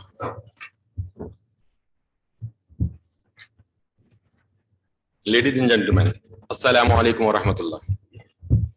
While it is time to say the farewell, but as it dictates, let me take this opportunity to welcome you for this panel discussion, which is aimed at sharing the knowledge to surmount the challenges faced by the community. Allah Ta'ala pronounces in Surah Zumar, Ayat 9, قُلْ هَلْ يَسْتَوِي الَّذِينَ يَعْلَمُونَ وَالَّذِينَ لَا يَعْلَمُونَ إِنَّمَا يَتَذَكَّرُ أُولُو الْأَلْبَابِ. Proclaim, are those who know equal to those who do not know? It is only the men of intellect who heed advice. So it becomes imperative to capture and disseminate knowledge. And the workshop titled Research Commercialization, Challenges and Opportunities has been arranged with the same objective. Ladies and gentlemen, it's all about the human beings. The aim of advancement in knowledge, science, and technology is to uplift the life of general masses by transforming innovative ideas into products that can solve problems faced by the people, which is possible through productization and commercialization. But commercialization in itself faces challenges of the real world. That brings us to the topic of today's panel discussion, challenges in commercialization. And who are in a better place to walk us through the path of commercialization challenges than the industry leaders, having treaded this path themselves. And today we are fortunate to have with us such luminous individuals who have dedicated their professional careers in transforming ideas into products. As introduced earlier, our panel comprises of Dr. Tasadduk Hussain Chima, Ms. Noreen Khan, Dr. Yasir Ayaz, and Dr. Zainul Abidin. We shall follow the segmented format wherein each of our worthy panelists shall illuminate us with his or her comments on the topic for 5 minutes. Subsequently, the house will be open for 10 minutes question answer sessions. Now I shall request Dr. Chima, who regularly conducts workshops and trainings on writing successful grant proposals, selecting commercializable research, and developing business products to enlighten us with his ideas. Thank you very much. So in the present era, computing machines are taking in charge of almost every walk of life, starting from health sciences, where it is identifying the complex DNA and RNA sequences. On the other side, earth sciences, where it is searching gases and minerals beneath the earth. So considering this, we are now, our industry is basically going towards the fourth industrial revolution, that is the digital revolution, that is backed by data, artificial intelligence, and connectivity. That is again supported by the supercomputing and supercomputing. So to me, in this at this point, we have to identify the computing problems that we will face, because right now we are standing nowhere in the domain of computing as well as software development environment. So to start our regarding the discussion, to start a commercializable research, we have to identify our computing technologies, computing industries, and as well as the international industry, which is actually fourth revolution. And we have to understand our design and development ecosystem of ICT. And in detail, I will discuss it in question answer. And the third major point is we have to identify our competitors and the producers that are developing the ICT products. And at the end, we have to identify our application and development ecosystem, starting from the data architecture, software architecture, computer and infographics architecture. So these are my points, and I will give you the answer regarding the ICT. Thank you, Dr. Shima, for a brilliant analysis highlighting the importance of research and commercialization. Ms. Noreen Khan is a market intelligence expert and identifies foreign technologies for adaptation and import substitution. May we have the honor to listen to your views, Ms. Khan? Thank you so very much.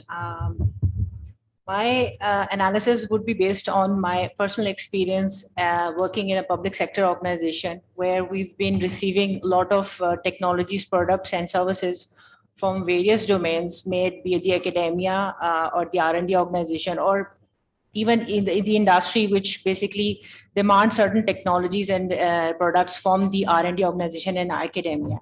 What actually happens is there's a gap between all three domains, may it be the academia, industry, or the R&D organizations.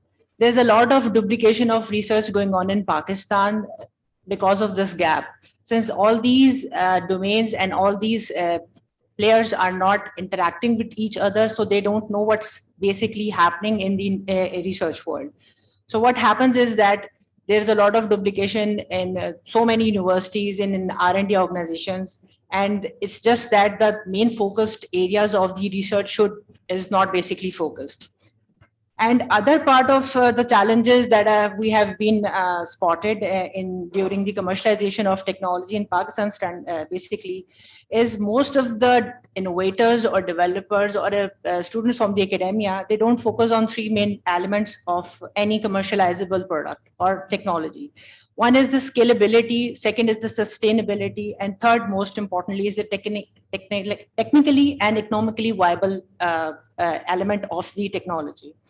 When these three elements are not met, it's very hard to commercialize any technology or product in the market. Other than that, the most important element which is missing in Pakistan is basically the absence of policy. There is no commercialization policy in Pakistan in place at the moment. We have finally an STI policy developed, and it will be approved soon. It does have a very comprehensive overview of the situation going on in Pakistan. And fourth most important point, which is basically a challenge, is we as a nation are more driven towards imported products and technologies. Rather than focusing on our own local technologies and products, we are more comfortable, and our attitude is basically to just import the product rather than just focusing on something that can be developed indigenously. So importing should be tackled by the government, and it should be not in a arrangement that the local industry should be not flourished in that aspect. Other than that, there should be a lot of awareness, the spread of awareness across the board, not in just the academia industry or the R&D organizations. Like so many people initially pointed out that they just don't know how to get their inventions commercialized, since they don't know the platforms, they don't know the portals. So there is a need to create an awareness where the people should know how their technologies, products and services could be commercialized or marketed. So there is a need to develop more portals, more platforms in Pakistan so that this need could be addressed. So this is my overall analysis, and I'll be focusing on these points. Thank you. Thank you, Ms. Khan. It was a pleasure listening to you. Now, Dr. Yasir Ayaz, the founder of National Center of Artificial Intelligence, a disruptive technology that has the potential to immensely contribute in our national economy. What I like most about him is that he comes from a very reputed and the best educational institute of Pakistan, the Cadet College Hassan Abdal. So, Dr. Yasir, please. Thank you very much, sir, for your kind words. It's a pleasure to be here always, sir. Thank you for inviting me. It's like this is a very interesting topic and a very critical one for Pakistan, I'd say. And like being in the National Center of Artificial Intelligence, the future of which actually all relies on how much commercialization we do. And having raised a lot of funds from the industry, especially during the past 3 to 4 years, and before that, having run my own startups and having sold products in the market and done projects for the industry as well. So I'd say that the first challenge I see with the faculty, when we look at from the academics point of view towards the market, the first problem is that people who gain PhDs are usually not trained to sell products, or like they know how to do literature review, for example, in order to write a good research paper, but a market research is still an alien concept to majority of the academics working in Pakistan. So first thing I'd say is that we require training. There's no question hands down that commercialization is very important, and we need to move our academic institutions from the conventional model of just taking finances from the government or raising money from the fees and going towards more commercializable aspects and raising their finances on their own. But the first step required for that is the training for the faculty.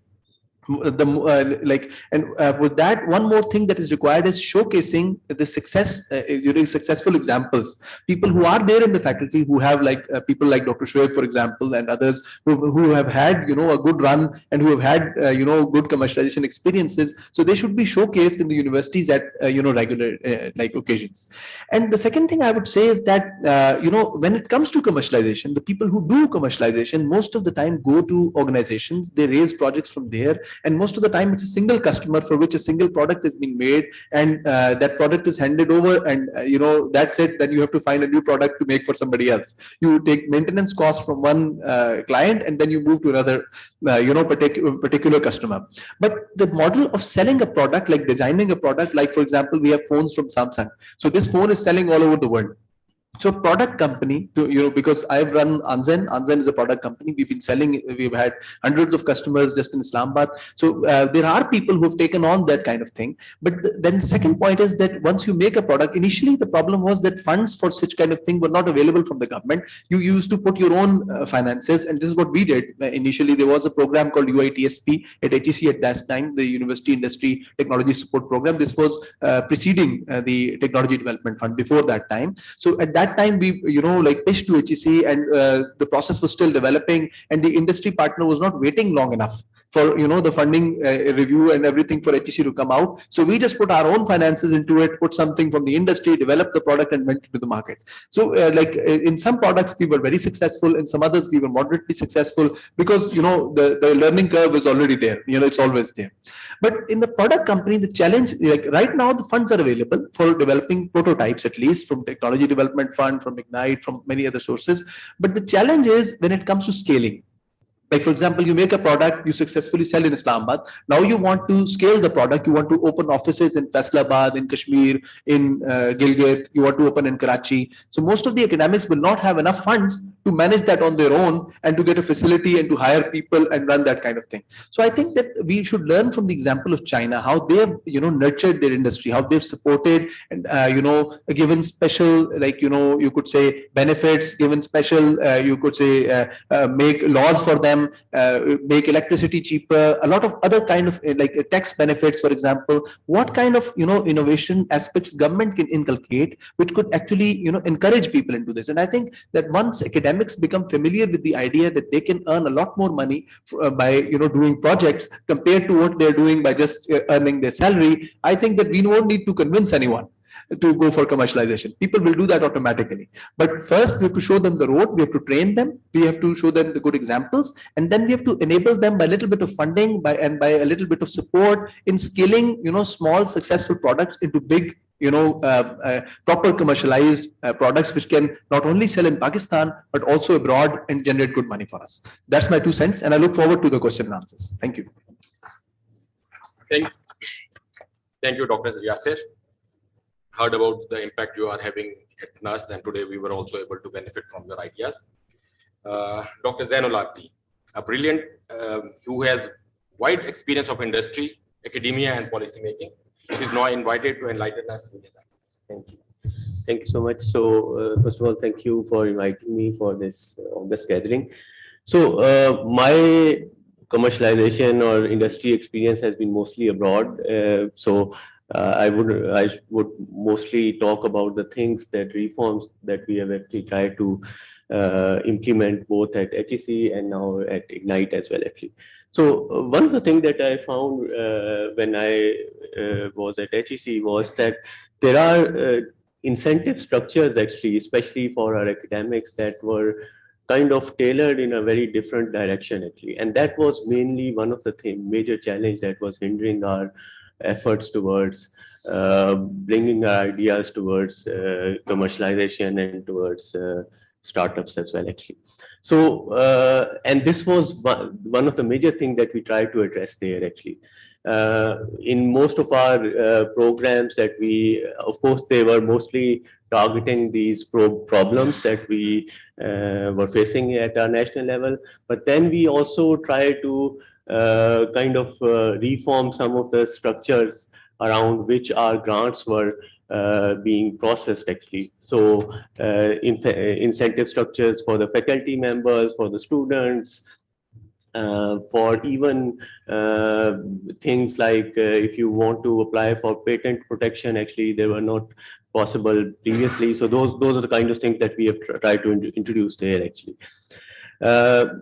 Then I think one issue that we have also faced was the evaluation systems that we had at that time actually. So we tried to introduce new reforms in that system because for me actually, if you have invested a lot of time and energy in evaluating a good proposal and in selecting a good project actually, so half of your job is already done actually. But then there is another aspect as well, which is to actually build the right monitoring and evaluation system so that you also look after the execution of the projects as well. So, I mean, these are the kind of things that we have tried to introduce there actually. But still there are issues which, for instance, if you come from the startup side actually. So there are some regulatory things which are even beyond our funding agencies domain as well actually. So for instance, I once met one of our startup actually, which had developed a fintech solution, and they had even won VC funding from abroad actually, but they were not able to, and that was an equity-based funding actually. But they were not able to get those funds within their accounts here actually, and get that accounted with the FPR systems actually. So there are some kind of reforms that are there as that are needed in our regulatory framework actually, that should address the startup ecosystems within Pakistan as well actually. So I think there are things that are needed, and some of those things we are trying to do it now from the Ignites platform as well actually, because there we have these national innovation centers which are very much focused on promoting entrepreneurship and the startup overall, building the startup ecosystem as well actually. Another thing that I've also seen in our system is that people are not very much aware of how to protect their intellectual property rights as well actually. And there are, in some cases, there are no formal processes that are actually available within our universities or even in our private industries as well actually. So I think that's something that we need to also develop further actually, and maybe through some kind of a training programs or capacity building, that so that our academics and maybe our professionals can also benefit from that as well actually. Besides that, I think there is another major gap that we have tried to address both at HEC and now at Ignite as well, which is some kind of a pre-seed funding actually that should be available to our startups which are coming up with new ideas actually. And I've seen actually people who, students who are doing their master theses, and they are developing very good solutions actually, but since they don't have that kind of a capability to sustain that effort further actually, so they somehow end up in just finishing that project and then writing their thesis and then moving on with some other jobs actually. So these are the kind of things that we are right now working on and bringing those programs into our system actually.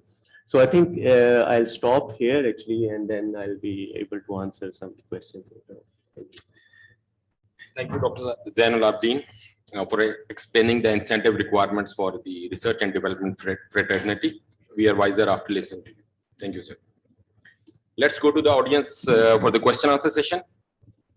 May I request the audience intending to participate to state the question first, and then give one or two sentences to help us understand the context. If you would like to ask a specific panelist to answer the question, please mention the panelist name first, then the question, and then the context. The house is open. Assalamu alaikum, everyone. First of all, I'm very pleased to be sitting amongst very renowned scientists and policymakers of Pakistan and even outside Pakistan. So I'm an engineer, and being an engineer and leading a company for tech-wise, only technology-wise, for 4 to 5 years, and even with my experience of more than 10 years in the tech side, totally engineering and developing things, there's one problem that I would like to add to all the bottlenecks and the problems that the panelists have mentioned.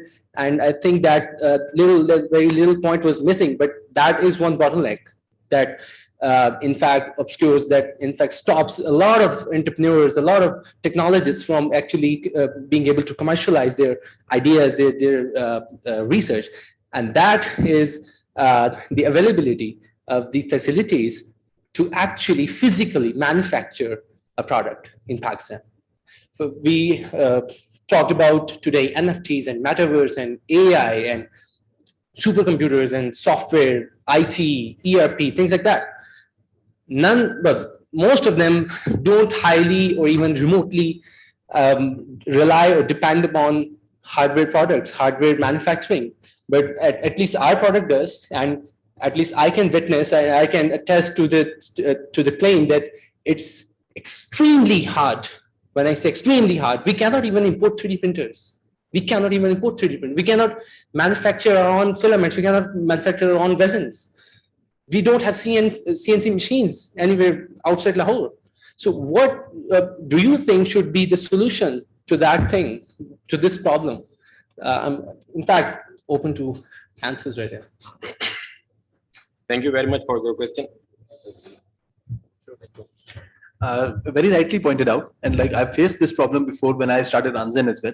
So our startup was like IoT and smart cameras, and a lot of components which we were like working on, like for example, our design for IoT devices for homes was our own design.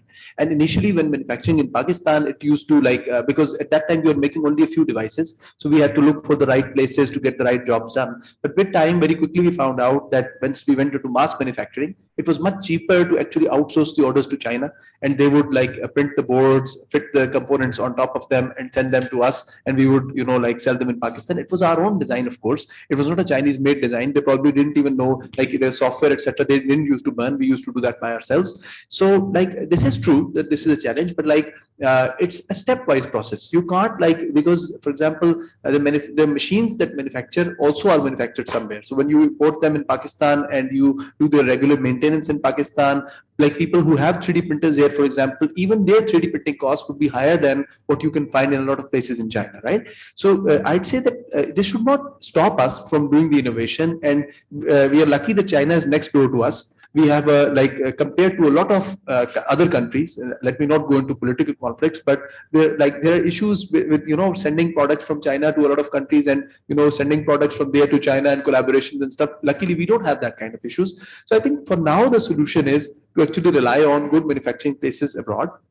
Look, every country in the world has one of their forte. For example, they are good at making a certain thing, and the world is a global village now.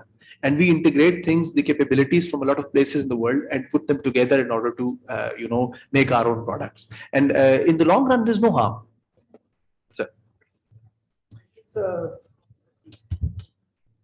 during COVID-19, right in the center of it, when everybody was motivated of developing different prototypes, and we organized an exhibition, and some of you have attended that, and there were just absolutely fascinating array of prototypes, literally everything. from respirators to ventilators and all that. And I just lost in wilderness. I really feel that if we hold it their hand, probably have developed those things indigenously. They may be not economically feasible, as you mentioned, but we had developed those prototypes. And as you know very well, that technology is more of an iteration. The machines which are available today in biomedical devices to test cell phone, they were actually redesigned and improved multiple times.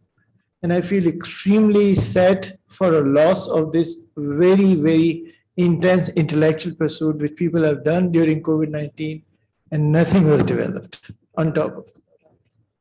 One small thing that I may add, sir, thank you, very enlightening and indeed very true that a lot of products in Pakistan, if we hold hands with them, it can develop. One legislation, it's worth mentioning, which one of the previous government actually had tabled, and maybe it will become a full legislation. We hope that it will be carried out, forward, is the Disruptive Technologies Advisory Board. You know that for drones, the drone technology was also forbidden for some time, but through Ministry of Science and Technology, a legislation was moved and finally it was put into effect, and we saw some distribution companies like I think Food Panda, etc., also fly their drone around for at least advertisement purposes. So a Disruptive Technology Advisory Board has been proposed for this specific reason, to let the imports of 3D printers and other stuff come in. So we hope that once the board is established and all the stakeholders are there, including industry representation, so that will also aid the development of technologies in a way that can help the industry.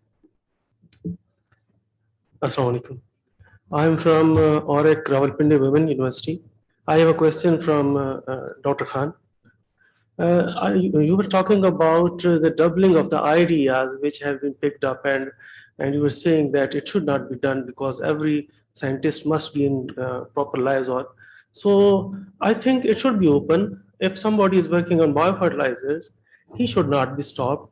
A person should, other scientists can opt that. So do you have some other reference for that? How would you support your words about that? Well, I would say that there is no any harm in duplication, but the point is if you have a group of scientists and innovators, and they're particularly focusing on just one domain, the other domains which are equally important are being ignored or not being worked on.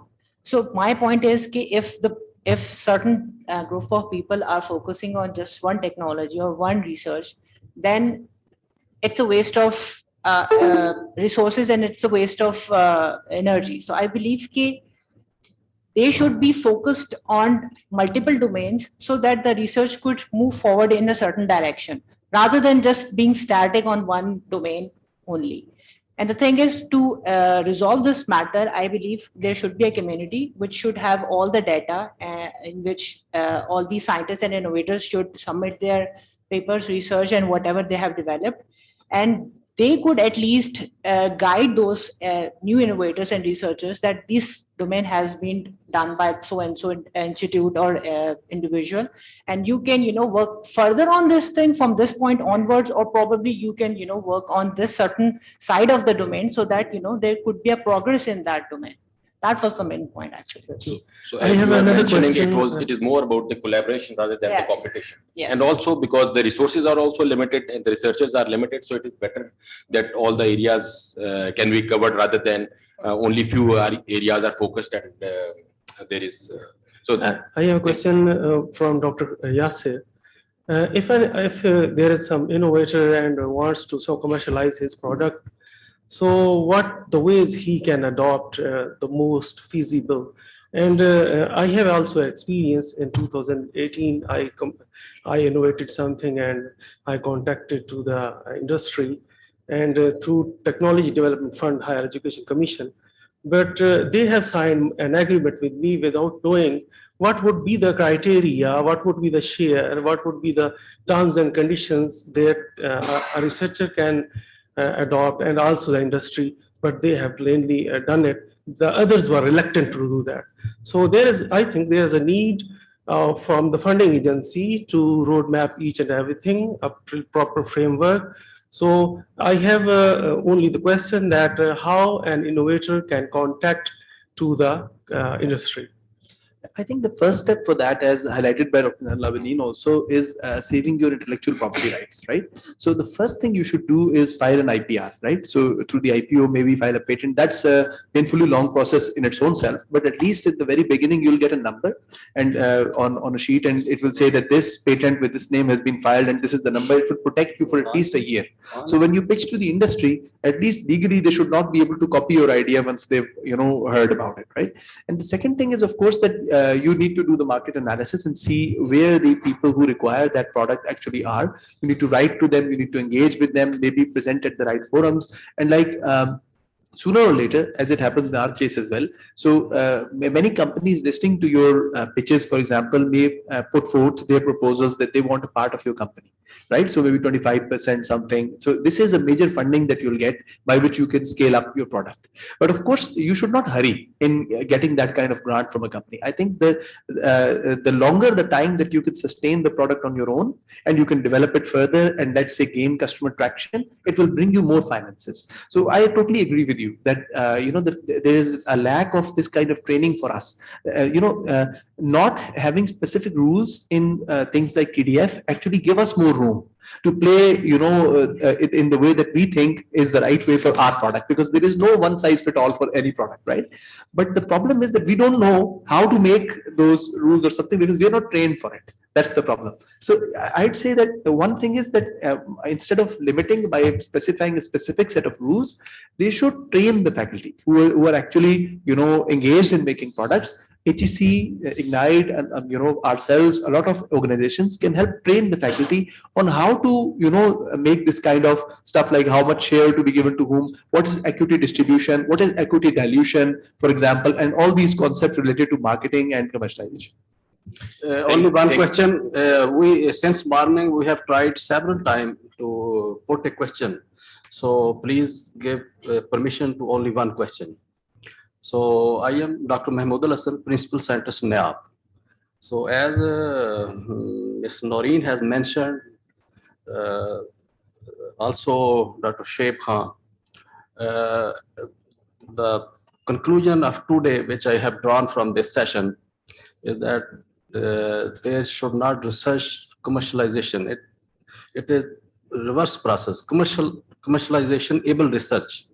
So in Pakistan, if we look, I'm also university graduate, also did PhD. If we go to university and look at the thesis, there are hundreds of theses every year. And if we look at the conclusion of those theses, we have solved all the problems several years earlier. We don't need any further research. So basic reason behind this is that a big gap between academia, R&D organization, and industries. We design research for PhD and MPhil students as a solo flight without any consultation with any R&D organization and to any scientist that which type of research actually our end users required. If we put our direction towards this, even in Pakistan and other developing countries, then commercialization will be behind us. We will not spare our time to. We don't know any advocacy for commercialization. So another question to all of your panelists here, that several projects have been awarded during the last decade, and several reports are present. Feasibility reports and after completion report. If you go outside of this building and just travel to some road and go to the end user and ask him, do you have solved your problem? We are still below zero level, below ground. We are unable to address the problem actually we are facing in every field. So I think, in my opinion, from this platform, we should develop a solid recommendation for the policymakers that in future, every research project that should be designed, it should be in consultation with R&D organization as well as industry, that which the industry demands. Because our industrialist wants to develop projects that are useful, but how they can finance that if a research is not able, that can we utilized in the field. So I have got a chance to go to China, and I saw their portal from Canada, USA, and Israel, and they are putting the student projects that you go for reverse engineering and make little changes, and they are giving those machines in very, very cheap prices. So my request as well as a question to all of you is that we should, from this platform, we should develop recommendation that in future we should design our research that's applicable. Thank you very much. Thank you very much, sir. That's right. And as Dr. Shoaib had also put in, that the first thing for going for the research is go to the industry and find out the pain points. If you will solve the pain points of the industry will come behind. They will be coming and asking for you to resolve the issues, and then the research can be undertaken. Thank you very much for a very, very well addressed question. Sorry, sir. The master of the ceremony is asking me that the time is over. Okay, we can go for your question. It will be the last question. We can go for it. We are looking for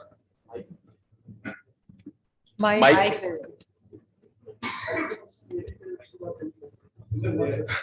नहीं इधर आप उधर से mic में आने में कितनी देर हो रही है चल ठीक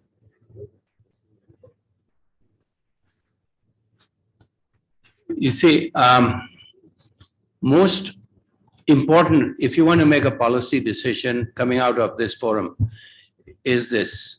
When we get so-called foreign aid on projects, World Bank or this or that, or CPEC or whatever, it must be inserted in blood that design, engineering, development will be available to the local industry. Don't take a project if it's 100% in the hands of the others. Very important. Yes. Number two, a simple project. I showed a picture of garbage in Karachi. I hope it stays in everyone's minds, because that is where your technological input should be directed at, to ease the sufferings of the common man, not just fancy little apps and here and there. That project, I know for a fact, it was World Bank had a $1 billion funding for that. $1 billion for compacting the garbage of Karachi. Now, you can have dozens of local industries spring up by innovating, some making CAD models, some doing the basic research on it, some doing the logistics planning, some designing garbage trucks, some making bins with ICT, whatever in it. There's so much to be done in that. But our doors are closed. We just imported from China, you imported from XYZ. That is, as an engineer and PhD engineers better, we should protest to that and not allow any policy maker to go ahead without, like, make in Pakistan. Sure. Very good suggestion, sir. The last question. Thank you very much.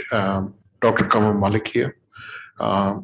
This may be a follow-up question to many questions that were raised and the points that were raised.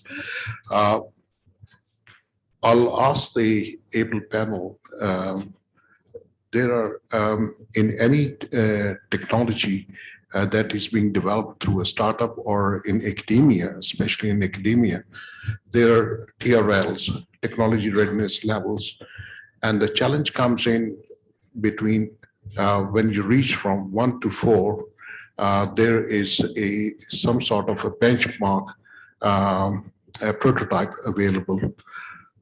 Maybe that is good enough for publication, but it's no good to industry.